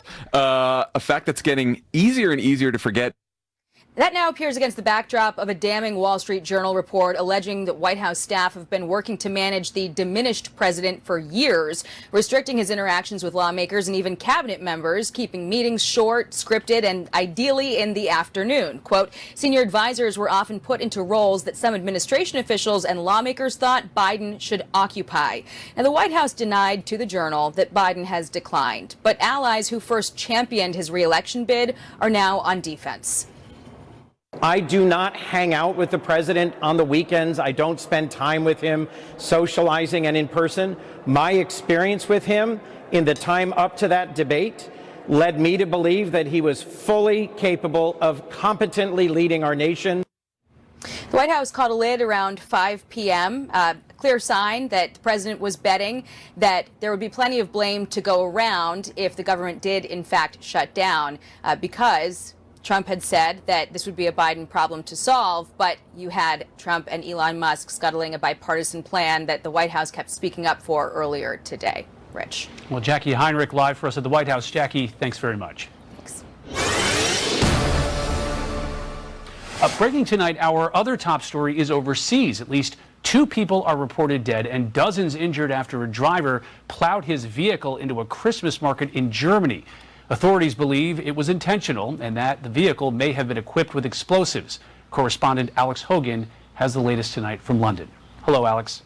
Hello, Rich. So this was a mass casualty event after people were enjoying a Christmas market and a car plowed into them at that event this evening. 2 people are dead, including one of them who is believed to be a small child. As many as 60 people are wounded, 15 of them facing serious injuries. Hospitals near Magdeburg, Germany were quickly put on high alert to prepare for a maximum casualty event. German officials tonight warning that the death toll could rise. Law enforcement, firefighters and rescue personnel set up a perimeter on the scene tonight as police cornered off the vehicle over concerns that it could be triggered. Alex, thanks very much for that. So we're going to have to cut you off here. We have Speaker Johnson now after the votes that succeeded in the House. It was a big priority for us. This is America First legislation because it allows us to be set up to deliver for the American people. In January, we will make a sea change in Washington. President Trump will return to D.C. and to the White House, and we will have Republican control of the Senate and the House. Things are going to be very different around here. This was a necessary step to bridge the gap, to put us into that moment where we can put our fingerprints on the final decisions on spending for 2025. We also, in this bill, as you know, took care of Americans who desperately needed and deserved the assistance. We had a record hurricane season. Hurricanes Helene and Milton in particular did dramatic damage across at least 6 states. The Carolinas, the Virginia, from Florida, Tennessee, all the way through. And they have been waiting for the federal government to assist. We did that tonight in this bill. We also took care of our farmers, many of whom are on the brink of collapse because of Bidenomics, frankly, because the inflationary cost of their inputs and the inability they have right now to get loans from the banks and the lenders to put their crops in the ground, to put the seeds in the ground in the spring. So we had to take care of that, and we did. We are excited about this outcome tonight. We're grateful that everyone stood together to do the right thing. And having gotten this done now as the last order of business for the year, we are set up for a big and important new start in January. We can't wait to get to that point. We encourage swift passage in the Senate now. They need to do their job as the House just did. We will all go home. I want to wish everybody a Merry Christmas, Happy Hanukkah, Happy Holidays, and a Happy New Year, because I hope not to see you until we get back after that.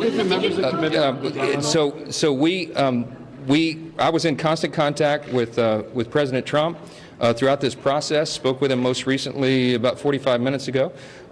He knew exactly what we were doing and why, and this is a good outcome for the country. I think he certainly is happy about this outcome as well. Elon Musk and I talked within about an hour ago, Prediction.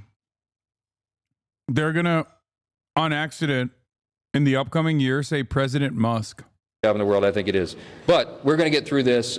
We are going to unify this country, and we are going to bring the America First agenda to the people beginning in January. We cannot wait to get started. I hope you all have a great holiday. All right, that's it for House Speaker Mike Johnson. A Republican is on accident, completely unintentionally, going to slip up and say President Musk. Not Democrats. Democrats are already saying it to shit on Elon Musk, or to shit on Donald Trump.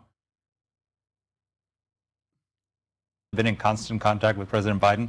I don't think they have been. I mean, it's quite remarkable development. I mean, Trump is effectively behaving. He's not president yet, but he's effectively the president. Joe Biden, you know, they told us that Joe Biden was capable of serving 4 more years. He hasn't been able to serve the 2 months since the election. He fell asleep at a table in Angola. He's left a massive vacuum that Donald Trump has stepped in and filled. Donald Trump has had more of an impact on what's happening on Capitol Hill today than the sitting president of the United States. It's almost like what you saw with all the foreign leaders the moment Donald Trump was elected. They're all going to Mar-a-Lago, treating him as if he were the actual president. It is kind of crazy right now. I first see a high-profile Republican on accident saying President Elon Musk or President Musk. It driving media narratives for like a week, and then inevitably causing it will be the final blow of the relationship that Elon Musk and Donald Trump have. Okay? That is, I will add that to my yearly predictions. I think that the dynamic is already on shaky ground. You can't have two divas like that side by side.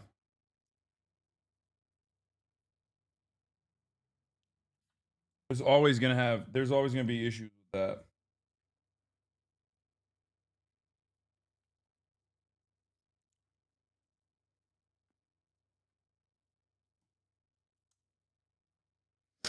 But it's especially bad when it reaches this like peak where, you know, Trump starts really getting insecure about his position and how much influence he has. Much more on this after the break. We do have to take a break. An awful lot has happened. We'll be back with more.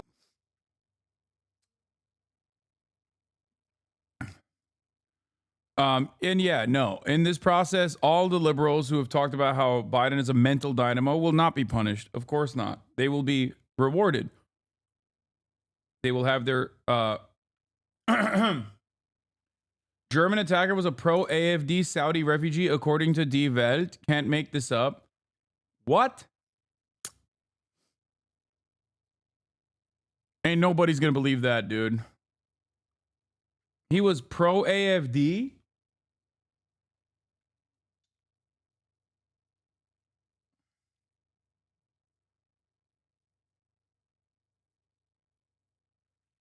Right after we talked about Attila Hildmann.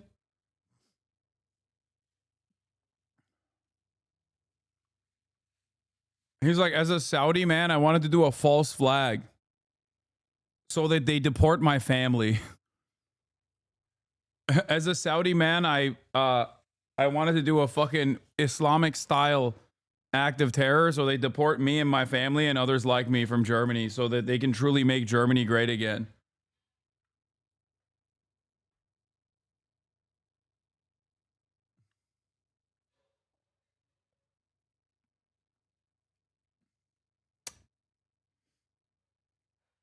I know what the AfD is, chatter. And yes, I know the Saudi guy was a doctor in Germany since 2006.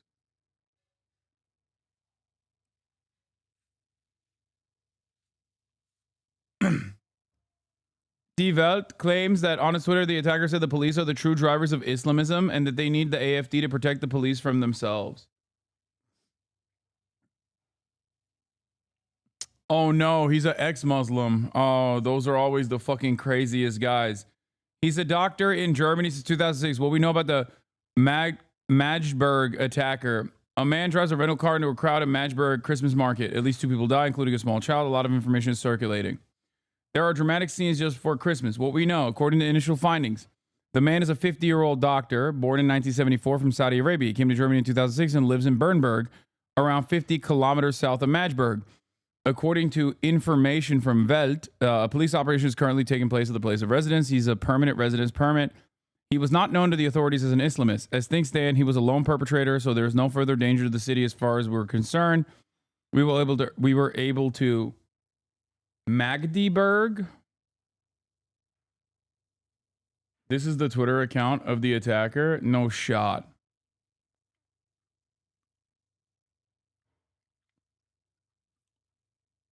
No, this is fucking made up.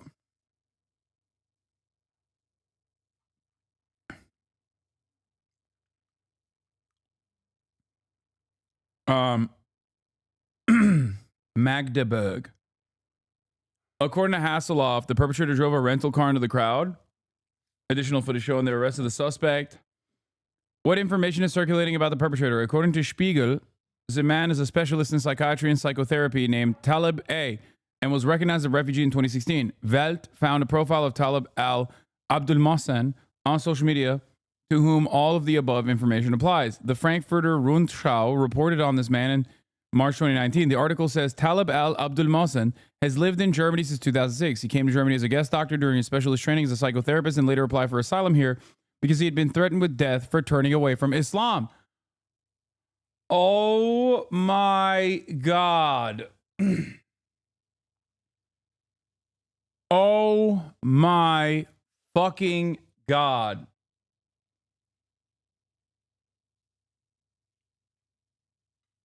On X, the man appears as an ex-Muslim critic of Islam. On Friday evening, he posted several videos in which he says in English, "I hold the German nation responsible for killing of Socrates.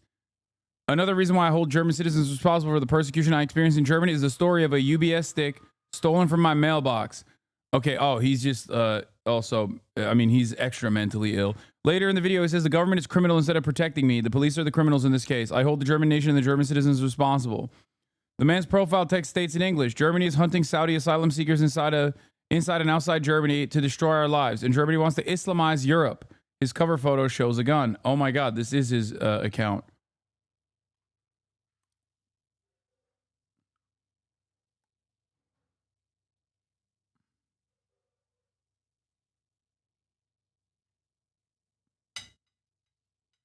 Dude, the fucking former Muslim guys in the West are so crazy.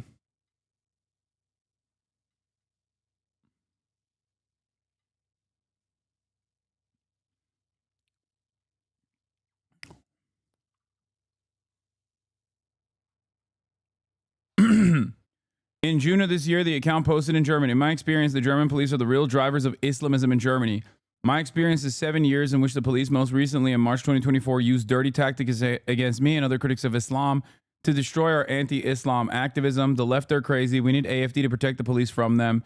In 2020 and in 2021, the user posted several tweets mentioning the city of Magdeburg.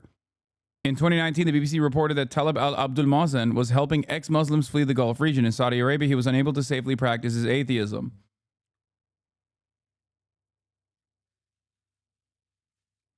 You know what's really interesting about this? I mean, this tracks with what I do know about like former Muslims living in fucking... I mean, it's so funny that we were just talking about Attila Hildmann, who was also a German of Turkish descent, who was a prominent fucking neo-Nazi during the COVID shutdowns, and and this guy seemingly is of that same seasoning. Is this source credible? Is not only credible, but it's conservative, right? Isn't Welt a conservative outlet, chat? It's not like Der Spiegel. Like, if I saw this from Der Spiegel, I would still probably think about it, because Der Spiegel is most likely to just lie and say, no, the fucking, the guy is like a radical transgender leftist or whatever, right?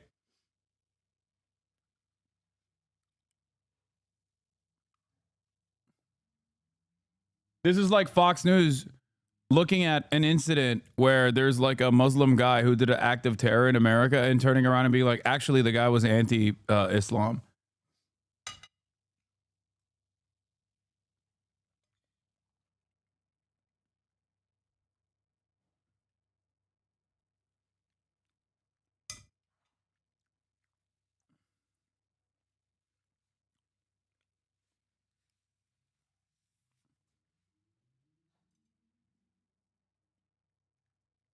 Oh wait, it's not Spiegel. I'm thinking of maybe Bild. Spiegel is libbed up. What was it? Was it Bild?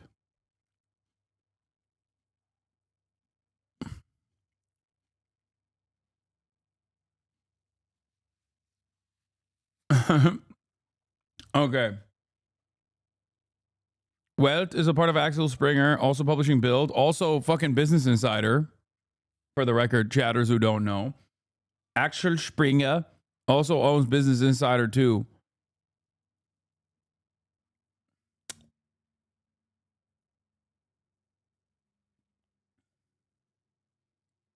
In America. And Politico. And Politico. And Politico. Yeah. God, this is what happens when you have hella fucking politics nerds trapped in one community. Look at this. There's like all of these fucking silly ass like European, German, and American outlets. And immediately everyone was like, no, you don't understand. This is like, here's how they know. I mean, here's what else he owns. Wasn't there a massive story from January about the secret AFD meeting in that hotel where Alice Weidel's top advisor met with proud neo-Nazis who planned a deportation of over 2 million Germans, some of them citizens? How do people like this exist? Oh, when you are a what? No, he's an Elon Musk glazer. I mean, that makes sense. If he's an ex-Muslim, he's like a militant atheist ex-Muslim. Ayaan Hirsi Ali comes to mind. You know what I mean? A lot of those guys are fucking freaks. A lot of the militant atheist ex-Muslim guys have tremendous brain rot, where they are so desperate to be liked by some of the most racist Islamophobic people. They're a bunch of little Mossab Hassan Yusufs, you know, the son of Hamas.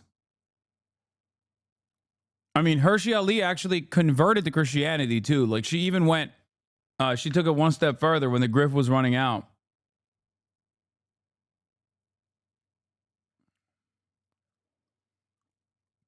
Bruce Daisley said Elon Musk should be arrested and Tommy Robinson censored, citing Germany as a shining example of media censorship.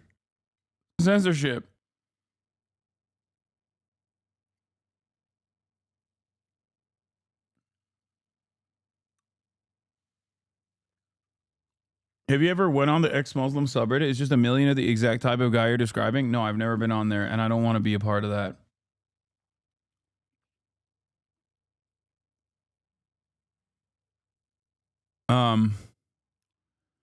Yeah, well, I mean, I wonder how the media or the Twitter will react to this guy. They'll probably still say, no, it's fake. He's actually super militant Islam. Even if he was like seemingly a former Muslim who is a AFD guy, but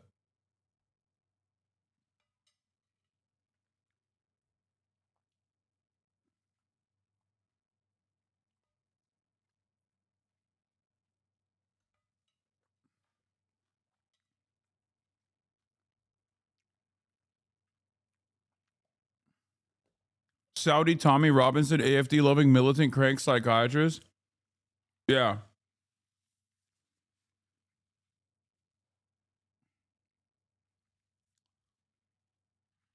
I suspect they'll say something along the lines of, well, he is a Muslim after all, and it is ingrained in their DNA. You know what I mean?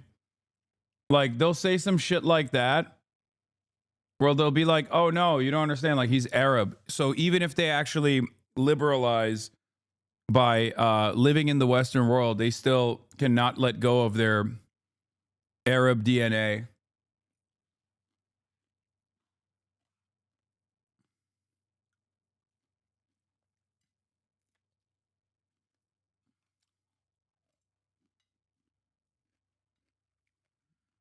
I suspect.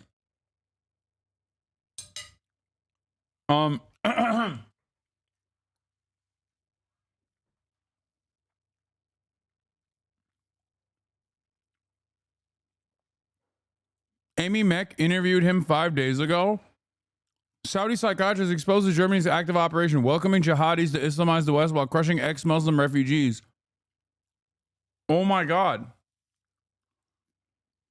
He is was accompanying her. Oh my God. That's why he had 48,000 followers, bro.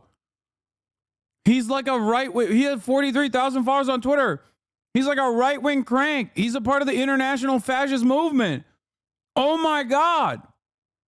A child on a scholarship in the United States contacted me with Is this direct actually messages. the guy? Bro, if this is actually the guy, this is dead to rights.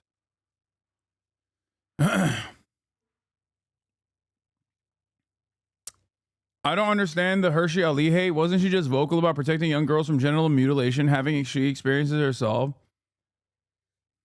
Yeah, she's just the intactivist chatter. You're right. None of those guys. Oh my God. Okay, first of all, not a single one of those motherfuckers who are like ex-Muslim commentators in the West actually just stick to one thing, okay? Their entire purpose here is to give credence to the fears that Islamophobic freaks have in the Western world. After all, they can point to her and be like, see, she's Muslim and she recognizes it. She's ex-Muslim and she recognizes it. She is basically like Candace Owens, okay? These are not real. These are not like real valid criticism of Islam that these guys are these guys are fucking advocating for. Dude, anti-FGMers are not intactivists. No, dude, I'm not a fucking. First of all, female genital mutilation is not even a fucking part of Islam. Do you understand that? Like, that's not a real thing in Islam. The broadest subsects of the Muslim majority on the planet do not practice female genital mutilation. What the fuck are you talking about? You dumb fuck. So yeah, when someone is running around being like, this is a formative part of Islam, actually, well, maybe I'm going to have a little bit of an issue with that. Don't you think?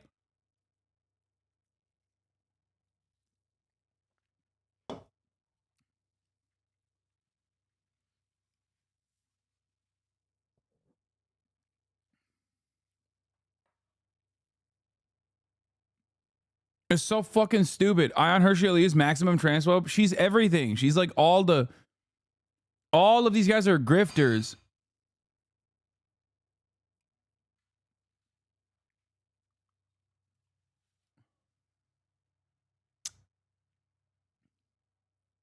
All of these guys are fucking Yeonmi Park style content creators. And it's really funny because you guys hate Yeonmi Parks. You make fun of her. But then when it like corresponds to your own personal biases, you're like, okay, maybe that is the case. Maybe there's some truth to what she's saying. Maybe she's like a reasonable activist against female genital mutilation. So why the fuck did she tie it to the Ummah, the global fucking Islamic interpretations?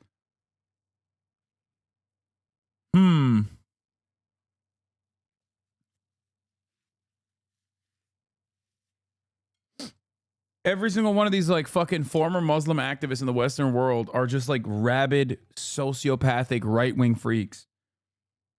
All they do is just sit around and fucking talk about how, you know, the global jihad is happening because of Angela Merkel or whatever. And then they go on Bill Maher's show. And yeah, during the Obama era, they tried to present themselves as the real progressives and how Obama was actually regressive because he was secretly a Muslim. And then under the Trump administration, they very quickly were like, actually, fuck this progressive shit. We love being conservative. Why did they dramatically shift in their political ideology and the way that they communicate?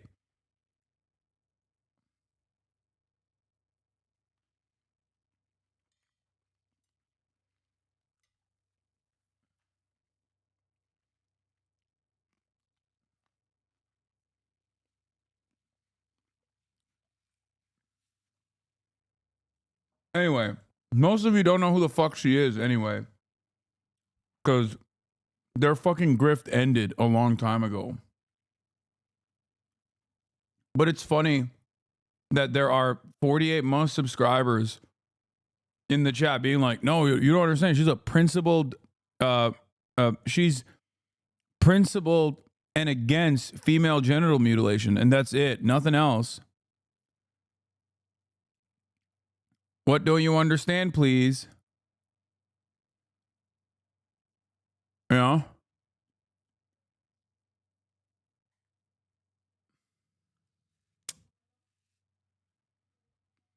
On Twitter and asked me for help to apply for asylum. And that's where I started my activism, helping refugees from particularly Saudi Arabia, but in practice, actually, from anywhere in the world, if I could help. So it was not planned. I mean, I started my activism to criticize Islam initially, and then people just flooded me with requests for help regarding asylum and refugees, and I just responded to them. I helped them. Yeah? That's how I started my refugee activism. That is great. So from the point of view of the Western world, there has been a great deal of distortion of important language concerning things, like a number of things, but one of them is the... Who's this guy? This is allegedly the German terrorist.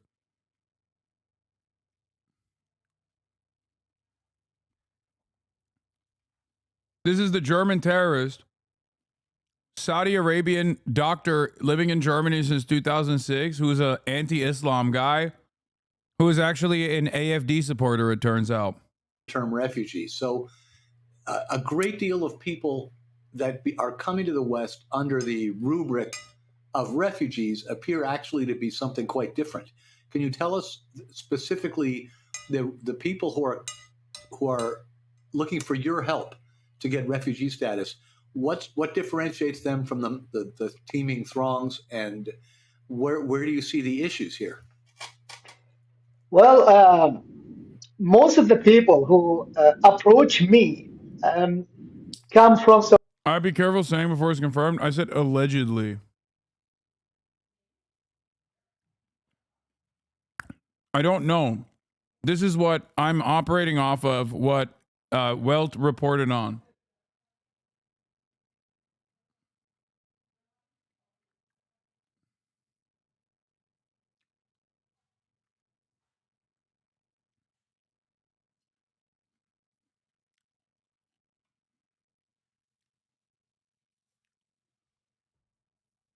Funny how that one news lady immediately was like, oh, it's related to October 7 and Islamism? Yeah. Saudi Arabia. That's because I am from Saudi Arabia. So basically, when you want to ask someone about how to get a visa, how to get into an asylum country legally, you naturally tend to ask someone from the same country. And that's why most of my, let's call it clients, actually, I don't take any money. I give them money from my own salary, but I call them clients in this context. Most of them are from Saudi Arabia, but I'm open for everybody. I mean, I had people from Canada even, literally asking for help to seek asylum in Europe because they are threatened by their Muslim families, what is called honor killing. And I had also requests for help from India, Pakistan, Bangladesh, many other countries, actually. So I'm open for everybody if I could help. But most of the people who ask me for help are from Saudi Arabia. And most of them are actually ex-Muslims or tend to be secular, although I'm open. I help Muslims, even with my own money, equally if I can do that. I don't pay attention. I don't ask people about their religious backgrounds. But most of the people who ask me for help happen to be ex-Muslims because I am ex-Muslim, and they feel that they are communicating with someone with the same background. The racist guy asked them a question about how do you distinguish between people, good Muslims like you, versus evil terrorist Muslims. When you bring them into Germany, don't you think you're also Islamizing Europe by bringing in Muslims into Germany? And given that he is very clearly mentally ill, he doesn't understand that the guy in front of him is like not differentiating between ex-Muslims and current Muslims, and thinks, you know, most of them have the terrorism gene in them.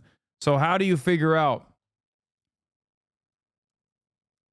Yeah, he used a term that I've never even heard before, which is teeming throngs. What the fuck does that even mean?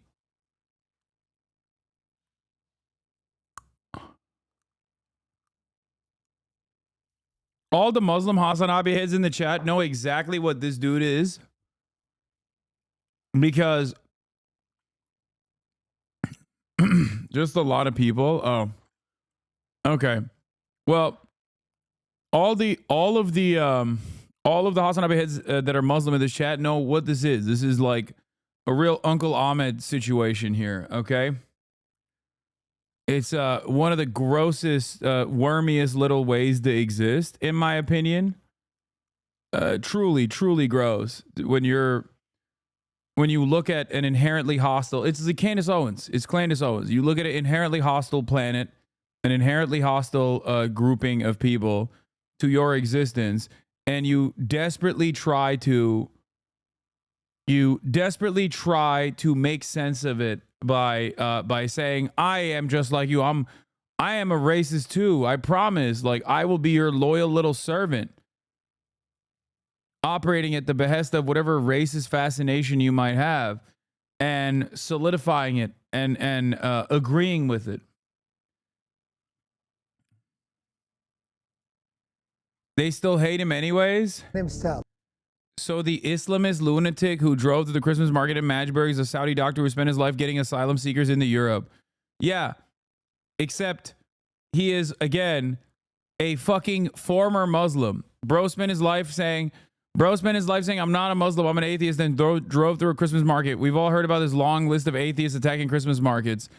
Germans, be prepared for the gaslighting. When an Algerian Muslim stabbed 3 kids last year in Dublin, we were told he's a citizen. He's been here for decades. He's practically Irish, and he didn't practice Islam. Well, if you commit an act of jihad, yeah, they don't give a fuck. See? They're like, nah, he's Arab, dog. He's Muslim. Hi, my name is Talib. I'm from Saudi Arabia. I'm an activist. I created a website to help people seeking asylum, especially from Saudi Arabia and the Gulf region. Hi.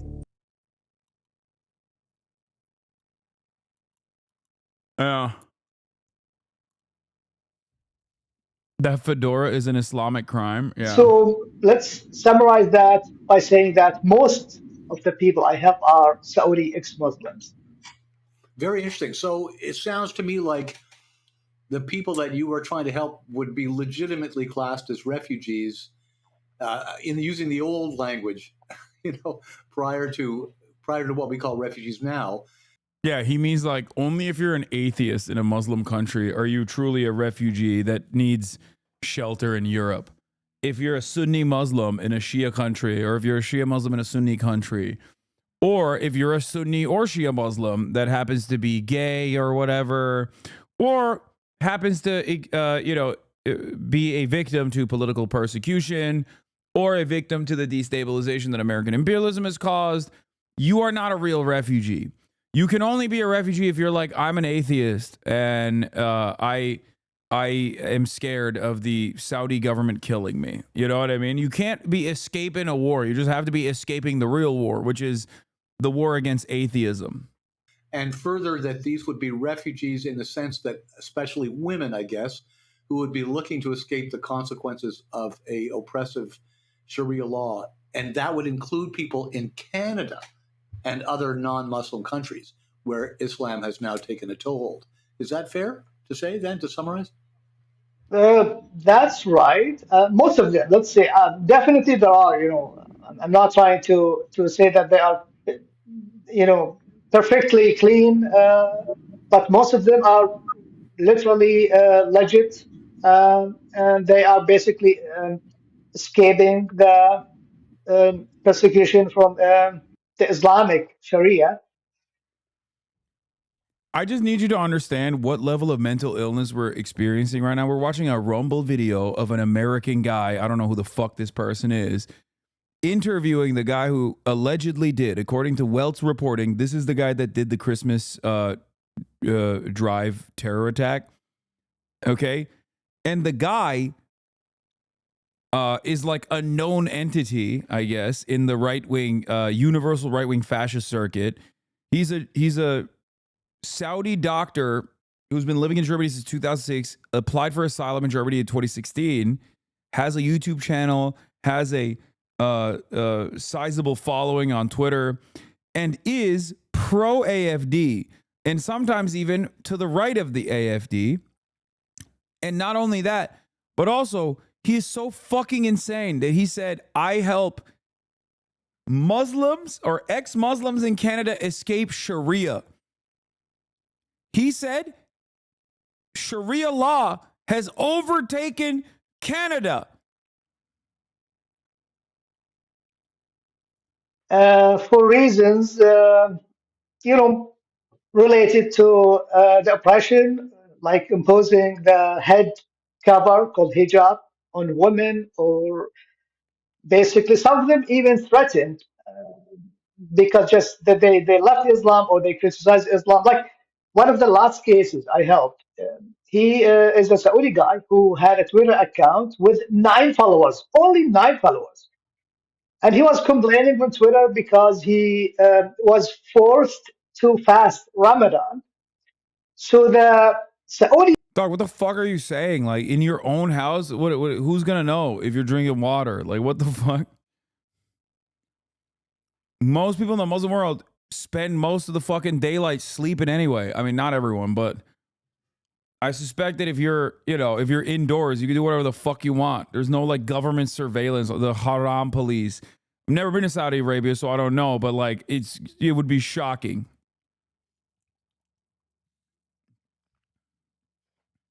prosecution, literally, the Saudi prosecution did some, intelligence work to get his identity, literally, on Twitter. And they were able. Okay, this part I do believe, though. I'm not even joking. The Saudi government has literally done this for like the Shia Saudis and shit. This part is actually not fake. He's insane.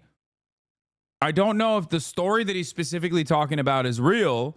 I don't think that the Saudi intelligence would use their resources on one guy being like, they're forcing me to fucking not drink water during Ramadan or anything. But yes, Saudi, the Saudi intelligence agencies absolutely persecute people, and they use Twitter, which is now owned by Elon Musk, who's also in the pocket of Saudis, that to actively out Saudi dissidents and maybe even kill them. Now, the honor killings in Canada, he's out of his fucking mind. Saudi intelligence is incompetent, as we saw from 5 explanations they gave about Khashoggi within 48 hours. It doesn't matter. They might be bad at PR, but it's easy for them to just literally go to Elon Musk and be like, give me the fucking information of this account. And Elon's like, here's the IP address. You can go kill him now. To identify him. I'm not sure if they did that with IP address or with social engineering, but they identified him. They opened a case for him. They summoned him for interrogation. And after the interrogation, he contacted me immediately. And I told him, if you want to escape, you can do it tomorrow, because the UK allows for an electronic visa, some sort of electronic visa. So you can get that immediately within minutes, and you can buy the air ticket immediately. So he said, well, tomorrow, I'm not that in a hurry, but I need probably 3 days maximally. And in 3 days, he was in the UK. He escaped from there, and he has, right now a public presence on Twitter. He narrated his story on Twitter publicly, and he got asylum. Bro, assuming that honor killings are like a regular process is so fucking insane. It's like, dude, yes, insane people engage in heinous acts. You're out of your fucking mind if you think this is like a process that is implemented through like an actual Sharia court system or whatever the fuck. It's like revenge killings. It's like a fucking husband that finds out his wife is cheating on him and then goes and fucking kills the wife. Like, that's not, like, it's literally pointing to that act of a revenge killing as like some form of systematized style of violence that is like normalized. You're fucking insane. Yeah. There's no religion where like the broadest universal interpretation of murder is justifiable and under any circumstance. You act like it's normal, but in Islam, they might kill you just for leaving in Islam. Dude, shut the fuck up. I'm literally Muslim, man. What are you saying, dude? What are you saying? Bro, how are we still doing this in fucking 2024? About to be 2025, dude. Oh my God, brother.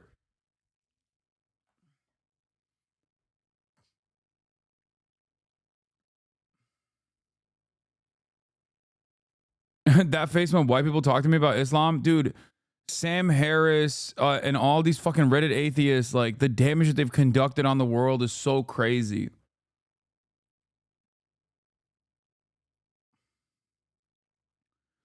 It's just funny because these exact same Reddit style atheists will dunk on Christian fundamentalists with regular frequency to be like, see, look at how violent and stupid the Bible is. Okay. But they can't comprehend that like any sort of passage they read from the fucking Quran is also subject to the same interpretation. Like, people don't do that. People are not like, oh yeah, we're fucking running around murking. You see, I know the Bible is stupid, dumbass.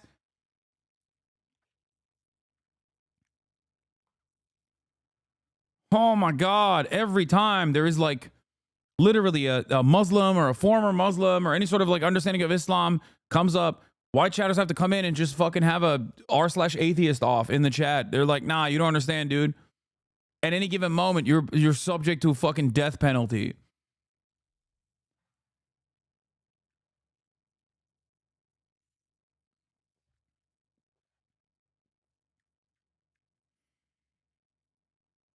What? The suspected Magdeburg attacker, anti-Muslim activist Talib, published his video shortly after his car drove into the Christian market. The government itself is the criminal. I consider the German nation, German citizens responsible for what I'm facing. For what I'm facing. How the fuck did he film this and post this? He was a supporter of the AFD and made conspiracy videos about Hasan Shebli and Ali Utlu. Wait, Ali Utlu? That's another Turk. He was previously in Magdeburg, but reportedly lived in Bamberg.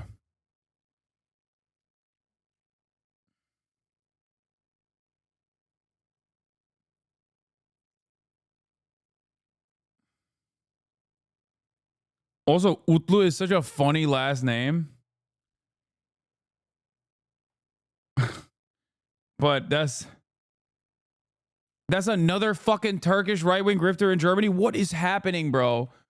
What is happening in fucking Germany, dude? What the fuck is going on, bro? Oh my God, look at this guy. Ex-Muslim, atheist, ordo liberal, partelios, anti-religious and gay activist. CHP, Kemal Atatürk, laicist. Oh my God. Shut the fuck up. Is this like a ex-Muslim right-winger who also is a Kemalist in Germany?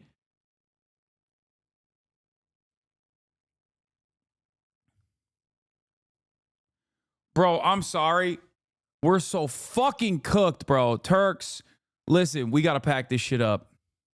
We really got to do a cultural reset. We got to get together, okay? We got to shut this shit down immediately, okay? You understand me? We have to literally get together in our communities and just be like, what are we doing? Because from what I see online, notwithstanding the fucking community members that are in here, but German Turks are either like trying to behave like fucking their own version of the Salafists in the UK, but like in a very different way, in a very like ultra-nationalist, Turkish ultra-nationalist kind of way. Okay? Or they're whatever the fuck this is. Why? What is going on, man? What the fuck is happening? Ali Utlu is an ex-leftist turned AFD supporter.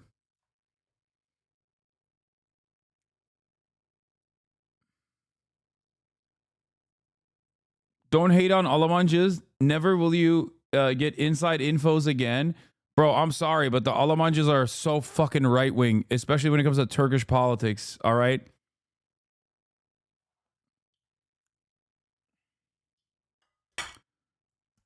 Almancıs are so fucking... I mean, this is Almancı. This is it. Show chat. What? The German Turk neo-Nazis? What? Arcane and the Dangers of Snowbody Mind Control? Sana ben de dahil bir sürü kişi söyledi ama anlamıyorsun. Kemalistlerin bir kısmı batıdan ve bağımsız olarak İslam ve Araplardan nefret ediyor. Yo biliyorum. Bir de Kemalistler değil. Şimdi bir de nasyonalistler de var değil mi? Neydi o diğer parti? İyi değil. Bir tane daha var. Zafer. Değil mi? Zafer miydi? Bayağı bildiğin adamlar artık iyice kafayı yemişler. Herkes kafayı yemiş amına koyayım. Ne yapacağız bilmiyorum. Ekonomi boka gitmeye devam ettiği sürece herkes iyice kafayı yiyecek daha da. Ali Utlu wants remigration, the Nazi word for deportation today. Bro, you would be fucking deported, dog. What the fuck are you saying? CHP çok solcu diye zafere geçtiler ama kendilerine hala Kemalist diyorlar. He.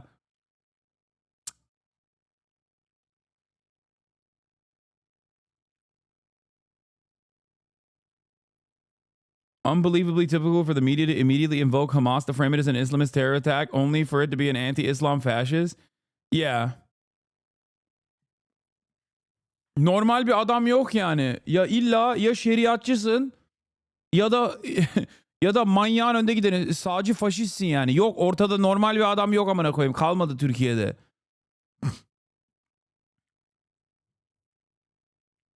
Solcu yok zaten.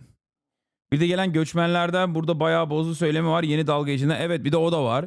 Tabi 6 milyon adam koyduğun zaman ülkenin içerisine direkt kafayı yiyor herkes. Amerika'ya baksana amına koyayım. Amerika'da 330 milyonluk ülkede 1 milyon adam geldiği zaman kafayı yiyor manyaklar. Aynı zamanda o 1 milyon adam da yardım ediyor ülkeye. Ona rağmen kafayı yiyorlar. Amerika hayvan gibi ülke. Türkiye de aslında hayvan gibi ülke ama 80 milyon 6 milyon biraz daha büyük bir rakam. Ona rağmen bu kadar kafayı yememeleri lazım. Herkes manyak. Bir ben sağlıklıyım. Oh my God, he's trying to distance himself. If the perpetrator is Talib al-Abdul Mazen, then I blocked him months ago because I, like other critics of Islam, thought he was a Saudi agent who spied on renegade Saudis and ex-Muslims in Germany for the Saudi state. I am shocked right now. I didn't believe it. I still don't believe it that he's an apostate. Everything he did was rather confused. He even attacked me until I blocked him because I didn't believe a word he said. I need to let all of this sink in. Manyak. What is manyak? Think about it. What could it be? It means maniac. Bro, dude. German politics is fucked for sure. But the Turkish German community is also like in a state of disrepair, it seems. Like how the fuck do you turn around? This motherfucker has an Israel, Ukraine, and German flag. And right next to it, he's like, I'm a Kemalist. Atatürk in all caps. Like, what the fuck? What happened? I feel like they hit the randomizer. You are an ex-Muslim, militant atheist, gay, not queer, so anti-trans, activist who is a part of the supporter of the fascist party. Like, how the fuck do you arrive at this? Like, it's like, at least Jesse Lee Peterson is a black guy who's a white supremacist, okay? Like, that shit's insane. That's insane for sure. But there isn't, like, so many different, unique, inherently contradictory political motivations involved with Jesse Lee Peterson. He's a black dude and he's anti-black, okay? Candace Owens, same shit. Black woman, but a white supremacist. This guy is a Turkish migrant who is directly advocating for the mass deportation of Turkish people, okay? And simultaneously fucking complaining about like the Islamization of Germany, not realizing that the party that he's advocating for is going to deport him as well. And also he's like, I mean, pro-Israel, I guess, is par for the course in that regard. But it's just,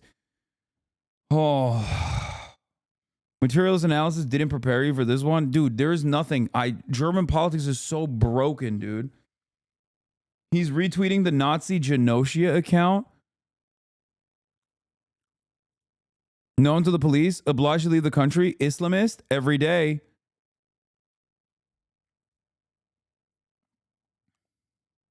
Didn't we just see that in your election too? I guess you're right. There's a hell of Latinos that voted for Donald Trump, but also, no, it's one step further. It's like having those actual neo-Nazi Hispanic accounts. Many such cases, Nicholas Fuentes notwithstanding. You know what I mean? So I guess we do have that as well. You got Hispanic neo-Nazis who are like leading the Nazi movement in America. You know what I mean?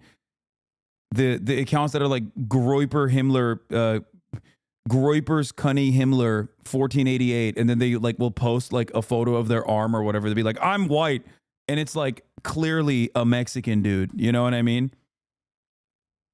No, you don't understand. I'm actually white as fuck, dog. You don't get it. And then it's like all of the rest of the fucking 4chan dweebs who are also fucking Latino and Indian and varying degrees of white as well. They're shitting on him for not being sufficiently white.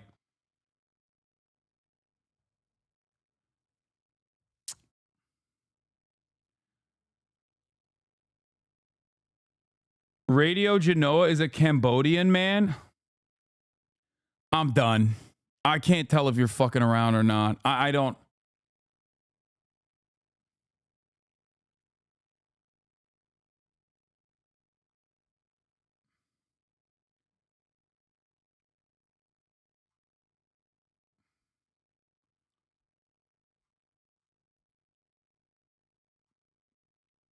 It's just like the starting position for racist people is so stupid.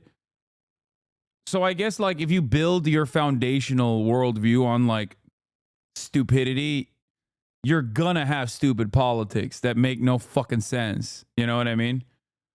So I guess in a way that senselessness does make sense.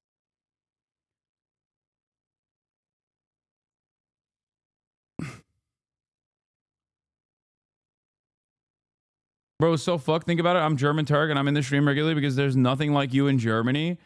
I mean, I'm sure there's some normal fucking German leftists out there. I mean, there are definitely normal German leftists out there. They're just not in the anti-Deutsche movement. Let me tell you, okay? They are not a part of that.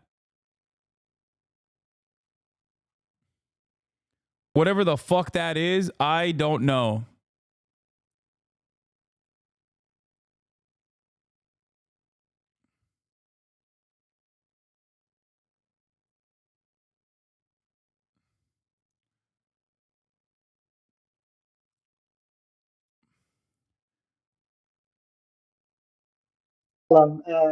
I guess that was like 2 weeks ago in the UK.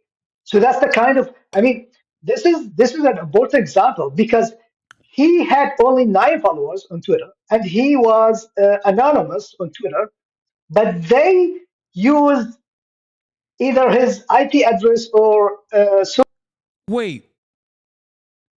If you wonder who's behind Radio Genoa, the answer is hilarious. An Asian guy from Cambodia posing as a white nationalist. Where are you from, bro? I from Thailand. Cambodia. What Cambodia?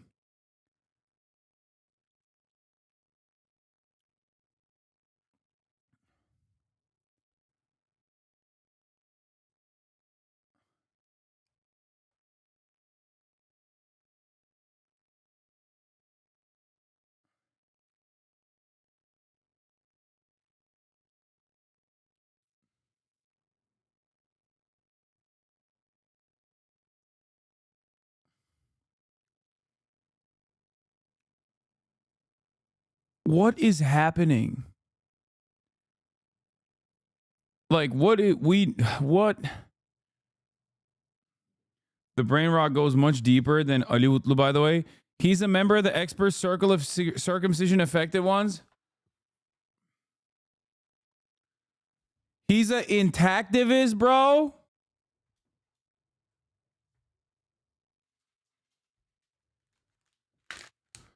Ali Utlu, the gay, not queer, pro-Israel, Turkish German, who is an ex-Muslim, of course, why wouldn't he be? Okay, why wouldn't he be? Why wouldn't Ali Utlu also be an intactivist? It makes sense. He's all the other weird shit too. God damn, what a goddamn shame this is. Like,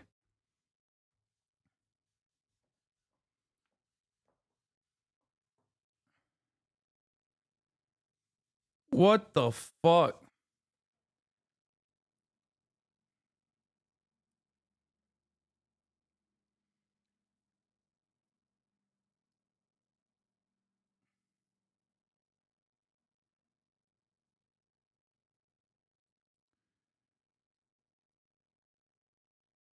To be fair, a white American expat who's an ultra monarchist, loved the Thai royal family, was on the news and popped off on the net recently. People are weird.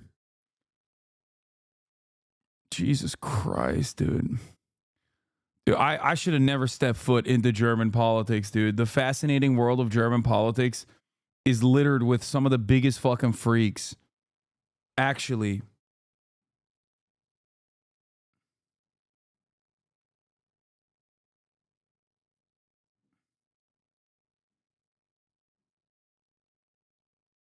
If you thought you were ready,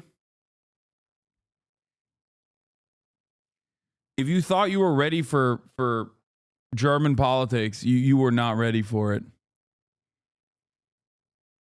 What is this? OSINT defender Saudi accounts are now claiming that the reason he fled Saudi Arabia in 2006 was accused of rape, and that the Saudi government requested that Germany extradite him, but they refused. He was accused of rape. I don't know about that. I mean, I'm not discounting it. I'm not saying that I don't believe it. But if he was like a dissident of the Saudi government, it's I'm sure that they immediately fucking would just post shit. Social engineering to identify him, and they summoned him. They opened a investigation case for him. And if he is like, if they proved that he was criticizing Islam, he would have been definitely gone to prison. So they do this actively. It's not like just, if someone is confronting them or publicly speaking. No, they do this actively. They search for anyone criticizing Islam actively. They invest money into that, and that's why people are escaping. So just by the way, had he not escaped Saudi Arabia, what would be the consequences of not being caught not fasting during Ramadan or skipping lunch? Right. Let me first talk about the legal, and then the some kind of the usual consequences. So the legal consequences, if he does not deny that he criticizes Islam or fasting in Ramadan, and they did not claim falsely that he is mentally ill. So he is destined to be killed officially. And it happened already to someone called Ahmad Rayeh al-Shamari, um, who, as you can find his name on the, what is that called? The American Commission for Religious Freedom. I'm the one who contacted them to add his name to their list. So Ahmed Rayeh al-Shamari teared the papers of the Quran up, and they caught him. And his lawyer argued that he was drunk and he was drug intoxicated, but that did not help. They insisted and they issued a final verdict twice, not only once, twice, execution, the death penalty for him. Still, they did not remove it until now. And they want to execute him just because he teared the Quran up. Yeah, he's not dead. He's alive. They captured him alive. So you'll be hearing from him.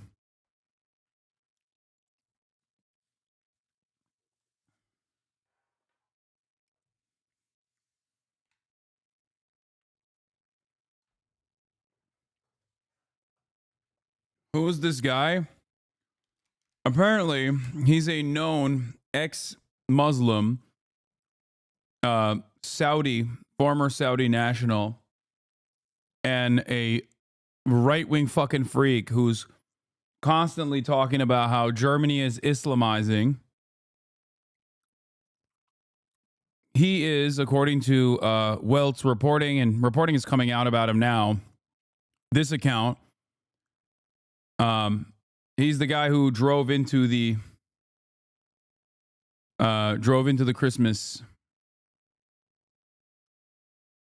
the Christmas market in Germany.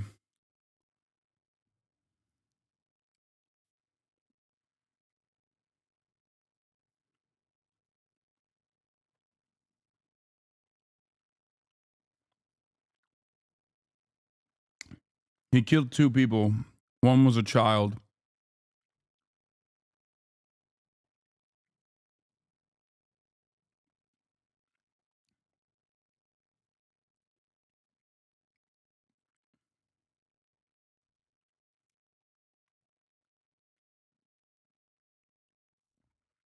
He injured like upwards of 50 people.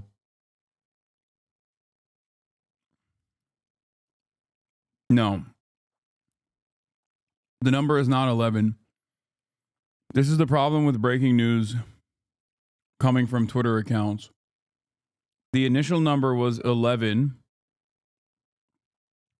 11 dead. It's actually 11 critically injured, I think.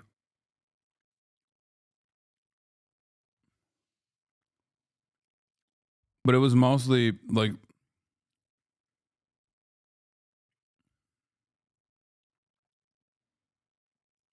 that's what I heard from you. No, I didn't say 11 dead.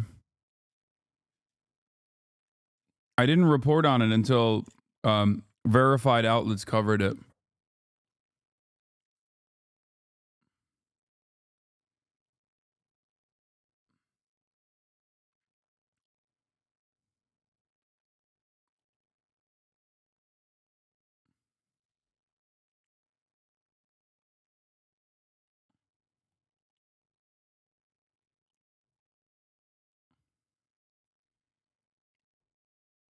So why did he do it? Because he's fucking insane. What do you mean? He is like, why? Why would he have done such a thing? I don't know. Why is he a fucking ex-Muslim who thinks that Germany is in the throes of jihad?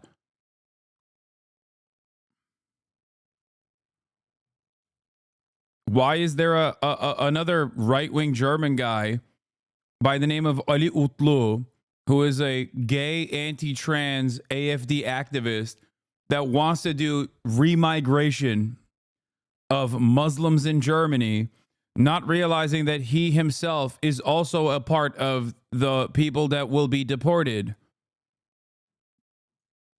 He's also pro-Israel, but that much, that's normal. From fascist to anti-fascist alike, I think most Germans are pro-Israel.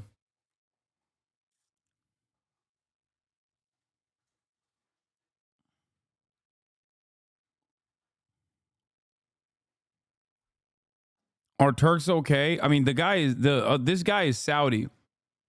This is just another new Turkish German guy that I found out about and immediately feel deep shame about.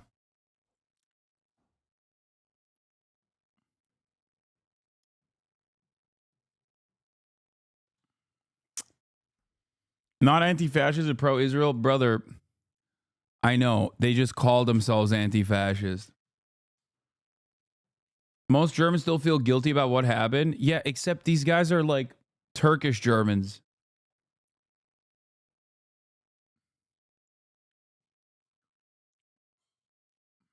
Only once, although he apologized and he claimed that he was drug intoxicated and the drug at the time. So most of them, I mean, from my own experience, I know that many of the rejected 30%, many of them are ex-Muslims. So Germany seems to be welcoming Syrians like without any issues, although many of them are not only Muslims but Islamists in the literal meaning of the word, and while rejecting many Saudis, 30% of the Saudis are rejected, and some of them, I know them personally, are ex-Muslims, definitely. Well, the results of this policy are becoming quite obvious in Germany and across the West, frankly. So, and I know, actually, I can tell you anecdotally that in Canada, we rejected any people from Syria that weren't Muslim. We'd only accept Muslim refugees in Canada, according to people that I've met on the street who were Christian and had to lie and say they were Muslim, which is very curious because the Christians, you would think in a Muslim country, would have a better case for being, especially when that country was under attack by the Islamic State. Anyway, neither here nor there. So what do you see needs to be done to solve this issue? I love the fucking right-wing fascist freaks, dude. They're so funny. He's just like this guy he's talking to at the Rare Foundation USA straight up just said Syrian refugees have to lie and say they're Muslim to be accepted because Christian Syrians are not allowed. Christian Syrians are not allowed refugee status in Canada, so they have to lie and say they're Muslim. Well, before talking about what we need to be done, we need incredible stuff is happening in the world.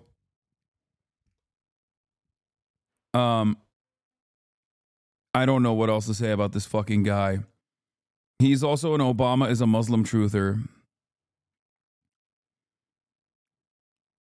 The school registered lists Barack Hussein Obama with his childhood name Barry Soetoro, his date and place of birth in Hawaii, his Indonesian nationality, and his Islamic religion. Obama, his teacher Puck Effendi in gray, and his classmates in front of his old school SDN Menteng 01 Jakarta.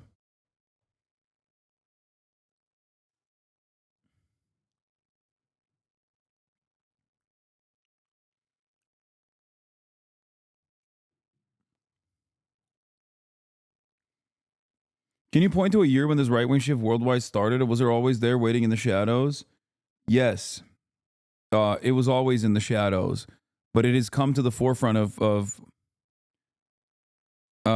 it's become the prominent fixture of Western liberal politics in general, but it's always been there. Anyway, let's get to fucking Luigi again. Let's get to more comfortable waters here. You know, what a fucking insane situation.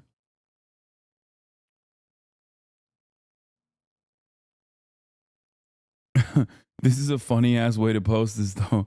A gay Saudi ran people over in Germany and he's pro-Israel. We'll link his account below. Go screenshot as much as you can. A gay Saudi.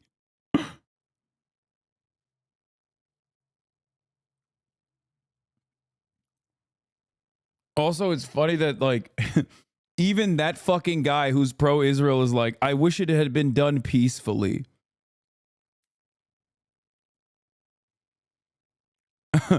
Like even the fucking militant atheist ex-Islam guy's like, man, you know, I really love that Israel is doing the gay pride shit in Gaza in the ashes of children's bodies. But like, I wish they were a little less violent about it. No, he's referring to Hamas. Oh, he's saying Israel's official account celebrates raising the gay flag in Gaza after the end of the Islamic occupation. I wish it had been done peacefully. Is he saying like, if only Hamas gave up arms peacefully, and that this is a cause for celebration? I guess that makes more sense. Anyway, here is Ryan Grimm talking about LUIGI Mangioni. On TikTok, a woman whose parents have been in prison and a former inmate said the taper fade haircut and facial hair grooming LUIGI Mangioni received while in jail was a message for prisoners to guards in his future facility not to abuse him because he's being looked after. Like many, I assume the grooming was a result of services Mangioni received through his attorney and was oriented towards a media audience. I mean, I could see that. I don't know if it's a warning or whatever, but I think it's just like, yeah, people are nice to him.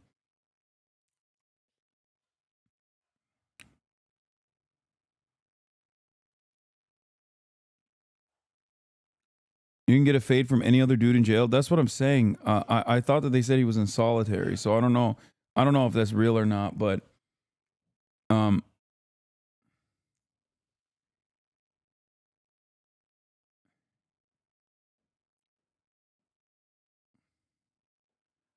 okay. Let's watch what Ryan had to say. Ryan got interviewed by Sky News on a TikTok, Sky News TikTok account about LUIGI Mangioni. I wouldn't say that I endorse murder. No. But, you know. No, I don't endorse murder, but. But what? But I'm glad that they're a little bit nervous. Ryan! He is no hero.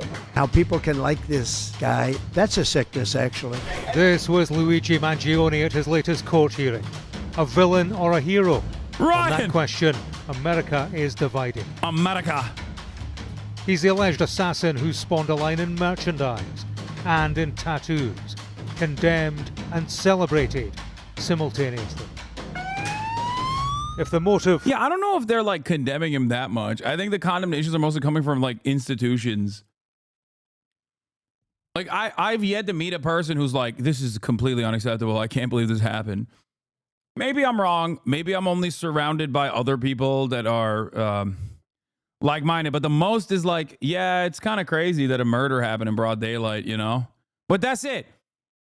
That's it. Like that's it. It's never like we must... under no uncertain terms, immediately criticize LUIGI Mangioni. He is such a bad fucking guy. You're definitely in an echo chamber. Brother, I'm not talking about online, man. I'm talking, like, why do you say you're in an echo chamber? I'm not, like, talking about people that I encounter online, okay? I think at most it's just like, yeah, that's crazy that it happened, but also most people don't give a shit. You know what I mean? For murder was anger with health insurance companies. Here, the sentiment, at least, is shared. People should have access to health care without being refused. The doctors know best, not the insurance company. It's also funny because, like, hella fucking news outlets have written about this and they're talking about jury nullification now. They're literally talking about like the jury is going to run into serious problems because how are you going to find people that are not sympathetic to LUIGI Mangioni? That was a Newsweek article headline. Okay. And there are still chatters who are like, man, you're just in an echo chamber. In my house, everyone's really fucking excited about, you know, United Healthcare's profit margins this upcoming. United Healthcare's dividends in Q1 are going to be fantastic, and that's what we're excited about in our household. This is a r/neoliberal household, sir.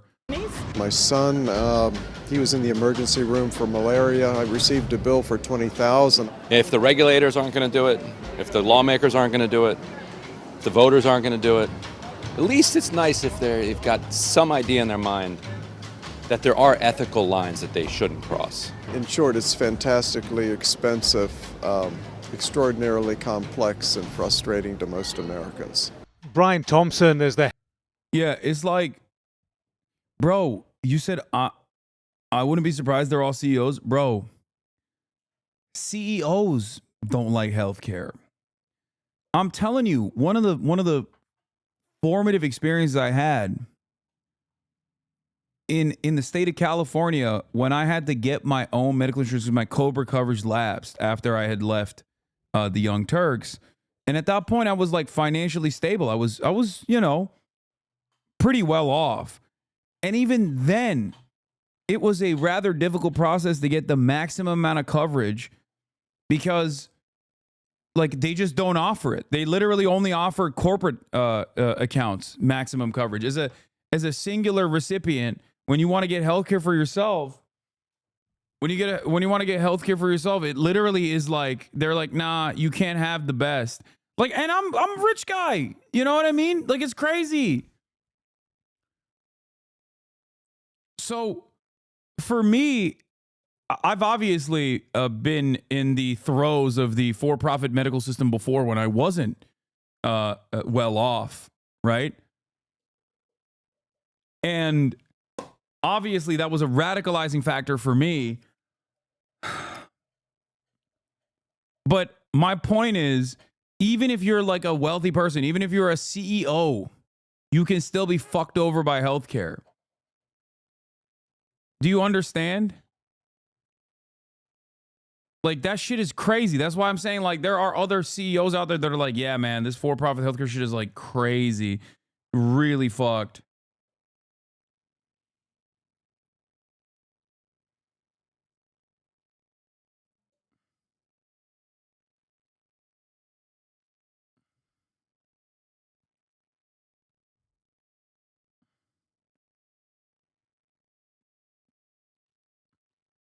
Yeah, with 7-figure prices for shit, even a millionaire could get a bill that makes them sweat. Yeah.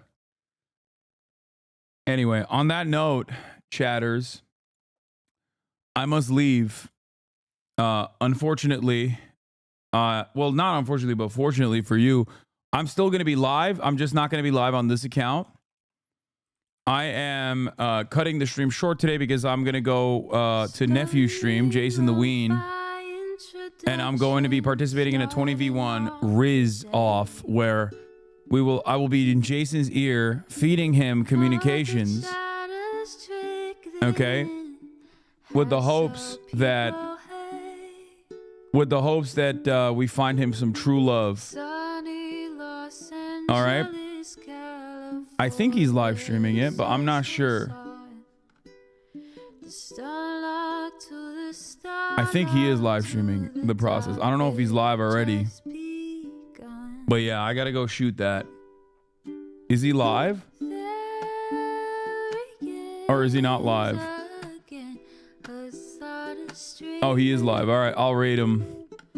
Anyway, love you guys, and I will see you on the other side. Okay?